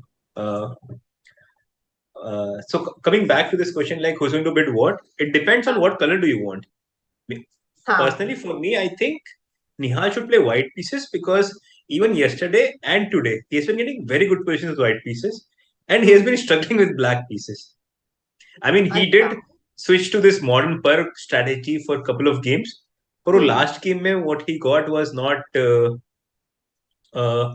was desired. And we have another announcement for you guys. Let's chant and pray for Nihal that he goes to the finals, because our producer just said that if Nihal wins this, we are going to give one more diamond membership for 1 year, not for 1 month, but 1 year. Wow. And we also have a winner already for one of our previous questions for the 1 year diamond membership. And the winner is Alan Watts, Alan_Watts. I'll just write it in the chat as well. I'll write the username in the chats, but no, not able to, sorry. Alan_Watts has won a 1 year diamond membership for himself by participating in the chat and answering our questions. Congratulations. Please don't forget to claim your prize by emailing Rakesh Bhai, and we hope you put your diamond membership to very good use. Yeah, I mean, amazing scenes. We have an update. So Armageddon, and we have seen Anish has bid with 1257. Anish is black. He has to make a draw. Nihal is white. Huge decision. And do you think this 2 minutes, I don't think, makes such a big difference in 15 minutes game, or do you think it makes a big difference somewhere? Wow. So again, let's repeat the time. Anish gets 15 minutes with white. Nihal gets 15 minutes with white. I'm sorry. And Anish gets 12.57 minutes with black. So also, it will be very interesting to know how much did Nihal bid. Maybe he wanted to play white in general, so maybe he would have bid like 1450 or 1459, like you said. You can't bid 15 here. I don't think so. I mean, you have to bid like a lesser time than 15, I guess. Because so you'll get a draw 14.59 I mean, you'll get a draw odd with black. Yes. No. So another important thing, yes. There is a draw odds. Like, so with black, if you make a draw, it's essentially a win. So white has to win the game to go to the next round, to the final. So very important, very interesting. I would like to know. Let's see if we can know it before the game starts. That how much did Nihal bid, because it also shows, like, strength. When you are in Armageddon, you're picking white in general. Is that okay? Like, I'm not like a chicken. That I want just to make a draw. I just want to kill you with white pieces. So let me pick white pieces and go for it. Yeah. So it would be very interesting to see. And we have an update actually. Nihal bid for 14 minutes, 15 seconds. So he had a strategy there in mind. He was going to go for the white pieces, as you had recommended him to do. So yeah, Nihal going for it. I mean, like, when he puts his headphones, he can also hear me. So just a joke. मजा आने वाला है. हाँ, अभी बहुत ज़्यादा मजा आने वाला है इस game में, because we are going to see a decisive result hopefully. और देखते हैं या Anish draw कर पाएंगे. Anish of course has, as we have mentioned before also, Anish not only a very strong player in general, he's been world top 10 for a really long time, but he also is one of the prep masters of today's generation. उनकी preparation बहुत ही ज़्यादा अच्छी और solid है. He's in general, उनकी style, his playing style is also very solid. So it's all like together. So he definitely has very good chances to draw with black as well. And Nihal, as you mentioned, Abhijit, has been doing really well with white. So both the players, I would give 50% chance. Oh, really? Yeah. So half what to about everybody, you? yeah. No. What about you? Tell no. I want to know. You are being so diplomatic. That's why I was just. But yeah, Acha. I would say. So Uh, I'm not being you, diplomatic. I genuinely am like you didn't. You didn't genuinely. give anybody. What your prediction is like 50-50. Like either Anish will Oh, make the a game draw, has started. Let's go. Let's go. and we Let's have go. three The Anish game on the board. started. We have three Anish on the board, What? like on the screen. Okay, I did not see that. But oh, they have repeated the opening. They have repeated the opening of the last match. Knight f3, d5, d4, knight f6, c3, c5, dc, e6. This is exactly the same opening we saw in the previous game. But here, Anish develops the knight to c6. Yes, same as before. b4, bishop e7, g3, knight g4, bishop d2, castle, bishop d2, b6, h3, knight f6 can be expected. Oh, knight e5. Okay, Anish changes. Because Anish he was changes. he was because I felt he was worse slightly in the last Okay. game. Also, Soumya, like I wanted to The say previous game another. he went to f6 Yeah, and he played cb, queen b6, bishop e3, queen b8 and knight d2. That was the previous game. But we have seen knight g5. Yes, Bhayu, please tell me. so yeah, I mean, we just heard it from our producer that you know how Nihal prepared for this match by Huh. playing another match with Arjun, who coincidentally also won his death match against Gukesh. Oh, what? So How did Arjun, I know, had a match against Mukesh today, death match, which you're saying he won. But Mhm. in between, you mean Nihal prepared No, with no, us? not in training Oh, games training game. before both before each of their matches. So that's what Oh, like I was trying to say. Like all these guys are very cordial, very nice. They enjoy each other's successes. And I remember like Prag was always focused. You know, he was asking in Asians what happened to hmm. Nihal's game, what happened to Nihal's game. So all of them, they have a nice camaraderie. They are Hmm. also fighting with each other, but in a positive way. That's wonderful. And Arjun and Nihal to BFFs forever है मतलब हर team में हर tournament में वो roommates होते हैं और रात भर ब्लिट्स खेलते रहते हैं okay, so now we have a new position here, even though the same opening Yeah, as the fourth game of today. Knight g5 was the new move by Anish. cb, ab, short castle, yeah. knight into f3, bishop f3, bishop f6, queen d3. Both the players blitzing it out, yeah. Knight e5, bishop g2, But bishop somehow d7. Somehow I feel this is much better version for Anish than for Nihal, like this position. Like black has some sort of squares here, like c4, a4, and if given a chance, maybe I would want to play b5 as well, just to secure this structure. Mhm. And whereas white is not comfortable because bishop on d2 is not really doing anything. It also hinders this knight on b1 to come out in the game. So for sure, Nihal is. I mean, Anish has definitely done better than what he had earlier in the fourth game. It was, yeah. Yeah, last game. By Sorry, the eighth game, way, yeah. हाँ पर यहाँ पे मैं b5 क्यों नहीं खेल सकती? White go b5 with the idea to play Very, a4 and knight e.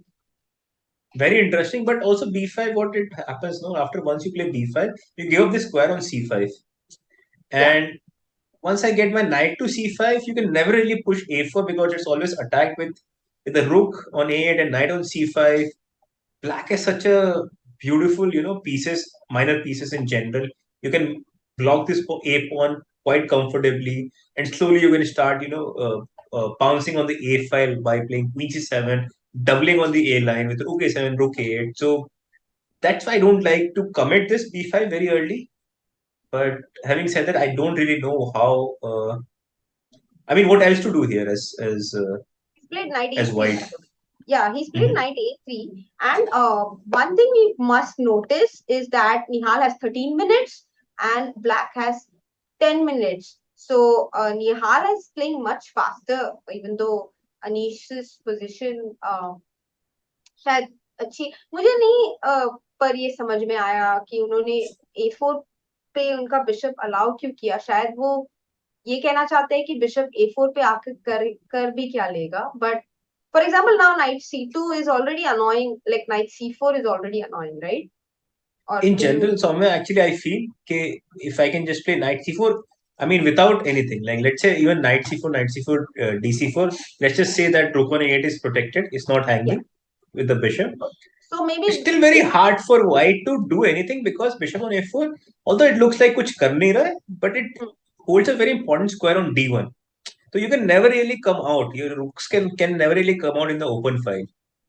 And that's exactly why I was very much willing to give up that c5 square, but at least take away this square from your bishop. And, okay, you get c5, but I get to, sort of get some breathing space for my pieces. And I can, like, relax a bit and not have to look out for tactics on every move. That's what I thought. But okay. So let's quickly jump to the live position. Yeah, King it's d7. completely different. I really like bishop e3 क्योंकि अब क्या होगा ना, so my next move, first of all you're attacking this b6 pawn, and then yes, exactly as you pointed out, bishop d4. Once the bishop comes to d4, I can think about playing c4 क्योंकि right now bishop on f6 is like literally, like it's like pain in the backside. Monster. Yeah. Monster bishop. Because so yeah, once I can play bishop d4, and then I can play c4. Somehow bishop d4 is important to neutralize this bishop on f6, like this monstrous bishop on f6. Definitely. And guys, there is a poll on our YouTube channel, so please do vote on it before the poll ends. And we would love to hear your views. Yeah, bishop e3, very nice move here by Nihal. Anish thinking. I also like the idea of going e4 at some point and opening up this bishop also. Yeah, for sure. I mean, bishop f6 has to be neutralized somehow, because if it stays for a long time, so white position will start to deteriorate because you're not able to develop your pieces. Like rook on a1 is hanging, queen on b2 is always coming into this x-ray zone. So I really like bishop e3, bishop d4 idea. Very nice. Yeah, and bishop on d2 anyway was super defensive and getting in the way. So you actually activate it by going back. And it's funny, the bishop was on e3, it went back to d2, and now it's again back to e3, and it will go to d4 now. So rook f c8 has been played by Anish. Idea is to go knight c4. So my bishop b6 ko kya ho raha hai, by the way? This was the whole point of bishop e3, right? Rook c3 cannot be played because queen c3, knight f3, we have queen into f3. And there is no such tactic. So, yes. By the way, before we dive really deep into a position, I would just like to mention to our viewers that there is no increment in this game. So whatever the black starts or whatever the time white starts with, it's like the end. So if let's say somebody has 2 seconds and is completely winning position, doesn't matter. You're going to get flagged. Yeah, definitely. For example, even let's say you have a queen up, you're a queen up, but you have 30 seconds on the clock and there are enough pieces on the board for the other side to not get checkmated immediately. You're probably going to lose that game. Sure. And so, also, yeah, b6 has been taken, and knight c4, rook c4 on the board, playing against the I really like what has transformed in this game recently, because now he's up 2 pawns. He's up 2 pawns, but he's going to give up one of them, no? Or is he going I didn't like rook. So I didn't like rook f7 actually. I would have gotten bishop d4 anyway directly. At least I keep everything intact. But okay, now I see maybe you can take and play rook c2, take on d4 and maybe play rook c2 and try to pick up e2 pawn or e5. I mean, you really want to play e5. Yeah, I really wanted to, but probably, okay, queen b5, and maybe this is also very good, yeah? But maybe now queen b5. Okay, yeah. Also, it is not easy, not a easy conversion, this position for white. But white is definitely better, no? This is Huh. my initial feeling in general. Huh. So I also after I queen, thought he was going to play bishop d4. I also felt so, but rook f7 I was surprised. But even this position I am okay with. No, Abhi, can I yeah, just play? come back, no? Bishop e3. Like just what is it the Huh. problem? Because rook b4, queen b4 hai, so it is not a. Okay, I sorry. don't think it is Maybe a problem. Bishop e3, then we play a3, then we slowly come out again. Yeah, bishop d4 करेंगे, queen d2 करेंगे. Bishop e3 को रुक b3 नहीं रुक b4 को cb4 possible नहीं है क्योंकि ये pawn pinned है because of the bishop. So, but white can take queen into b4 because yeah, I mean only the queen is protecting the rook and then we take the rook and everything is fine. We are winning. So yeah, Bhayu, what were you saying? Bishop e3 and what were you suggesting for black? There is a very nice, I mean, sarcastic comment in the chat. And Anish Giri to finish Giri. Oh God, that's a funny comment. But we'll see who's going to finish whom in this match. One of them is going to finish the other for sure. Harshit is like, oh my God, what a pressure situation. It definitely is. And Queen d5 met with Bishop d4. Bishop d4. Not Bishop e3. That He is. did not like Bishop e3. Why? Because of Rook c8, no? I think he didn't like Rook c8. Could be. And just But now Bishop d4 makes even more sense, no? Because there is some backrank issues with the rook on c8. Oh, that's you're getting. tricky. But okay, you can take and play rook c2. But you're not threatening anything again after rook c2. It's funny actually. You're not threatening. Oh, I can just take and play rook. No, I cannot play rook c1. I thought I can take and play rook c1. That would be even more fun. But unfortunately. Unfortunately, Queen e8 goes back. This is a lot of fun, but as commentators, but doesn't work. And black wins. So this is a very, very cute line. Queen b5, but Anish went for bishop d4, not bishop. Nihal went for bishop d4, not bishop e3. So he's okay with allowing this, huh? But isn't this totally equal?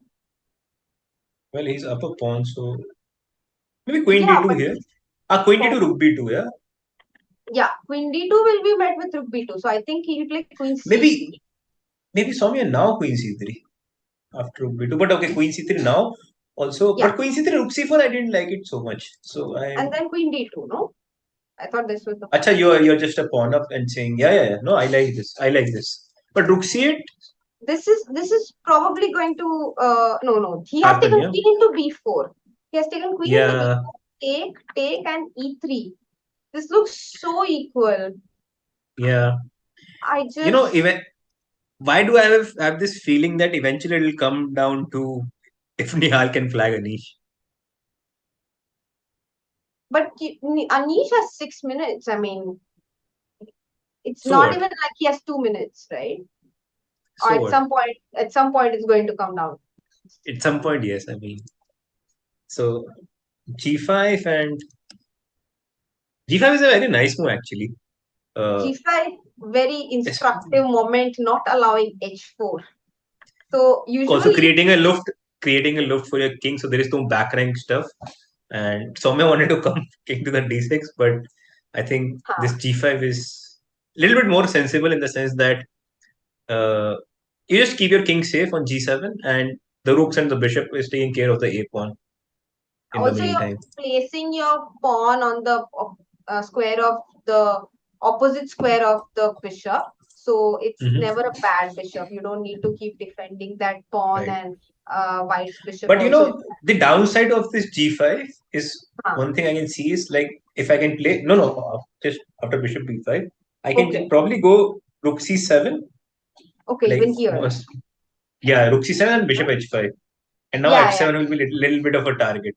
Yeah, definitely. And like g6 wouldn't have allowed that, for example. Yeah. So that is the only downside. And in general, I think I should play rook c7 now because if black can manage to play bishop c4, then I'm completely paralyzed inside my own camp. But I'm anyway going to play rook c4. No, rook c7. I anyway play rook c4. Oh, Yeah, I I mean, can. you I can play can. rook c4, but even if Yeah, I change and play a3, the game goes on. Yeah, it is. I'm still a pawn up. sure. Sure. Yeah, But that's not how what has happened. Oh, he has played rook c7. He has played yeah. rook This c7. very important. This is very important moment, Soumya. Like this is like make or break situation right now, and it has to be seen how Anish handles this situation, because I'm not sure rook c4 is the way to go here. I think it's better if Yeah. black keeps both the rook Yeah. in And you know the. what? I think the problem with rook c4 is rook c4 take, I'll play a4. And I first thought you can play rook a5, but then I realized we can play bishop d1. And bishop Exactly, d5 and slowly. runs into rook b1. And you take and I play rook a1 back and it's just loses. So So, pretty.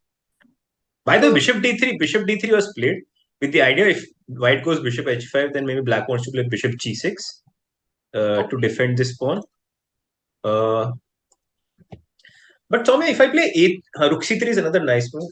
I want to do the same thing, play a3 maybe first, and then if you go rook c4, rook a4, I go rook c3, and then slowly I'll come out.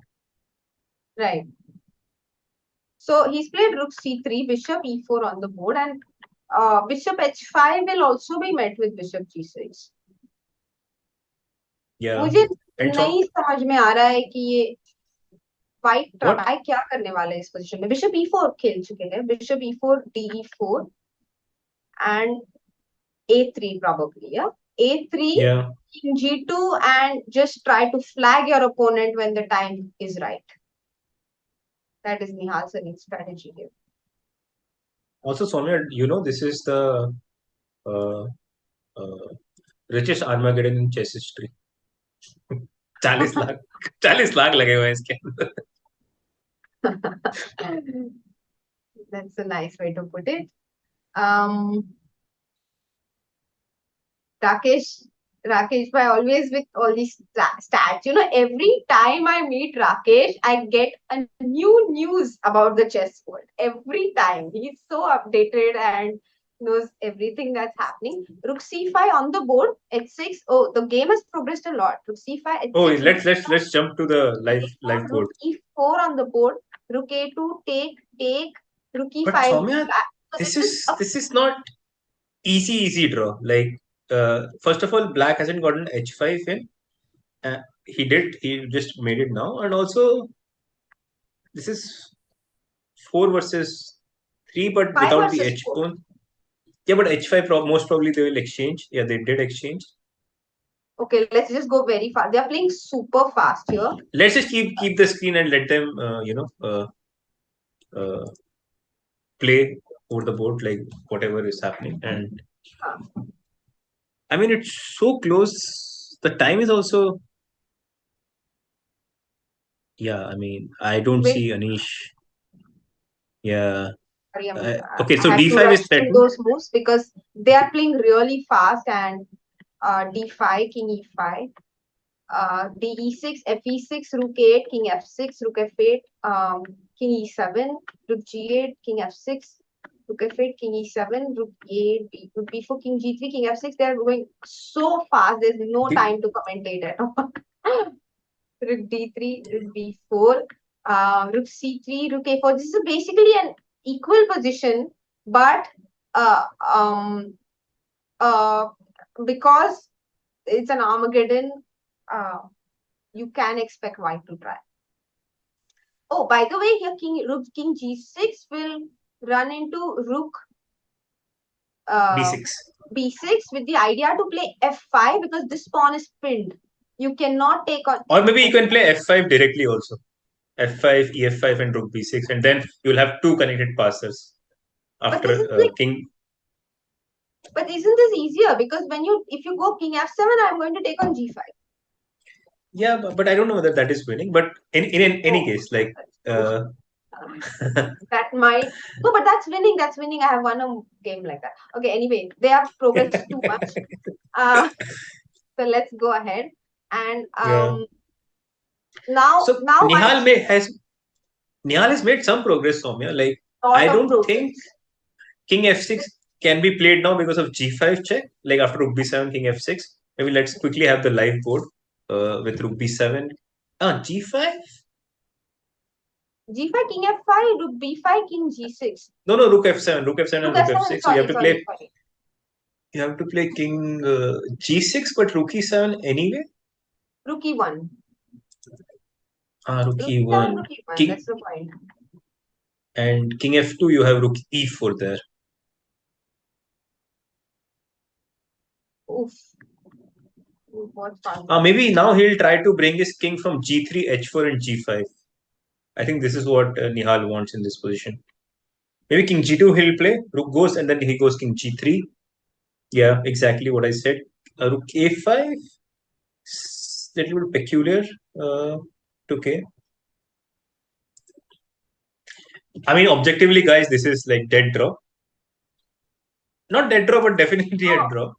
No, I think you can try even in classical game, yeah. King h4, king g5. So if he goes king g3, he's going to play rook h1. So by the way, guys, Soumya, time is almost even. Yeah, even Nihal, no, but Nihal won't get flagged. But I mean, even black can try to flag white. So basically, why black is keeping the rook on h5 now that we have a breather is that one of white's idea was to go king h4 and king g5, जो अभी possible नहीं after g5. पर इसीलिए black was keeping the rook on the h file so that white does not get this entry with king h4, king g5. Oh, this I like actually, because now rook doesn't have too many squares, and maybe I can rook h6 and I somewhat cut your king, and let's say if I and then I Oh no, but he'll always keep it on the h file, no? I really like this rook c3 moves. It cuts down white's king. And it doesn't let me go inside with king g3, king g4, king h5. This was the plan, basically.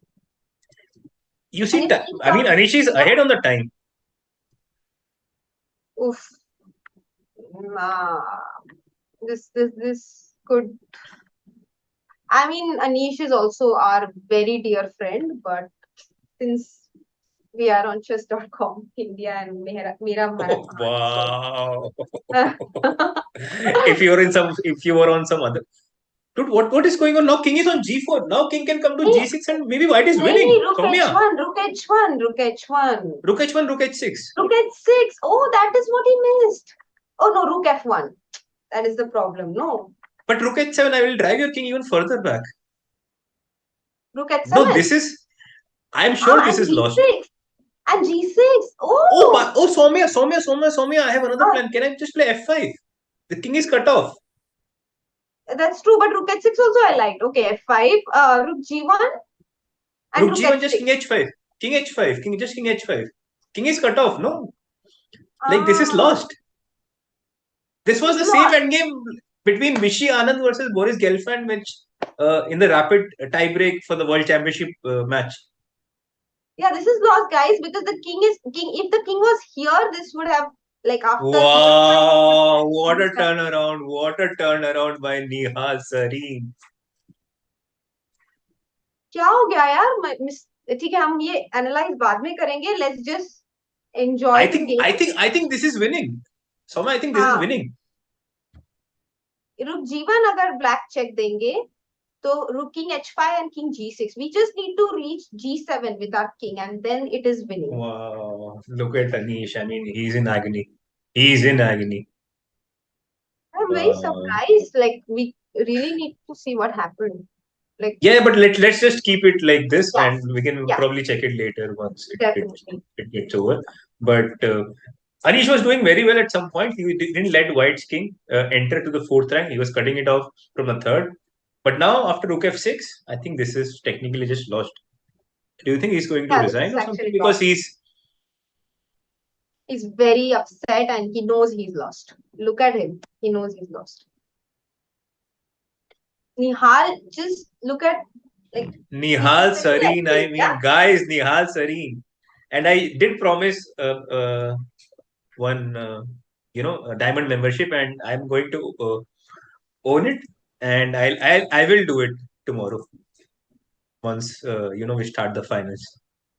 No, it's just I feel very bad for Anish. Just look at him, but Nihal is going through. Nihal is going through. Oh my God, Anish looks devastated.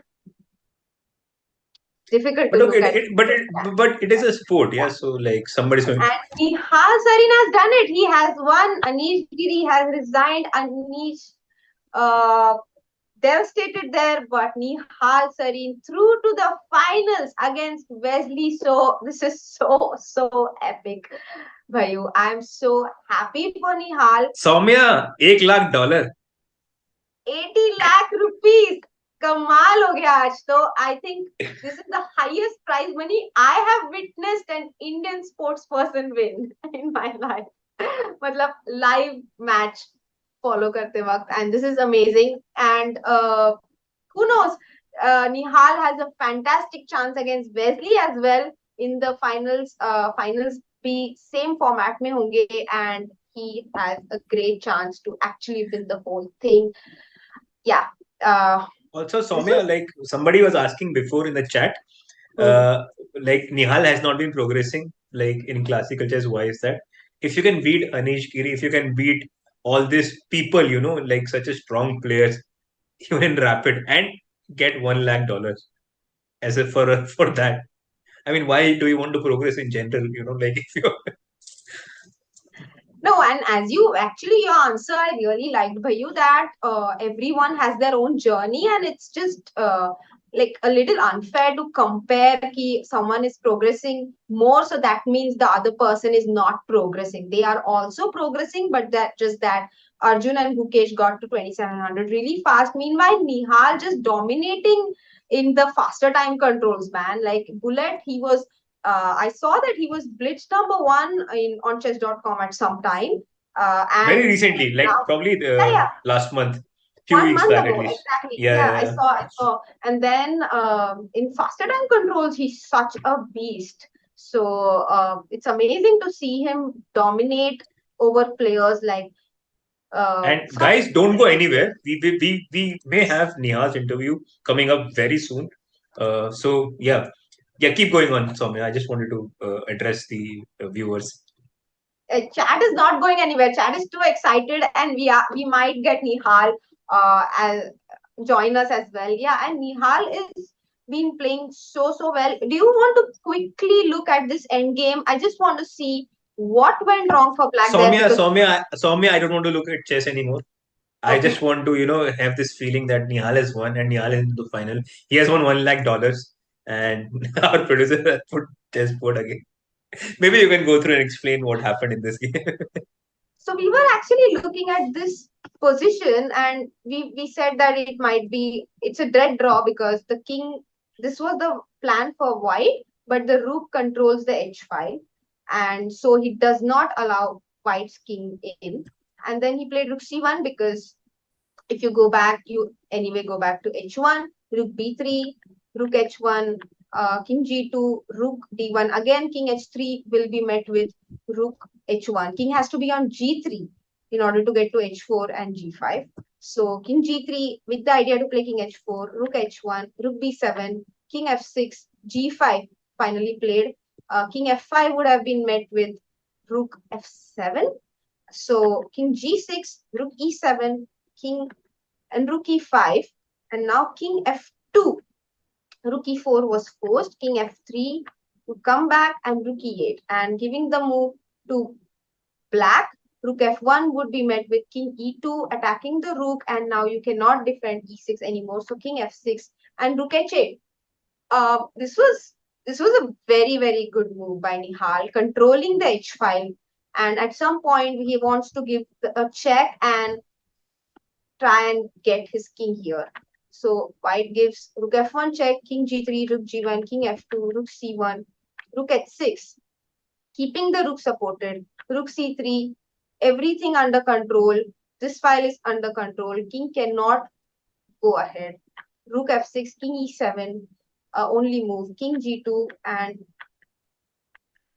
yeah, looks like everything was under control. So he comes back. He wants to free his king, and he goes rook b1, king f3, king g6.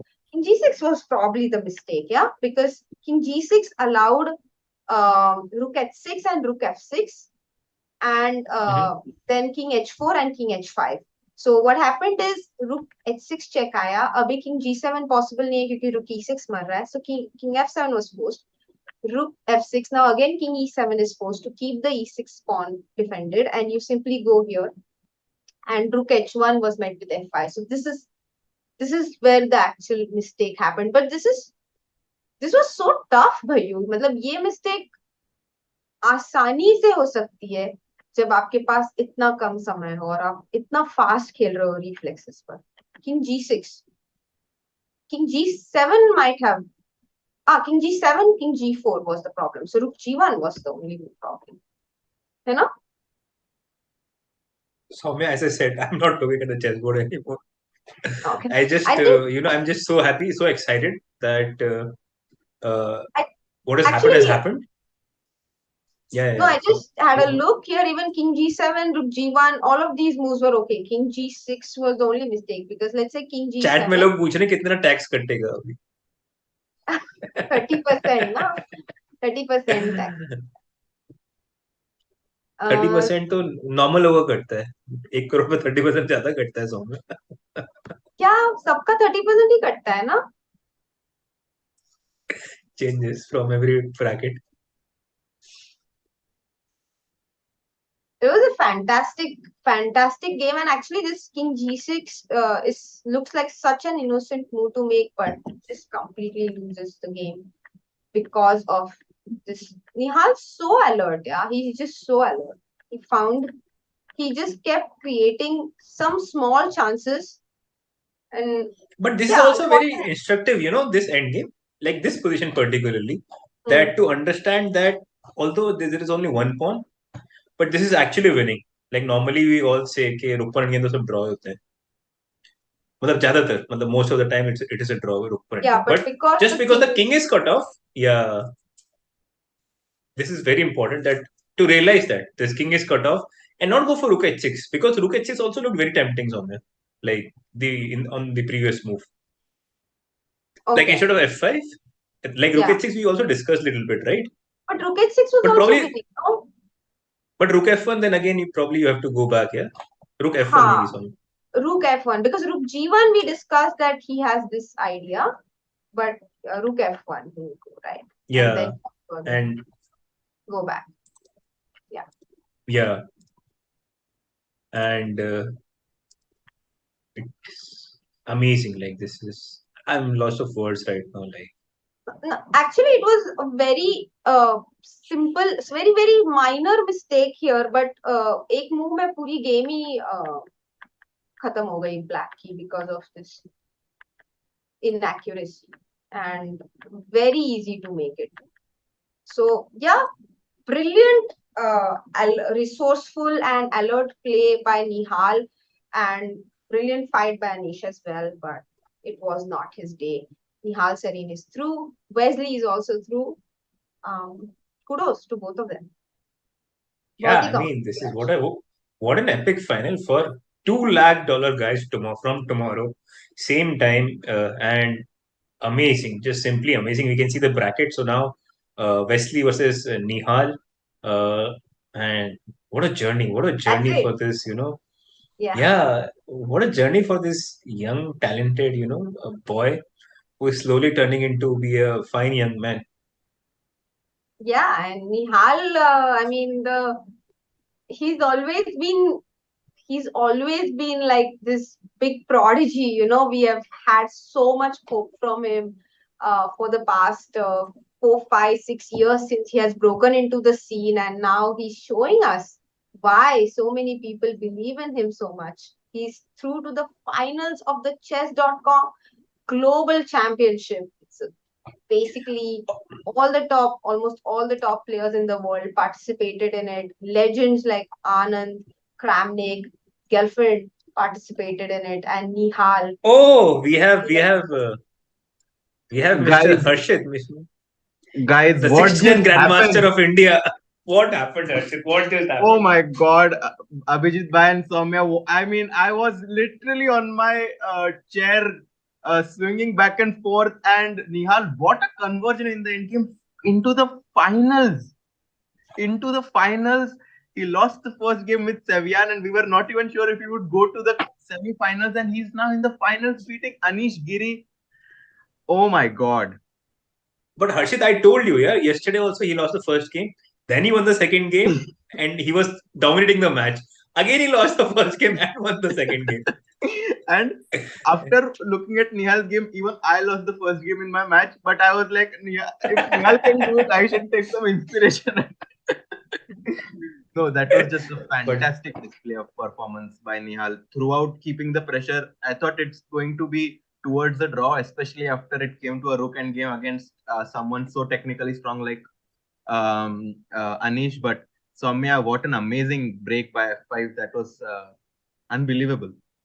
Definitely, and actually so alert, no, by Nihal. Like he found that moment. He had been trying for so long and just kept playing normal moves, and at that exact moment he was able to spot that something was wrong with Black's plan. Very alert. I'm going so curious to ask him what was going through his mind during playing. Like if he thought he's going to win, because I know that he's extremely fast, but Giri had a lot of time. He had 4 minutes. Like if he thought he would flag him. At some point, he even had more time than Nihal. Yeah. And I mean, this is also. I mean, if you see, like this was not the best chess from Nihal. Like this is not like Nihal finest chess. Like he can play better chess because he has been struggling a lot in this tournament. We saw like the match against Sevian. Probably was lost in all the games. I mean, he was never better. Yeah. Probably the games he won, he was better right at the end, and he won those games. And then, yeah, yesterday, like he spoiled to completely winning position. And on top of that, like Nihal was actually the wild card in this tournament. Yeah. He was a wild card. It seems like the wild card is going to go all the way to win this event. Abhijit Bhai, he's going to go all the way to win it. I mean, this is like I hope, this. I It hope feels like it's what all. he said It comes feels like true. everything is scripted.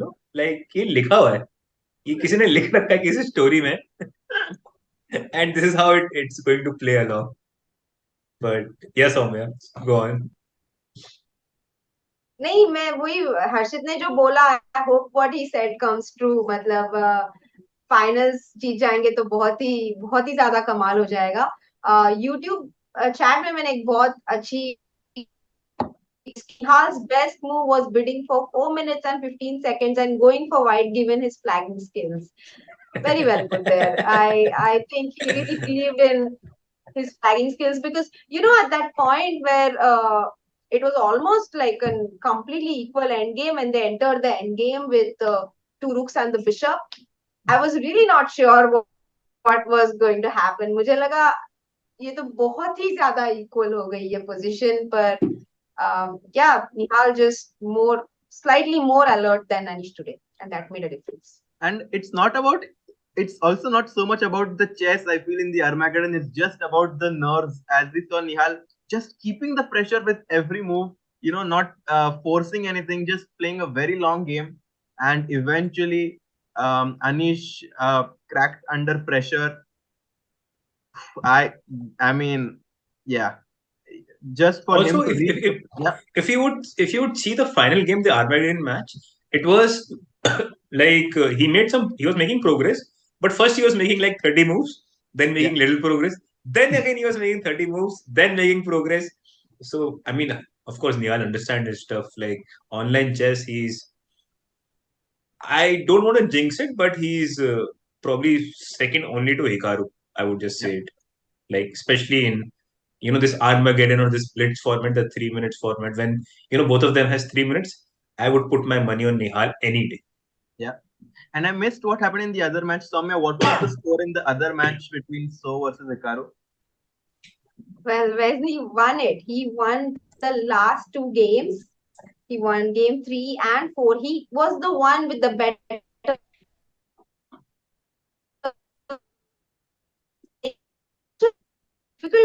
So game. it seemed like Hikaru had turned it over. So the third game, That Wesley game. managed to beat Hikaru quite like it was a nice game. And then in the fourth game, Hikaru was dead lost after 15 moves. Wow. But then Hikaru turned it around, and he was never really better, but he was making a lot of progress. And with Wesley being down to 1 minute and being a very sharp position, I actually thought that Hikaru is going to at least go to the Armageddon. Yeah. But kudos to Wesley. And so tomorrow, what are your plans, Harshit bhai? I am just going to be sitting on this chair, extremely excitingly watching this match of Nihal. Guys, I'm going to ask you, what do you think the score is going to be between Nihal versus So Wesley? Put you guys on the spot here. I mean, as long as it's 4.5 to Nihal, as long as it's 4 and then Nihal wins the Armageddon, I don't care. Yeah. What about you, Samya? Yeah, I also feel like it's going to the Armageddon, like, and Nihal has a upper hand there. But yeah, I think Nihal is the favorite in that match versus Wesley. I never imagined people starting to, say that someone playing against Wesley will be the favorite if their names were not Magnus or Hikaru. But here we have another guy, Nihal Sarin, 18-year-old guy from Kerala. Beast, man. He's such a beast. Yeah. And especially in online chess, he's such a king, as you put it. I mean, he's so great, and he knows all this stuff. Yeah, like how do you keep playing in an equal position? I think that is a very, very important skill to learn to improve as a chess player, which Nihal has excelled. Yeah. I mean, I've learned it first hand. Like I've experienced this first hand playing against Nihal in all this not online tournaments, but like online. Like it's not like he is crushing me, but he's always flagging me. Like probably after 10 games, out of 10 games, he would flag me 6 games. I would probably win 1 game here and there somehow. And yeah, like it. So I know like what he can do in this fast time control when you both of you have very little time. I know the beast he is. So I was never really worried that whenever he is having less time. But if you would have noticed Harshit, like even yesterday and today, both, like whenever he has lesser time than Anish somehow able to put more and more problems for him.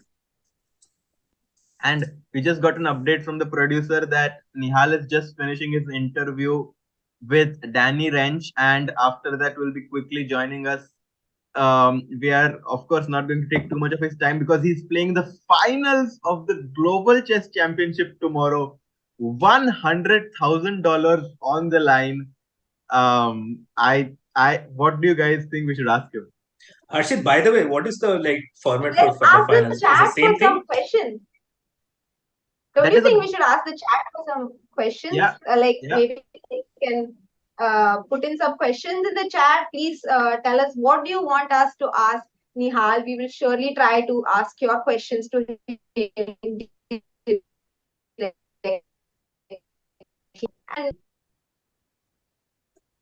And Abhijit, also you asked about the format. Maybe we can get a confirmation or a screen if we have the format of the finals, and here we have it. It is going to be the same format, best of 8 games, the first player to 4.5 points winning the match with the same time control. So basically the same format, 4 players getting 4 whites and 4 blacks. Abhijit भाई अब इधर तक तो पहुंच गए तो अभी पूरा ही कर देंगे. अब boss, I have already promised 1 diamond membership. If Nihal wins, I'll give another 2. So total it will be 3 if Nihal wins the whole thing. But we should also give kudos to So Wesley on the other hand, beating who most thought is going to be the clear favorite in winning this tournament, Hikaru Nakamura. So Wesley showing why he is also one of the top players in the world. 2 exciting games and 2 underdogs taking the taking the match. I mean, you're calling under whom you're calling underdog? I think Nihal, So you're was calling underdog? I think at least before going into the game, at least based on classical rating and Anish's experience, I don't even know if Yeah. he was a big favorite, but I still think that he was a small favorite going into this match. But after we Also, saw we what saw we head just to saw, head. We also saw this head to head pairing or this comparison where he was slightly ahead also in the rating, chess.com rapid rating, and yeah, he was little bit of a favorite. But again, the amount of hours Nihal has put on chess.com, playing on chess.com, yeah, it's probably second only to Hikaru, yeah, or maybe even not that. So hard work does pay off. yeah. And guys, he has been playing online almost every day since the past. I don't even know how many years. I myself has played him a lot of times online, and I don't even want to tell you the score. I have many It is zeros. embarrassing. It is embarrassing, no, Harshit, to play against him online. Yeah, I mean, offline at least you have chances. Like everybody has chances, but online, I don't know what he does. Like yeah, he's so super fast. yeah, I know, like he can make like in 30 seconds. I think he can make at least 40 moves. yeah, for sure. He So plays Ultra Bullet 15 seconds chess too, and even there he's able to make so many moves. It's incredible. Samya, you yourself have also seen Nihal and Arjun play online. These guys are so good.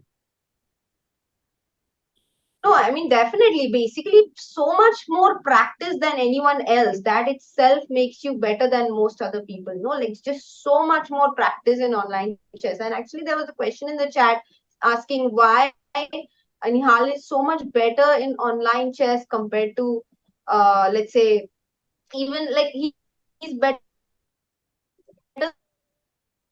than most in physical. I think what Soumya is trying to ask is like why he's so He's much more mouse better. skills, faster time. Yeah, I think what Soumya is trying to ask is why he's so much Sorry. better than uh, on online chess rather than on classical chess. But again, like he's also very good in classical chess. Don't forget that. But it's just that he's been playing on this format, this software, this website forever. And I remember, if correct me if I'm not wrong, but at some point, if I'm wrong, not wrong, but wrong, at some point he had the highest number of blitz games on chess.com. Wow. And we just got a fact by our good friend Rakesh. He has played 37,000 games on chess.com. 37,432 games to be precise on his main account, and he may have some secret accounts as well. Yep. Anonymous account.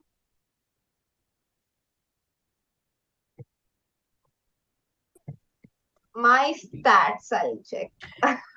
Anybody can find out their stats by just going into chess.com/insight. So another good feature on chess.com where you can basically see how many games you have played, what was the highest elo, lowest elo, and yeah, basically the stats.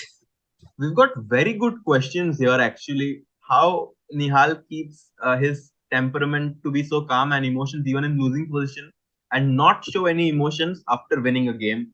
That's a beautiful quality he has, and we could definitely ask him, how he manages to keep his nerves under control if he does any meditation or drinks Akshay Kalpa milk.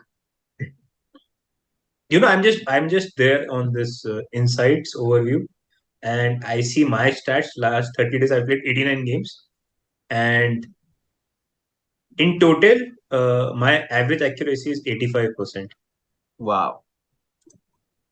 Nice. Not Decent, eh? Mine. what? And this काफी decent है ना 85 बहुत अच्छा. But I think this is little bit like, I'm not sure about how it works, because let's say when you play against a very weak player, your accuracy can also go, like if you win comfortably, your accuracy can also go to 98%, 99%, because basically you're not making a mistake and they're making a lot of mistakes, so you're just capitalizing on it. You won't play a very weak player, no? You'll be paired against someone who's around your rating only, no? But Soumya, like please understand, like sometimes when I'm playing Nihal, I may be considered as a very weak player for him. So Yeah. when I so when I'm playing, little lesser than, like you understand what I'm. I get it. Yeah. I'm just going to ask him, how do you do it, man?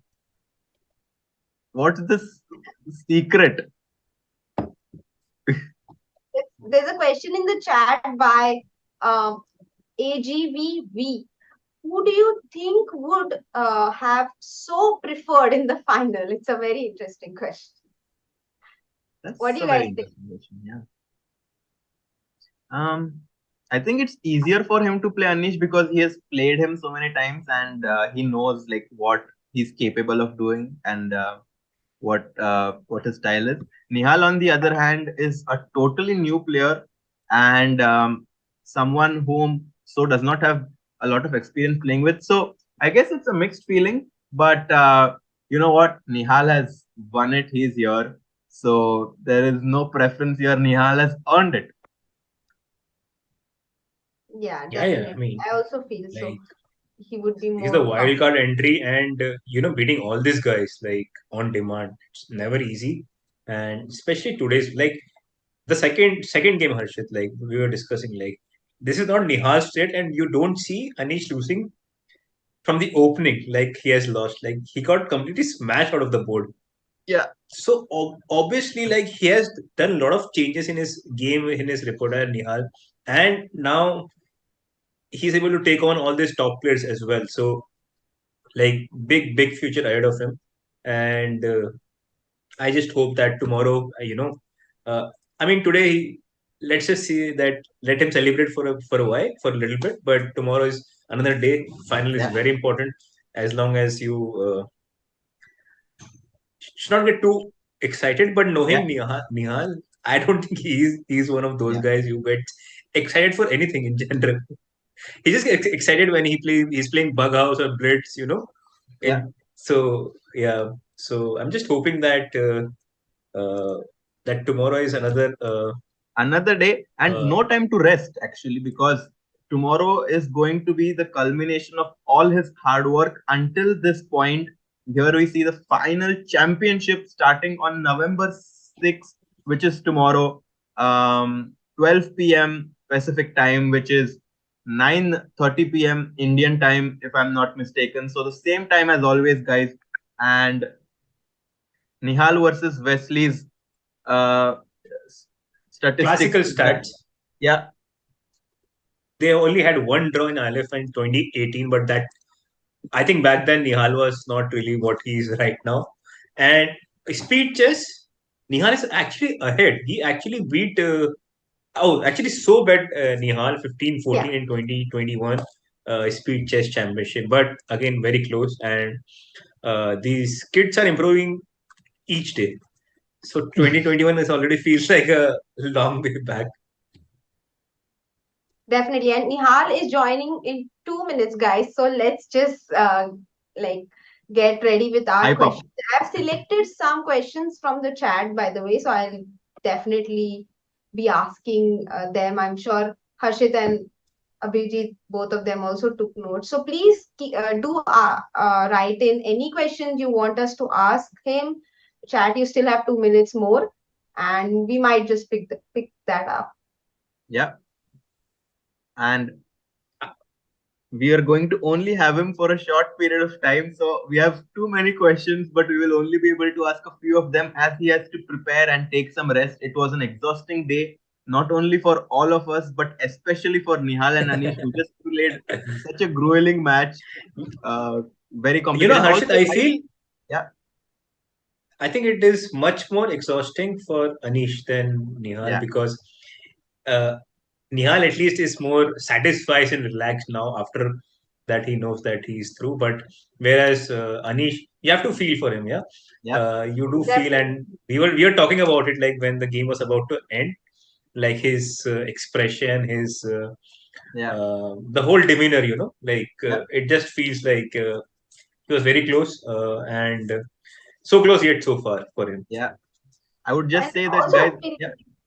I feel like he was the one under more pressure, no? Because he's the more, let's say, established player out of the two. So of course he's the one under more pressure to. He's expected to go through, and that takes a toll on you while you're playing a match. Yeah, I just wanted to say that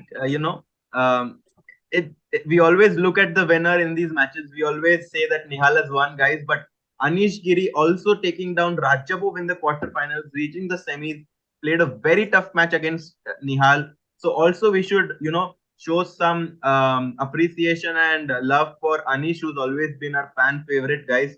So Anish, do spread some hearts for Anish as well. Very tough match, but I think he also has a lot of positives to take back from here. Yeah, he played excellent. Yeah. Actually, even this game, he just played so well. Yeah, I mean, it's just like about making like this last, you're down to 3 minutes, and it's quite possible that you might just make a hand move, and it just doesn't. It's just not your day, no? It's just not your day. So, yeah. In the meantime, I was just checking out my stats on this chess.com insights, and in this month I made 86 blunders in this 1 month. Last 30 days I made 86 blunders on chess.com. I think Nihal made that in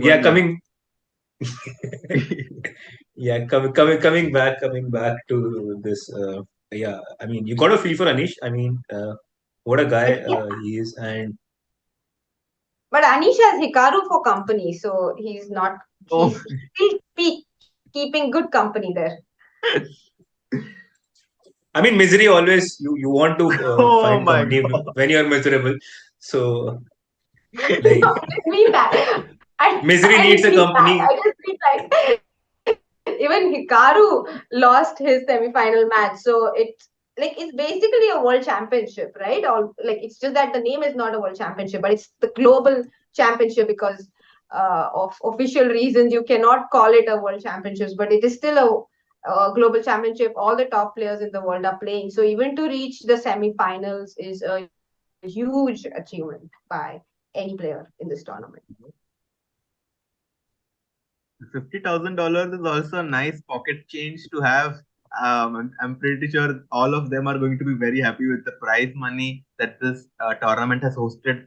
Guys, look at this prize money. $500,000 for the 8 players that we've all been commenting and rooting for the last few days. Impressive stuff. Amazing. And as you can see in the final line, like, this is the largest first place prize in Pro Chess this year. And correct me if I'm wrong, but besides the World Championship match, where you get paid in millions, I don't remember where for one tournament, Harshit and Soumya, that you get paid $2 lakh. Yeah. I have no idea. Yeah, no, we were actually talking about this, that this is so great for chess that we have such amazing prize fund and such amazing players playing in this tournament, getting a chance to win 1.6 crore as the first prize in case you win the tournament. It's amazing. Few seconds here now, and Nihal will be joining us. You need to spam hearts as soon as Nihal joins, guys. What a player! He's going to be joining us in a few seconds here, getting mic'd up and putting on his camera, allowing us to see his beautiful face. We're waiting for him to join anytime. Beautiful face, yeah. I think this is the longest interview Nihal has ever given. Yeah. Still talking to Danny Rensch, I'm amazed. I think if I know Nihal, then he's going to say that no, the match was okay, but the interview was a little long. No. If you were to ask him what was the most difficult part of today, Yeah, he would say probably the interview. yeah, exactly. Yeah. So we're just waiting for Nihal. In the meantime, I mean, if you have any questions for us, please send them as well. Like we will try to take as many as we can. They So don't Arshit, have when is your any next game? questions for us. They had a chance for the last 4 hours, but I've been asking. Whenever one game was finishing, I'm asking in the chat if you have any questions for us. So practically, there are some questions for Soumya, a couple of questions for Soumya, and I'm just chilled here because nobody's asking me anything anyway. So And look whom we have. We have Oh. Nihal Sarin. Nihal, can you hear us? not we are going to have Nihal Sarin here in 30 seconds, guys. So be Hey, guys. with us, and we are very excited. We have already shortlisted some questions. You have your last chance. 15 second है आपके पास. पूछ लीजिए जो questions आप पूछना चाहते हैं. 1.3 billion people, Mike. We're going to take more than as much time. It's okay.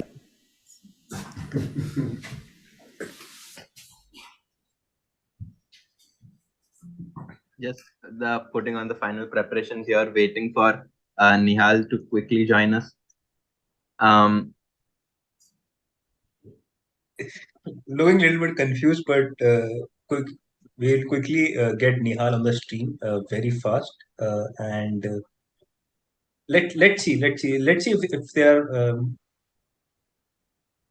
Thank you so much, guys. Like they're spamming hearts in the chat continuously for Nihal, and it's just simply amazing. So sweet. Yeah. That's so sweet, guys. I'm sure he's going to see all of these hearts and going to feel really, really great about the support he's receiving right now. Too good. Yeah. So I mean, till the time Nihal joins us and we have him on the stream, Harshit bhai, do you want to know more of my stats on chess.com? So 86 blunders this month, and what else was there? I had made only 15 brilliant moves. So we are ready. We'll have Nihal anytime now.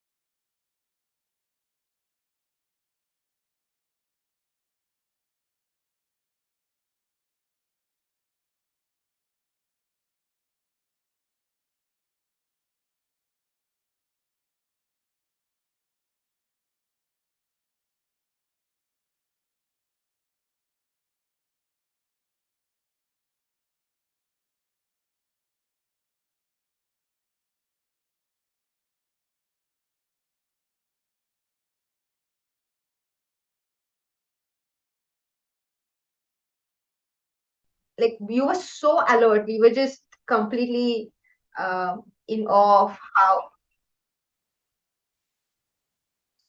how.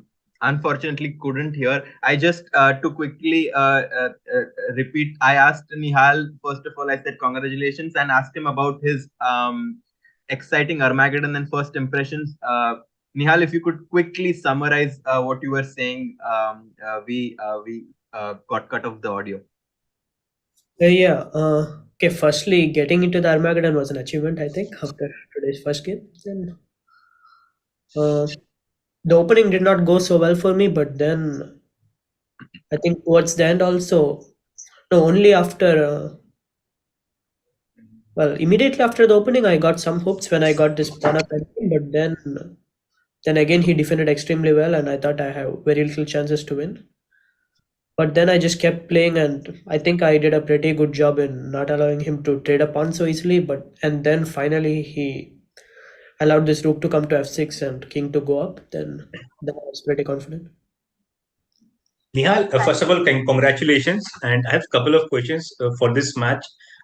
First of all, like tell us your thought process going into the Armageddon.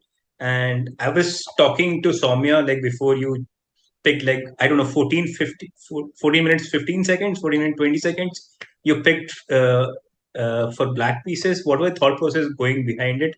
I was telling to Soumya that Nihal has been getting very good position in white pieces. I think he should stick with it, but we want to hear from you.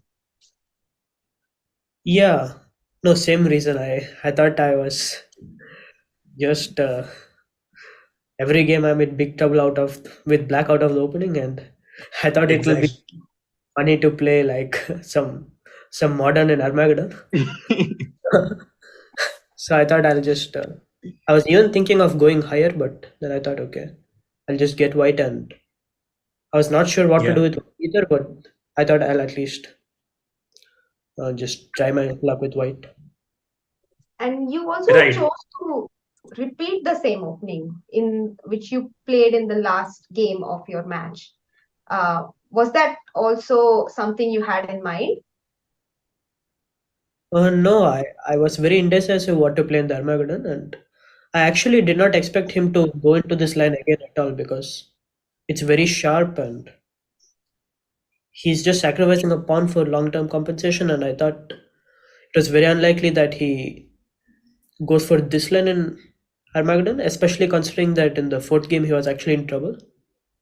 But okay, this time he played much better, and I think I had absolutely nothing, but then again, it was not a Also, Nihal, like so yesterday you lost the first game, but you dominated the match throughout. Today again you lost the first game, won won a very beautiful game in the second round, and I was saying both to Harshit and Soumya that it doesn't happen very often to a player like Anish, who just gets blown off the board, right from the start. And congratulations for that. And so my question was that right at the end, like how in the final position, like when did you actually understood that f5 is actually winning? Like in the Armageddon, when you had like 2 pawns versus 1 pawn on e6, uh, did you realize it like long back, or did you like were like on the go, like you just understood that f5 is winning? Yeah, I did realize it quite fast, but I was already very optimistic once I got my rook to f6 and the king up, and then I thought it's very tricky and there had to be something, like even if not for f5, like something like rook h6 is very tempting just to get the king through, but okay, f5 was very clean. Yeah. And Nihal, it's 2:30 a.m. in India, but we have a lot of people watching you, very excited for this match. We got a lot of positive support from all the Indian fans. I would just like to wish you good luck for the finals tomorrow. Soumya, if you have any last questions, you could please go ahead. I definitely have exactly one last question for you, Nihal, before we let you go. Levon Aronian once said that it's not only difficult to recover from losses, but it's also very important to recover from victories. You have your final tomorrow. There is going to be no break. How are you feeling? Are you feeling very calm, or do you think you're going to need some time to recover from this very important victory and get ready for tomorrow? So yeah, again, tomorrow is a different match, and yeah, I just have to move on. Just need to get some rest. Yeah. One final question. Yeah, like we were discussing about this, that Nihal is always so calm, and we don't get to see him too excited ever. So you're definitely very good at handling this. It's something which we can all learn from you. This is the first time I'm seeing Nihal showing any emotions. Normally I just see him, he wins a game, just goes here and there, analyzes his game, and then just goes to his room and But yeah, again, congratulations, Nihal. But one final question from my side. So today was a good day. You have managed to beat Anish Giri, like one of the greats of our game right now. Tomorrow is Wesley. Any thoughts, like how are you going to approach the match, or anything you can give us? Um, no, nothing special. Just another very strong player, and I'll just try to play my best chess. Yeah. And Nihal, we are going to wish you all the very best for that match. And we are going to thank all of the players, the organizers who, made this possible. And you got a wildcard entry, and now you are here at the finals. The mods, everyone, the producers, thanks a lot, everyone. And we are going to all catch you live again tomorrow with Nihal. Same time, same place. See you guys. So Harshit, thank you, Nihal. Thank you so much, Nihal. I just want we can let you go now, and all the very best. I just Nihal, wanted to cut you thank you off. and all of the chat for staying up this late, and really appreciate it. Thank you very much. That's so sweet. Thank you, Nihal. Thank you so much. For joining, Thank you so. Yeah, so I mean, you deserve well-deserved rest. So we will let you go. And before we sign off, there are a couple of things. Tomorrow, the game are going to start 1 hour later in standard time, because of the time zone. I think they're going to move the clock like 1 hour before, like European time. So 1 hour later probably. So we're going to start at 10:30 from Indian Standard Time, and we'll take it from there. And good luck, Nihal. And whenever you want to log off, you can log off. It's okay. Bye, guys. Bye. Thank you. Yeah. So what a guy! What a guy! So sweet amazing. And so humble and so calm. It's inspiring to see him grow up to be such a strong player and such an excellent person that he is. Yeah. And another thing I would like to mention now, like some of his answers were like, he's not a boy anymore, because he was like staying up this late, coming and thanking chat, us, everybody. This is already this already, like he's so humble, and like just feel very nice to be associated with him and be able to commentate on his games. Yeah, and we had Soumya today joining us after a long time. Soumya, I didn't get to join with you in the rounds, but I was listening to you guys, and you guys were doing an amazing job. I had fun with you too, Abhijit, and all the chat. It was so much fun throughout these days to watch Nihal and commentate. I'm extremely excited to watch the finals. Hopefully, Soumya can also join us. That was an amazing day, guys. Thanks a lot. Thank you so much, Harshit. Thank you so much, Soumya. And thank you so much, chat, for staying up this late. It's almost 3 here. And tomorrow we are starting at 10:30. So it's good that we are preparing for 3 o'clock, because I'm pretty sure that tomorrow also we'll stay up like this time. And I mean, good night, guys. And I'll hope to see you tomorrow. And thank you once again, Soumya and Harshit. And to our producer, big shout out to our producer, Niranjan, who has been doing tremendous work back at the back end. And Rakesh. Yeah, definitely. Huge thank you to both our amazing hosts, our chat, our producers, and the players, and chess.com. Good night, everyone. Have a great night.